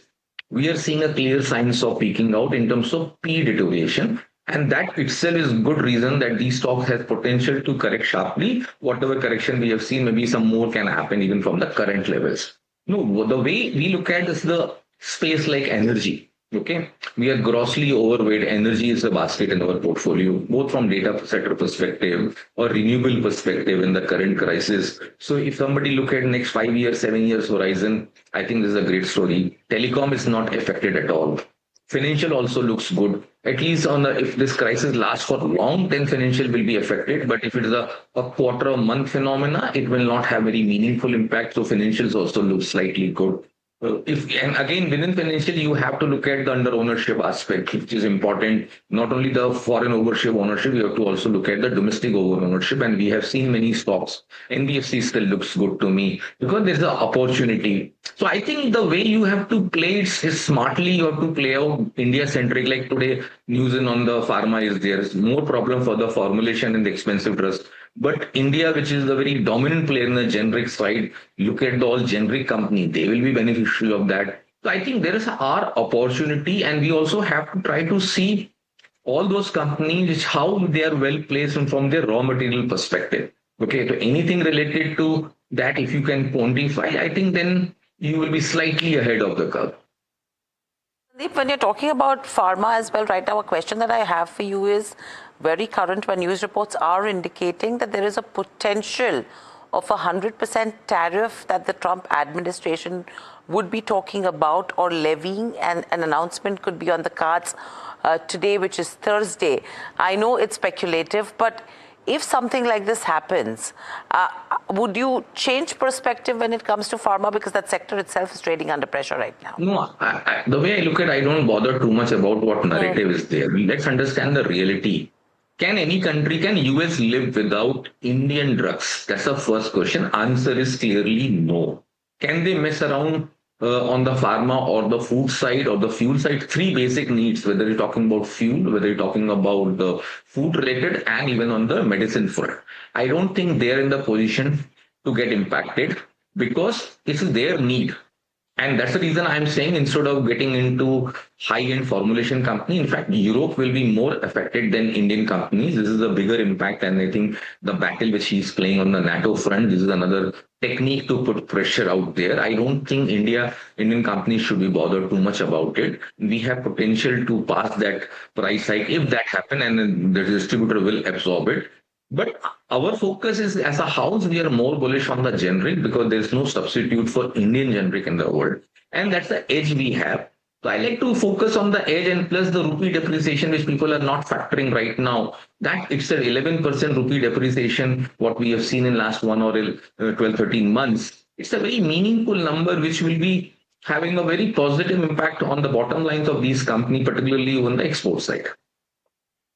Manufactured exports of various kinds, and Sandeep Tandon, of course, speaking about one pocket, but many others, and so many takeaways from this conversation. Sandeep, thank you so much, as always, for taking the time out and talking to us when investors, I think, require some informed opinion the most. Really appreciate your time. Yeah, thanks, Neeraj.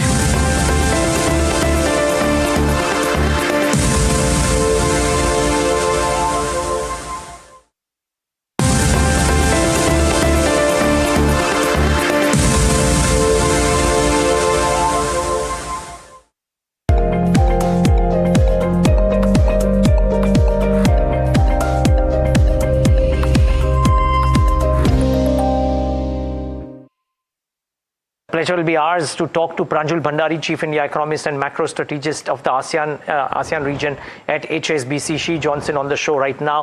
Pranjul, great having you as always. Thanks for taking the time out.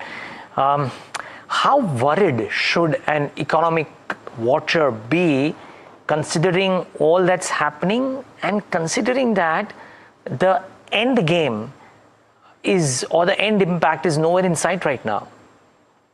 Yeah, absolutely right. We don't know where this is going to end and how much time it will take. But as the weeks pass and we're not coming to a resolution, my sense is that the growth impact is now, I think, looking bigger to me than the inflation impact. I must say, globally, markets have priced in the inflation impact of this energy shock. At some point, they will start pricing in more of the growth impact as well. And I think this is very important for India because so far we have been thinking about this as an oil price shock. Oil prices go up. But we know at home domestically that it's more than an oil price shock. There are quantity constraints of many items like gas and LPG, and then all the other sectors that are accustomed to this, like, for example, petrochemicals, polymers, fertilizer, then electricity. So the cascading effect can be quite large if this keeps going through. A lot of the growth forecasts that you're seeing have taken from, some of the old RBI sensitivities that we have, that when oil prices go up by 10%, then growth falls by 20 basis points. But remember, these are only sensitivities when it's just an oil price shock. This time it is a quantity constraint as well. So my sense is the growth will be bigger than, a lot of people are thinking at this point of time, if this continues for the next couple of weeks. I would take a step back and say that a lot of people have compared what's going on right now to the 2022 Russia-Ukraine crisis, the oil price shock coming out of that. But if this continues, I think it might start looking a little bit more like the pandemic. Pandemic was huge. It was all sectors. This is probably not all sectors, but still there would be flavors of pandemic where the growth shock was far more, at least in the beginning. So we, I think, have to start bracing for that. And I think there should be policy implications of that as well. So, Pranjul, because Donald Trump has come in and effectively said today, though he may change it tomorrow, but he's come in and effectively said today that this lasts for 2-3 weeks. So what you said that you fear might well turn out to be true. So keeping that as a base hypothesis, and that's the best we can do, right? We can make a hypothesis and then see what happens there. So keeping that as the base hypothesis, how much of a growth scare could this be, and how much of a macro shock could it be as well? Because we are dealing with growth at a point of time when oil, in a typical growth scare scenario, would be coming off, is actually perking up and is staying at 100, and which is impacting the macro as well. Yeah. So look, this is a complicated question. There are many, it's a multi-nodal shock, as I would say. There's a supply angle to it, there's a demand angle to it. But eventually you have to take a judgment call. Is it more a growth shock or is it more an inflation shock? In 2022, Russia, Ukraine, it was more an inflation shock. During the pandemic, it was more a growth shock. And my sense is that we are moving towards more of a growth shock as the weeks pass and we don't have a resolution. I also want to say that this has implications for policy.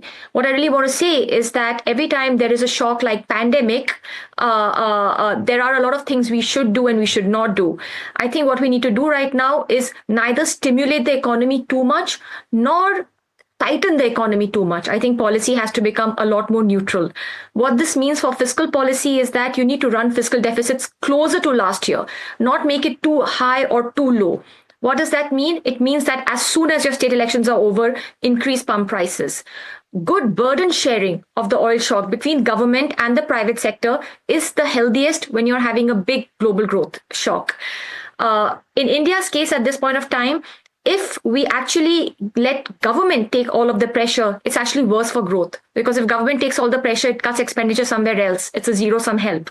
But if consumers take some of the pressure, yes, they cut consumption, but they also dip into their savings. So they don't cut their consumption 100%. So you want the consumers to share this burden for the growth shock to be more manageable. And I hope we are able to increase pump prices in May. The second thing quickly I want to say is that right now markets are pricing in a lot of RBI rate hikes. OIS curve, which I just don't understand anymore, is pricing in about 6.5 repo rate hikes at this point of time. And people are worried that inflation will rise and RBI will start cutting, also because using interest rates as a FX hedge, FX protector, which it has started, which it had done back in 2013. My own sense is that if this is going to be more of a growth shock, then the bar for RBI rate hikes is high. And RBI should wait and not rush into it. And from that perspective, I'm not expecting a rate hike in the next week's meeting. I also think that if oil averages less than $100 a barrel, even if we have a El Nino coming in, my sense is the RBI can get away without hiking because the growth cost will be quite large. So this is my sort of policy prescription. Fiscal deficit, try to stick to last year's number, increase pump prices, don't let the government take all the pressure. And for monetary policy, don't be in a rush to hike rates because this time it's turning out to be a little more of a growth shock than an inflation shock as time passes. Pranjal, very well put, and I think you've described so many aspects of this. Good morning to you. This is Alex. I just want to invite you to also comment on the health of the states, because you spoke about the fiscal deficit for the center, and if you put both of those two together, the center and the states, are you a little worried about how a few state finances will move through what I think you're describing as a crisis? Yeah, I think states, first, we have a lot of divergence across states. But, I'm going to simplify it by adding up all the states together. Once we do that, I think the net state deficit right now is at about 3% of GDP, which is really their max. They can't increase fiscal deficit by more than that because, legally speaking, they can be taken out of the market and not allowed to borrow by the RBI. So they have a hard cap, which, by the way, the center doesn't. So in crisis years, the center ends up splurging, but the states don't because the states don't have an opportunity. So I think that is what will protect state finances. They won't allow them on aggregate to cross the 3% of GDP limit. But we could see some slippage on the central front. Now, I don't think all is bad. I don't think it's going to blow out in a major way because, yes, we have pressures. The government cut excise duties. That's bad for revenue. Fertilizer subsidy bill may increase. That's bad for the fiscal deficit too. But on the other hand, we have some extra money coming in as well. We have 1 trillion from the Economic Stabilization Fund. And my sense also is that the RBI will be giving a larger RBI dividend to the government this year, which basically means that on the whole, there could be some fiscal slippage, but I don't think it'll be very large. And fiscal will be working in what I call neutral policy, neither too stimulative and not too contractionary. So fiscal is not my number one worry. Inflation I'm worried about, but it's not my number one worry because I do think that we have what we call flexible inflation targeting. In years like this, we are actually allowed to run inflation which is up to 6%. We don't have to constrict it at 4%. The RBI has a band. And I think it's especially for years like this. So I don't think RBI will be in any pressure to keep it at 4. It's okay if it goes to 5.5 or 6. So from that perspective, inflation is not the major worry for me. I think for me, the two main worries are what happens to growth if all of these quantitative restrictions continue? And second, what happens to capital inflows, which have been very weak and have been weighing on the currency? And in fact, that's exactly what I want to ask you about. Already when the budget was announced, Pranjal, you had a situation where the bond markets reacted perhaps not as anticipated, right? The number was maybe a little higher than they had anticipated. And already you've seen yields move higher. I'm just wondering what you're thinking about flows into capital markets in general and particularly into bond markets. Do you think that there will be an absorption of that higher fiscal deficit number? So I think the bond markets are worrying about two things right now. Number one, that the fiscal deficit will be higher than budgeted. And here my sense is that eventually it might be a little higher, but it won't be too much higher. So I don't think that'll be like a big problem as time passes. And I explained that a moment ago. The second thing the bond market is worrying about is rate hikes from the RBI. And it is worried about that. Particularly if you've noticed in the last couple of days, the RBI has announced lots of regulatory measures to end speculation in the currency. And now that it's going to be making all these big regulatory changes like it did in 2013, what if it also increases rates? For it to become a currency defense, and that is something that the bond market is also fearing at this point of time. And that's why we've seen in the last 10 to 12 days, bond yields have really gone up, and at this point they've sort of at the 7% range. And my sense is that getting into the policy meeting next week with some fears that there could be a rate hike, I think this market is going to be a little stressed. So look, things are unclear in the bond market right now, and people are really worried about the fiscal and the inflation. Okay. Pranjal, assuming that the policy prescription that you gave is stuck to, what's the growth impact you reckon? Assuming that this lasts for 2 weeks, the government passes on some of the burden to the consumers, fiscal deficit, let's say I'm forwarding to Feb 2027, and the fiscal deficit targets are maintained. So all of that happens. What's the growth impact? Is it 0.5%? Is it less than that? Is it slightly more than that?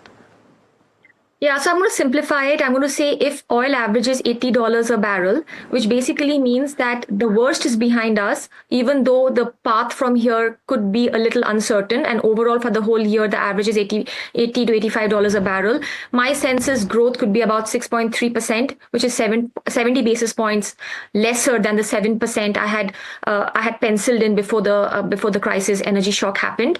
And I would say that at that point of time, inflation would be slightly higher, not too much, 4.5%. I don't think we'll see repo rate hikes because inflation will not be that much higher. And fiscal deficit slippage will be quite minor. Instead of 4.3, they'll probably end up with 4.5% of GDP fiscal deficit. I would generally call this a manageable sort of scenario. But if oil averages $100 a barrel through 2026, then my sense is growth dips much below 6%, and I would say close to the 5.5% ballpark because of all of the quantitative constraints that make the growth drag a lot more brutal. I would say inflation goes up to about between 5.5%, and at that point, with oil being more than $100 for a few months, the RBI may actually give a rate hike, not maybe so much for inflation, but maybe as a currency defense. So these are the two worlds I'm seeing: oil at 80 and oil at 100. Of course, oil at 80 I think will still be manageable. Fingers for oil at 80. Or below, though that seems a different era altogether. But Pranjal Bhandari, thank you so much for taking the time out and being with us today. Really appreciate your time.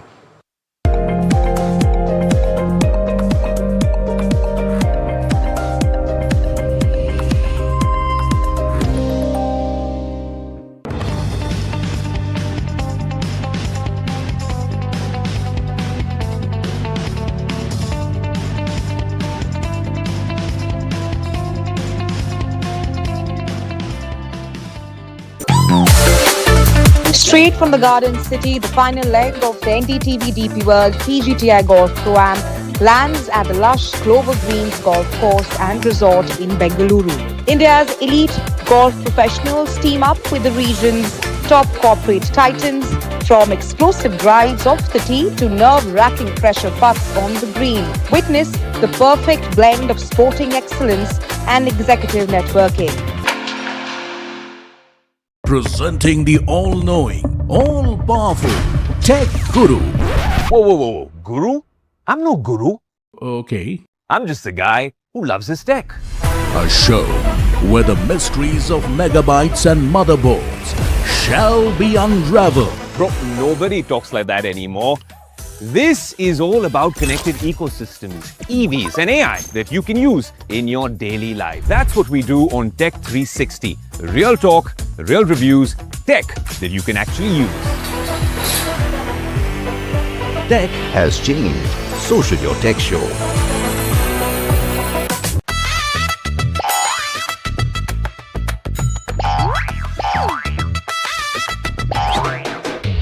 To understand the Tamil Nadu twist, join me in the midst of our people, language and politics. Vanakkam Tamil Nadu, here we come.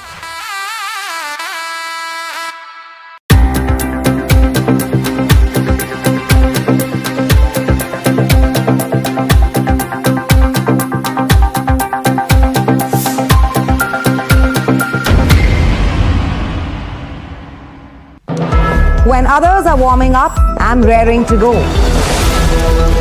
The stories that matter, the stories that shape your life. Hello and welcome to watching Prime 5 with me, Raisha Sehgal. What's happening? How to The show that sets the prime time agenda. We'll be deep diving into this topic to tell you what's at stake. Join me, Raisha Sehgal, on Prime 5 only on NDTV 24/7.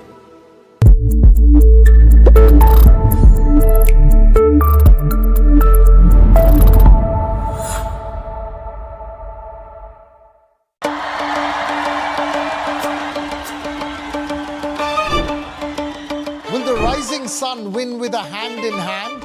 Will the two leaves and lotus bloom?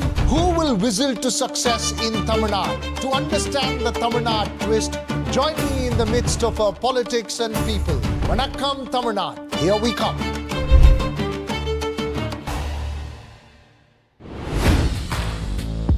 Hi, I'm Tamanna Inamdar. Watch me on NDTV Profit, where I break down the day's biggest business stories. What happened, why it matters, and what it means for your money. Hi, I'm Neeraj Shah. Watch me on NDTV Profit for the most incisive market intelligence and meaningful corporate conversation. And I'm Alex Matthew. Markets, mutual funds, insurance, personal finance. I help you cut through the noise and make smarter financial choices. And here's where you can watch us.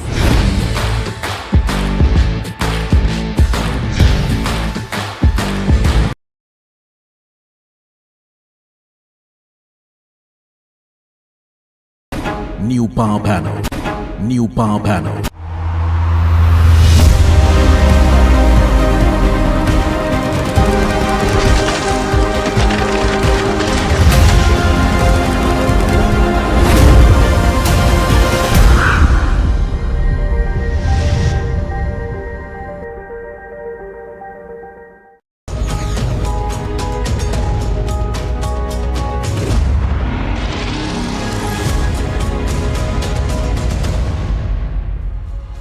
Good evening. This is The Big Question on NDTV Profit. I'm Vikram Oza, and tonight the world is watching that one narrow stretch of water, which we know as the Strait of Hormuz, through which nearly a fifth of the world's oil and a significant share of global gas supplies pass, besides many other pieces. Of course, as far as the strait is concerned, what happens over there does not stay there. It directly impacts oil prices. It impacts inflation in global economies, in equity markets, and yes, economies across the world would feel the brunt if anything goes wrong in the Strait of Hormuz, and that includes in India as well. So over the past few days, the situation has escalated sharply. The conflict involving Iran intensifying shipping through the Strait of Hormuz has come under strain. And oil markets have reacted immediately. Global powers have begun reassessing their responses. So for one, you're looking at what the United Kingdom is now seeing and doing. They're now moving to bring together more than 30 countries to discuss how to reopen and secure the Strait of Hormuz, effectively turning this from a regional crisis into a global strategic challenge. And at the same time, the United States has taken a very different posture. President Donald Trump has made it clear that America, which is now the world's largest producer of oil and gas, does not depend on Hormuz. That's what he's underlining.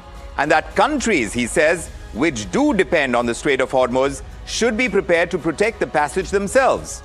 So he has urged those facing fuel shortages to buy American oil. That's something that he's saying. He's openly linking energy dominance of the United States, also security responsibility and geopolitics, all of which in a way that has been rarely stated as bluntly as President Donald Trump is. So this raises questions far larger than just Iran or the immediate disruption at Hormuz. Is this crisis really about nuclear risk anymore? Or is it about control of global energy flows? Is energy now getting used as a geopolitical weapon? And will the emerging 35-nation coalition work to stabilize the situation? Or could this lead to expansion of the conflict as it stands? And that's something that markets everywhere are fearful of. For Europe, of course, Trump's remarks come alongside sharp warnings to NATO allies and even hints at a US pullback from global security commitments, adding that another layer of uncertainty. For Asia, especially for India, the stakes are even higher, with a large share of our oil and gas imports still flowing through the Strait of Hormuz, even though Iran is saying that they will give India safe passage. So tonight, the big question is no longer just about whether shipping can resume safely through the Strait of Hormuz. It's about whether the world is moving towards containing this conflict or entering a new phase of open strategy. As far as energy confrontation is concerned, we seem to be getting deeper into it. Who's and where are these nations which are expected to secure their own supplies that the American president is talking about? Let's tackle this big question tonight. So this is what we're asking. With Trump now pushing American oil, even as there is this coalition of 35 nations under the premiership of the UK Prime Minister Keir Starmer that is coming together to be able to release the Strait of Hormuz from the control it has through Iran. Will they be successful in containing the war, or is this going to lead to escalation of the war? That is the question we're asking tonight. Let's take it across to our panel, and let me introduce you to them first. Joining us on the big question tonight is Burzin Wagmar, is an Iranian studies expert. He's at the University of London. He joins us from there to set the geopolitical context. He's joined by Aditya Saraswat. He's Senior Vice President at Rystad Energy, connecting also from London with a global energy perspective. From the United States, we have Joseph M. Shalil, author and publisher of Universal News Network. He's joining us from Palm Beach, Florida. And rounding out the panel is geopolitical expert Colonel Rohit Dev. He joins us from our national capital, New Delhi. Great to have you all with us, and thanks for making the time for the big question. But Burzin Wagmar, this current crisis at the Strait of Hormuz, is it still rooted in Iran's nuclear issue, one wonders, or has it now clearly shifted to a battle over control of global energy flows? Iran has factored in that this is the world's Achilles heel, but more so for Asia, not for others in the West. Please remember that who suffers in the first instance, if one were to pose that question? Iran's principal exporter, China, who's been purchasing Iranian crude. 89% of sales go to Beijing, and they go through the shadow fleets and through teapot refineries, through Malaysia and the rest of it, surreptitiously, as we only know too well because of the sanctions. 38% of China's supply goes to the Strait of Hormuz, only 15% for India, 11% for Japan, and 12% for Korea. So only Western Europe is affected to the tune of at least 3%, not much. So that needs to be pointed out. So in a way, of course, it is wedded to the nuclear issue, but we tend to lose sight of the fact that it's not just nuclear enrichment caps that are sought from Tehran, but also questions about its ballistic missile arsenal production and firing here, there, and everywhere across to GCC states, which was even a question prior to the war's onset on 28th February, because you must remember that the ballistic missile question was never tackled, never factored into the JCPOA agreement of July 2015, from which Trump pulled out in May 2018. And that is why we've come to this impasse. So whether it is about the uranium, whether it is about the ballistic missiles, now are we likely to see an escalation? Aditya Saraswat, what do you think? Nearly 20% of global oil and LNG transiting through Hormuz. Are markets responding to real supply disruption, or is it the risk of escalation right now, even if we were to consider that now Iran is showing its propensity with its ballistic missiles, but uranium is nowhere to be found right now? No, I think the escalation pathways are multiple, right? So, and not all of them run through rational actors as we speak. Our scenarios, planning models at tail risk of roughly $150 per barrel if the conflict spreads to Gulf production or even export infrastructure. And it remains painful and costly and prolonged stalemate rather than a widening war. But the spread is plausible. Outcomes here are unusually wide, and the spread itself is a market signal. But as we speak, the market is largely taking supply disruption into account, not the prolonged war. And there is a sense of back channel diplomacy that is being taken up through different. But like we are hearing from Burzine as well. And, yes, indeed. But like we were hearing from Burzine as well, and Colonel Rohit Dev, you can come in. Since 89% of the oil that passes through the strait goes to China, from a military standpoint, how effectively can Iran disrupt traffic at Hormuz without inviting this large-scale international response that could be military in nature that would be warranted? Because now we are facing the brunt of it, even though we say Europe is not going to be as affected, but clearly it is. See, there are two views to this. So one is that China is not largely affected by what Iran is doing, because just like Russia, China, and India, there is a passage which is open for these countries to take the oil, and it is being facilitated by the Iranian government as well. Coming to the European sense of it, so 35 countries going from Asia Pacific to Europe to other countries, including the Caribbean. I think that is more of a standpoint of Europe. But what we are hearing is nothing of escalation to a level of a military conflict to be joined in with the US. It's more of a trying first have cessation of hostilities. So whether you see it been the case of Mr. Who went on air and to the United Nations to get cessation first. So I think the diplomatic part is the most obvious part.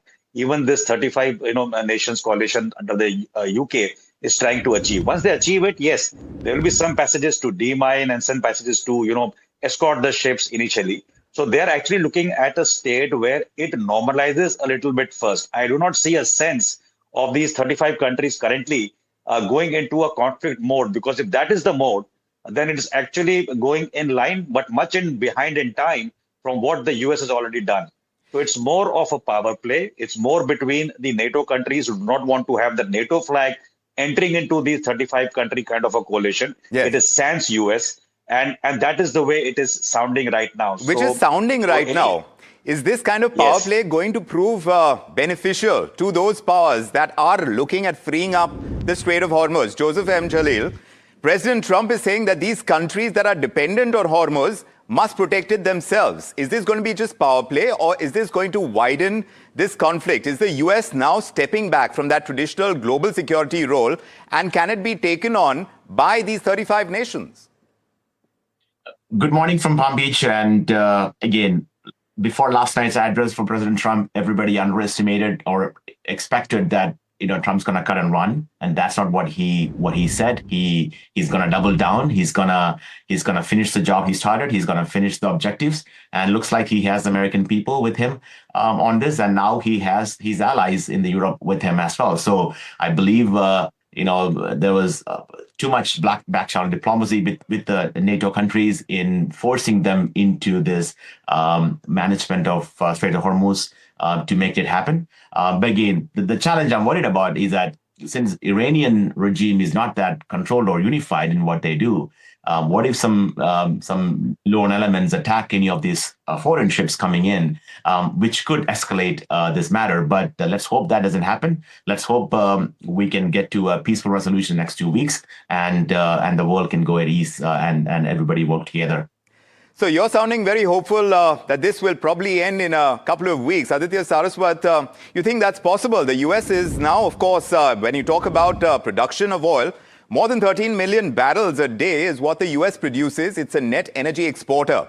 So then, if you are looking at the possible end of this conflict, is energy dominance a strategic weapon that Washington is using right now to be able to exit this war? I think US is not withdrawing from global security. It is just repricing the present cost in the conflict. And for the energy markets, the practical consequence is more fragmented security architecture, multiple actors and conditional commitments, and no single guarantor essentially lowers the risk of escalation further. And as we speak, the prices are where they are, and pricing in not a quick resolution, so to speak. And in terms of diplomatic push, the what energy market really needs essentially, and what the diplomatic push that we are seeing from rest of the world is in between that, where the price volatility remains. And US as such is net exporter. It imports certain barrels, so the impact would move from essentially east to west, and the grade it produces does not replaces the grade which is being bottlenecked.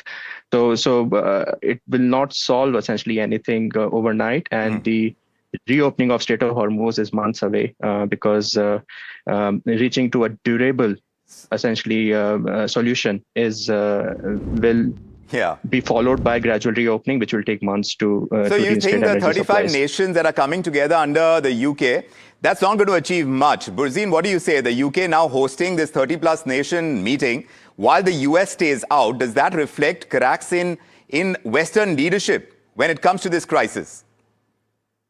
Mr. Trump must be taken seriously, not literally. He set the cat among the canaries by telling them, go and get your oil, because you have to pick up your slack if you want it. And may I point out a mid-March study of forecasting which was done by investment bank Jefferies, which highlighted that this year, with the way things are going, despite fluctuations in prices, American oil companies are expected to garner a windfall of about $63 billion.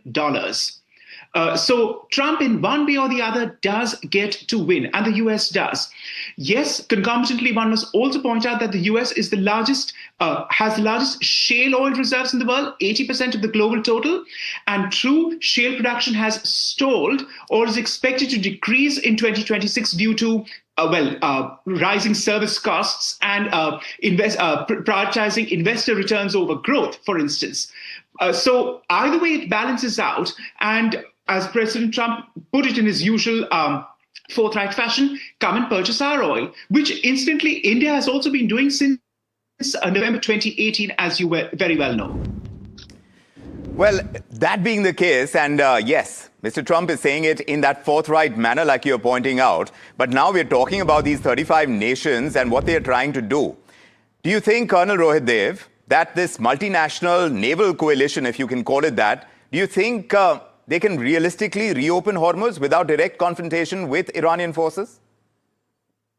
So let me bring out a pain point first. American reserves, their SPR, their entire, inventory of 865 million barrels, and going ahead to consume 20 per day and producing 13 with a net deficit of 7.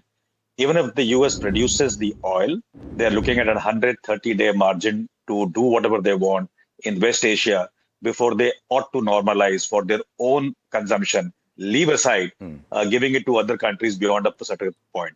Europe, on the other hand, has got a very, very critical issue.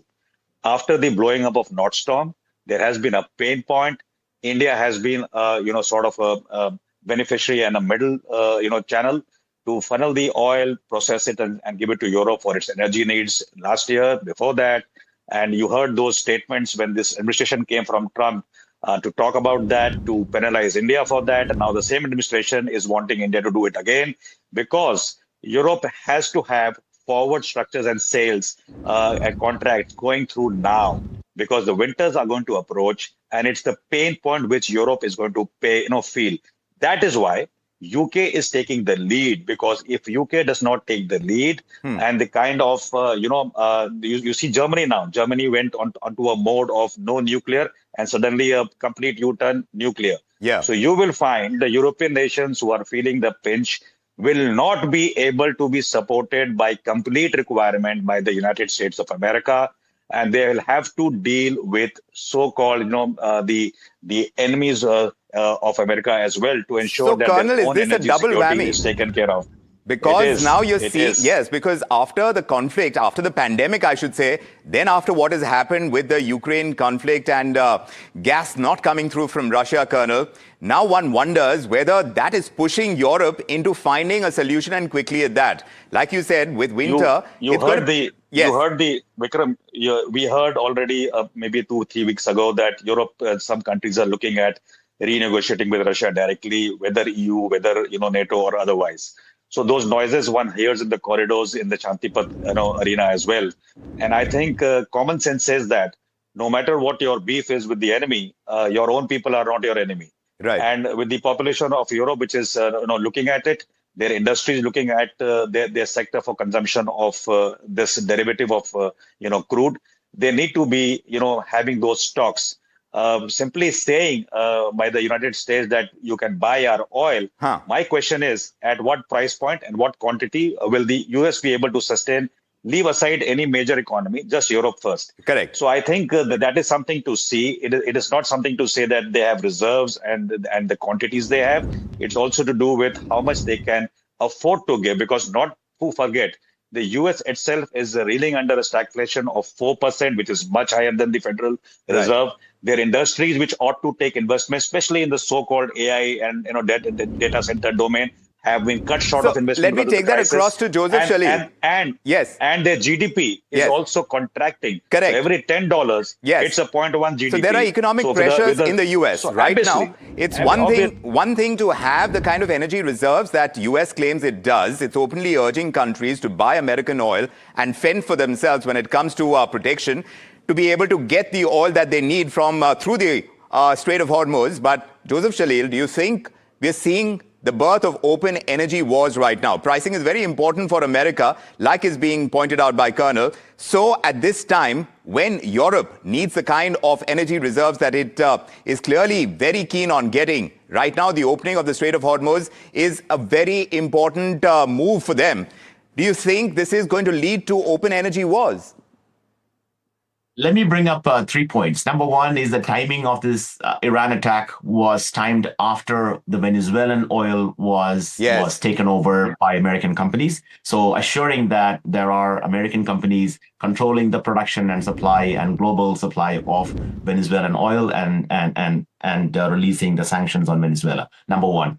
Number two, I would say, again, oil below, $60, it becomes unaffordable for American companies to produce from the shale oil. So it is beneficial to America to have oil at an 85 or above pricing. Number three, I think this is a bigger challenge or a checkpoint to China more than anybody else, because President Trump, as you know, has postponed his Chinese trip. China was the number one buyer of the shadow fleet oil from the Straits of Hormuz. In fact, if you look into this, is a lesson learned for China, for the Malacca dilemma, what India could do someday potentially. Lessons learned from Iran. If China acts too smart, India could do the same thing what Iran is doing, to the Chinese economy, and could paralyze the entire Chinese economy overnight. So I think this is going to be a win for America. This is a win for India, because we're getting our oil as we need. But it could be I think the country which is going to suffer. It's interesting that you say. It's interesting. It's very interesting that you say that this is a win for India and for the US. Aditya Saraswat, do you agree? Could sustained disruption around Hormuz push oil prices so high enough to trigger a global inflation shock, in which case neither India nor China nor America would be left out? I think then in that case, you're looking at lose-lose war, right? Because across the board, you're looking at stagflation and you're looking at across the board recession markers, right? So then not only supply shock is there, but then you would see demand shock coming into the picture as well. And we could see a cascading effect on economies across the world. We are already seeing developing economies rationing fuel oil, capping the prices. And we are seeing this effect already triggering from east to west. Now we are seeing the gas prices in the US also increasing, right? So I think if it is escalated, then it would be the biggest shock in the energy markets, and it will be essentially the deeper you go into this conflict, the longer and the more complex the recovery would be. So the most immediate aspect of it is you have to have a durable, diplomatic and sustained solution to it. So if we don't, then Burzine, what happens? Are we seeing the world split into competing energy blocks led by the US, Russia, and the Middle East, perhaps? You would see fissures, but may I pick up a geostrategic fissure, for example, Vikram? Sino-Saudi trade stood at $105.4 billion at the end of 2024. And you can be sure Riyadh not to mention Abu Dhabi, Bahrain, and the rest, are not going to forget this somber fact that Beijing has supplied Tehran with real-time data for striking US assets and other spots across the region. Not to mention Putin too, who has been supplying Tehran with intel on this. Now, Putin is, of course, a lesser figure because the Russian economy is nothing much to commend itself. But China, of course, is very much tied to the GCC and the Middle East at large. And I'm not insinuating that trade will fall away with the Chinese, but the GCC and other Arab countries will bear that in mind as to where they stood. Because this is being put out so often about a global South push forward. I mean, where is the BRICS and SCO in all this? Even when the chips fall and this war concludes at some point when it would, the GCC countries and the Arabs at large believe they can only bank on Washington for their security imperatives. They are not going to move or shift through strategic autonomy to either Beijing or offset it to Moscow or anything of the sort, because they can't bank on them. They may not be entirely satisfied with their relationship with DC, but at least DC has stepped up to the plate and has protected them and afforded this shield in more ways than one, which is why we see the spectacular military success. This is very interesting. Just a moment. Very interesting. This is just coming through where the spokesperson of the Ministry of External Affairs here in India, Randeep Jaiswal, is saying that the UK side has invited several countries, which also include India, for talks on the Strait of Hormuz from our side. He's making a reference to the Indian side, that the Foreign Secretary of India is attending that meeting this evening. So it's an important development that is taking place. How significant is that, looking at the way things are moving right now? From your perspective and India's, of course, interest, where we have to secure our energy, Aditya Saraswat, the involvement of India in this coalition? Certainly, I think what India has done is considerable strategic, it played on its strategic advantage, right? Because the Indian flag carriers have been passing through the Strait of Hormuz, and it's essentially feeding the LPG and the crude requirements of the country. It certainly has a diplomatic backbone to all the discussions that we have been seeing. But once there is a coalition, there are certain topics that needs to be creased out. First of all, initially the stance was the diplomatic efforts will start when the hostilities will end. When and how that ends, when that ends, remains yet to be seen. And then the logistics of the presence in Strait of Hormuz. And once all of that gets figured out, you have fields which are getting essentially degrading in its capacity. Rest of the world doesn't have surplus capacity which can replace Middle Eastern crude. So all in all, I think that timing is of essence. We need to ensure that the energy supplies reopens before we see the cascading stagflation concerns across the world. Well, that is the real question. Are we heading towards containment through some kind of cooperation, or is escalation now the more likely outcome? Tonight's discussion makes at least one thing clear, that this crisis is no longer just about Iran or a single waterway. It is about who controls energy, who guarantees security, who bears the cost when global trade is weaponized. Now, with the Strait of Hormuz at risk, alliances are under strain, and energy is openly linked to power politics. So the rules of engagement themselves appear to be shifting. So big shift, interesting times in geopolitics. My thanks to Burzeen Wagmar, Aditya Saraswat, Joseph Shalil, and Colonel Rohit Dev. Thank you for joining us with your insights and analysis. And for viewers, of course, the takeaways are plenty. This is an evolving situation, but it isn't restricted to the Strait of Hormuz. Yes, India has its skin in the game right now with the participation of the Foreign Ministry when it comes to the 35-nation coalition that is going to find a way out to be able to see an end of the blockage in the Strait of Hormuz, how successful they will be, how much cooperation there can be, and whether or not we're going to have escalation in this war is a piece we're watching very closely. I'm Vikram Oza from me and the team on The Big Question. Good evening.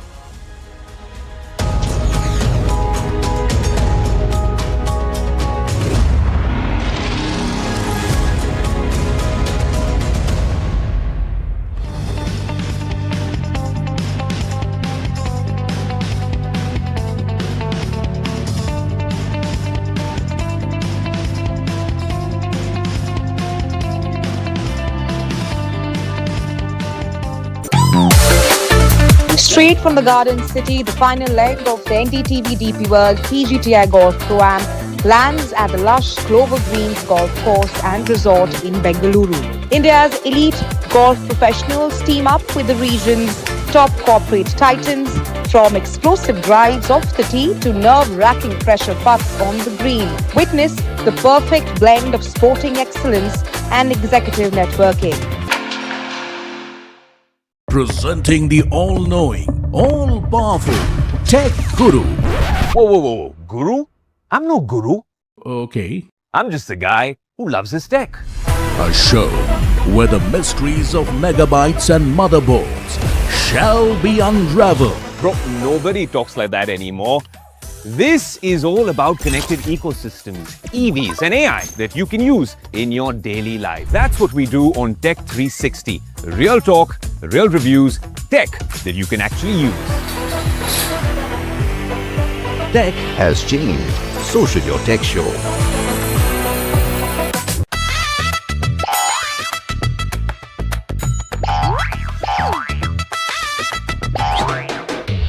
To understand the Tamil Nadu twist, join me in the midst of our people, language and politics. Vanakkam Tamil Nadu, here we come.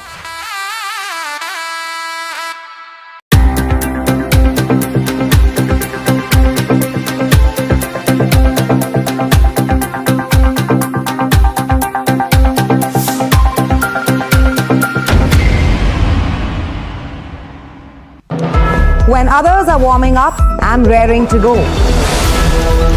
The stories that matter, the stories that shape your life. Hello and welcome to watching Prime 5 with me, Raisha Sehgal. What's happening? How to The show that sets the prime time agenda.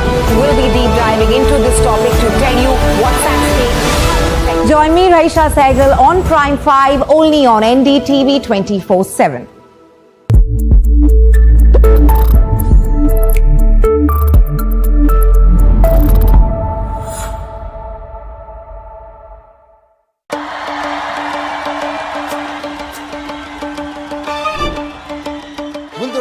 Sun win with a hand in hand? Will the two leaves and lotus bloom? Who will whistle to success in Tamil Nadu? To understand the Tamil Nadu twist, join me in the midst of our politics and people. Vanakkam Tamil Nadu, here we come.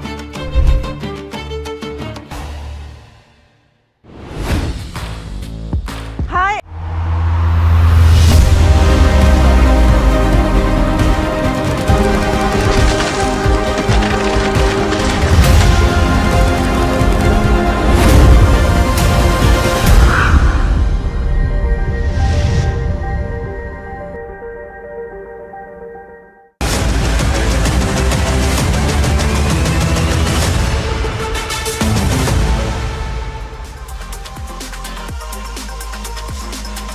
Hello and welcome to Editor's Cut with me, Neeraj Sharma, my colleagues Alex, Matthew and Hiral Dadia.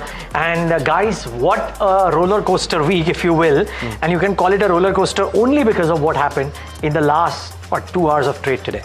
It was a short roller coaster ride because it was just 3 days, but I think it made up for the lack of trade on the other 2 days. Yeah, you think so, Hiral? It probably made up for the last 4 to 5 weeks where we've ended in the negative.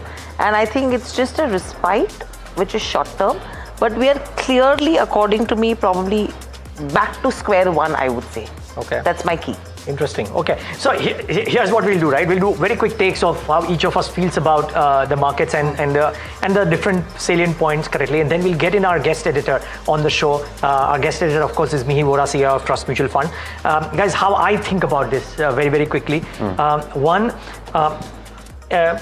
is a durable bottom formed? I think it's difficult to say, but it is interesting to see the kind of move that's happened today led by banks and IT. So the heavyweights have come back, and therefore it's interesting to see the FI number for Friday, for Thursday, that is. So part one is that.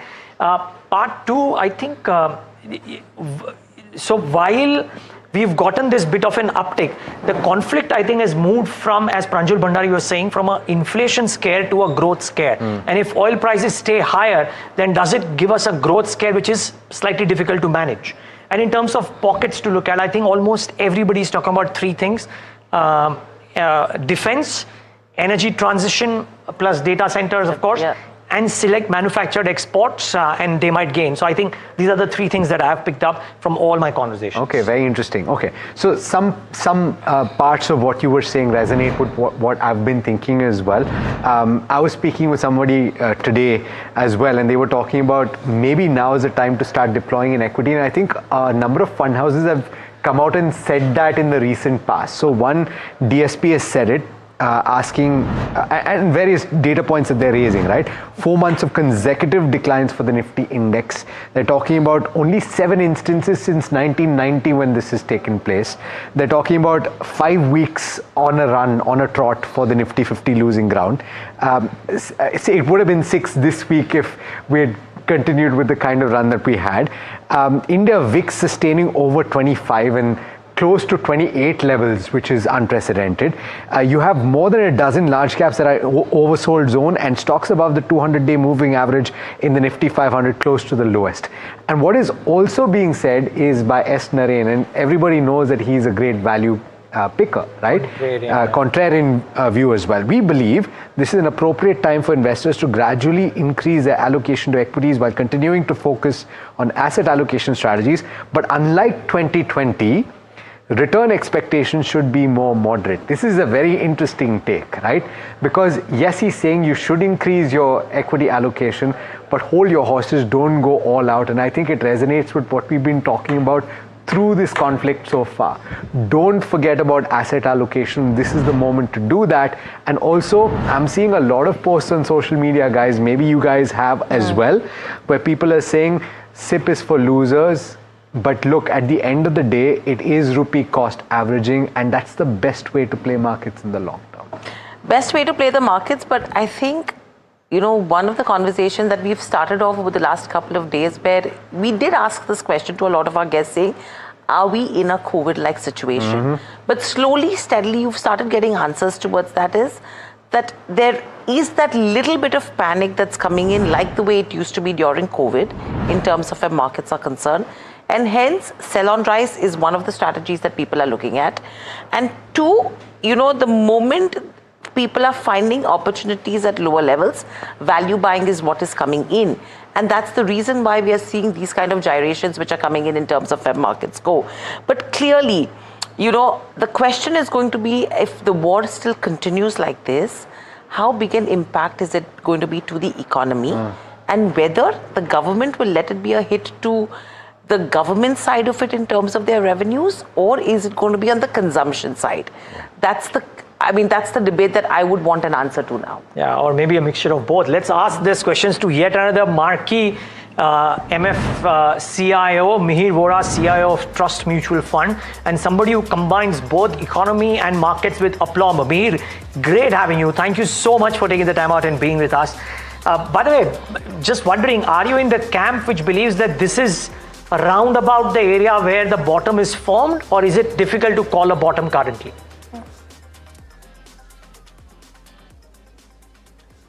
So before President, first of all, thank you. Always a pleasure to be here and now trying to wrap up the short but eventful weekend.